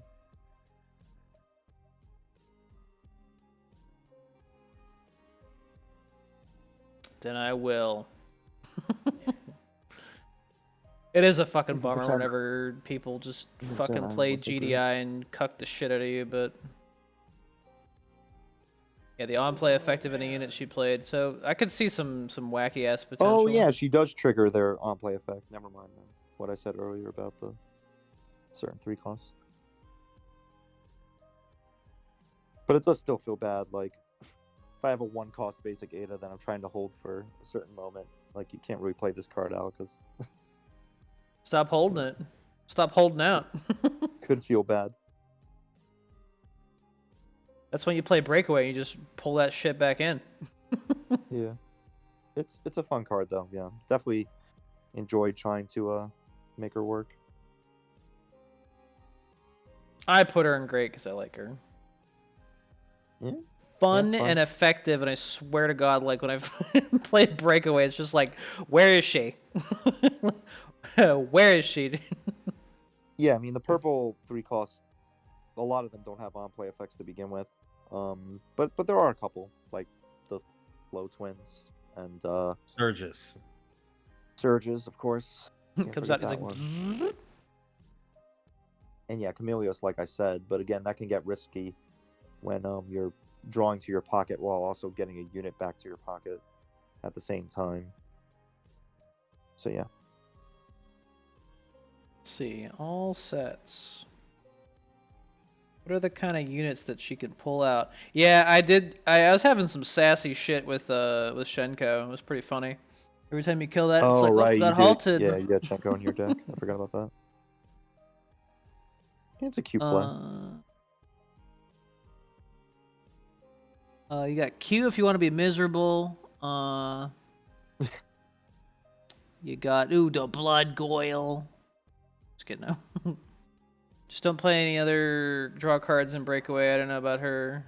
But that's the thing, right? Like The other arts. you have to tailor your deck kind of around her effect if you want to get the most out of her. Like she's not just a complementary addition to any purple deck. Like you kind of have to build around her, which is not terrible, but by any means, but it does limit your choices.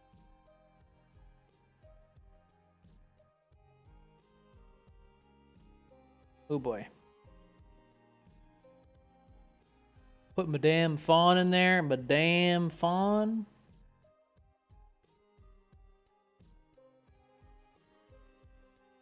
See, you just pair her up with Waka, and they're just fucking going back to the pocket together. Yep. Shit, dude.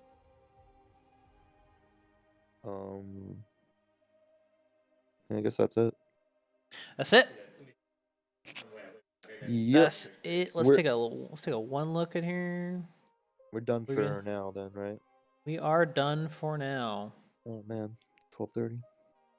Yeah, I wanted Not to bad, not try bad. and beat our land speed record on getting tier lists, so we'll be able to finish next week.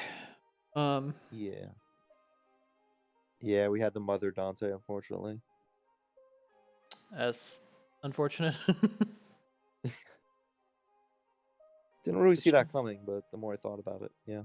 And I had a hard time thinking about the Kami card for purple after deciding on Maria being just great. But the more I think about it, it's I mean, I'm fine with my decision, but we'll have to see next week. I'm not going to spoil what it is. But I know think, what people are gonna vote for Kami, but I've also fucked myself over with that card, so I don't know, bro. Vaccine? Yeah, I know, right? I know. Yup. Yeah, fucking Spoilers. stupid, dude. Kami, dude. Definitely Get next 'em. team. We'll see. Shit, dude. I mean, This it's is- Lost lock. no, it's. I will say it's not Assassin Dango. I think Assassin is pretty nuts at the right points, but it also is terrible at the wrong points.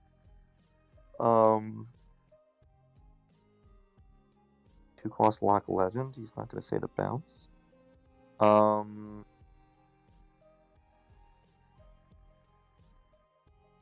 No comment. I'm going to say that you are wrong on your guess. I think a lot of people might be surprised on my vote next week. Let's say that. You guys have access to all the cards. You can figure it out yourself. But I'm thinking a little bit different, a little off. Just Not bounce the deck necessarily would be legend. Kami. Yeah, the fact that it's pockets kind of a yikes. 1-cost HP card. Oh, yeah, memory control. I think it's fucking dope. You guys are gonna guess every card, aren't you? Yep. I'm not gonna give an answer. Is it 'cause I want you guys 3 to tune in swords? next week? Is it 3 swords? It is not 3 swords. Is it? Stop. Stop, dude. Stop right there. All right, I've already given enough hints. Yeah, you're just gonna guess all the actions. all right. There's no fun in that. Is it 6-cost Wesker? Of course. Of course. That is definitely purple's Kami tier. So that's it for now. Do you want to pop over to watch Ainsworth beat some ass with Denjin? He's still streaming? He just started streaming. Oh, he just got back on. There's been a couple other guys streaming. I know Cosplay was streaming. He We- might still be on. We Oh, always Ainsworth's host back cosplay. Ainsworth literally. This is like his 3rd stream today. He's like, Quick yes, dude. stream, by the way. He's got the Japanese mentality. They love to kind of pace themselves and keep healthy, like habitual like breaks. So like when they stream on Mira TV, it'll be like, all right, for an hour, and then it's like, Nah. listen, I just want to sit my fat ass down and watch a stream for 4 hours, okay? Nah, I'm here to stream for 12 hours straight, and you better like it. Just like, dude, you're still streaming? Oh my god, Wow, you're a beast. you're fucking Thank you. crazy. Thank you. Thank you. Is there anyone else? It's just us two. We got me. Oh, we could raid me. Need the tier list decks? Rooney. Dude has no I quit, dude. haven't really made a tier list of decks this patch.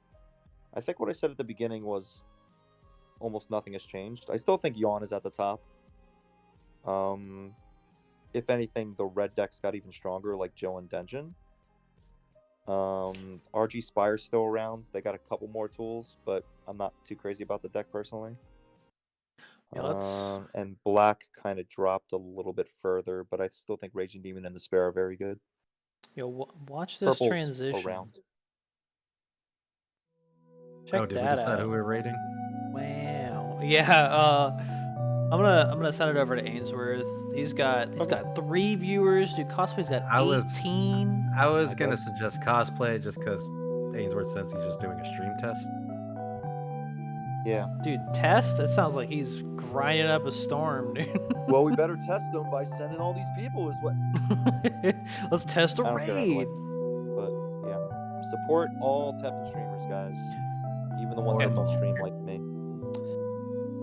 Ainsworth's been streaming a lot. I wanna show him some love here. He has been. But like I said, it was his 3rd stream today. The man's did rate us, though. crazy. He stopped. Oh at yeah, he 17 to did. rate us. Dude, it's a mafia That's why I was like, favor. "It's still on. What's happening here?" I heard he got bopped by Stout Killer. Oh, I heard he got stouted by Bob Scout Killer. He should change his name to I don't know. The Ain Slayer, dude. Ains Killer, I guess. Yeah. Ain Slayer. Sir Slayer, dude. Ains Bopper. Ains Bopper, dude. Alright. See you guys next time. Thanks so much for tuning Yeah, in. thanks everyone for watching. I know it's We'll a long finish one. up this shit, dude. I mean, we're gonna be no BS. Oh wait, we'll have to cover the tournament. Oh shit, it's gonna be pretty bad. We're gonna be pretty busy Yep. next week. Next week? Mm-hmm. Oh yeah. 21st is the Yeah. tournament. Also, I just hosted. Oh, that actually is coming up soon, isn't it? Damn. Damn, I have to figure out what decks I'm using. Maybe I gotta get ready for that soon. Shit. I don't have time.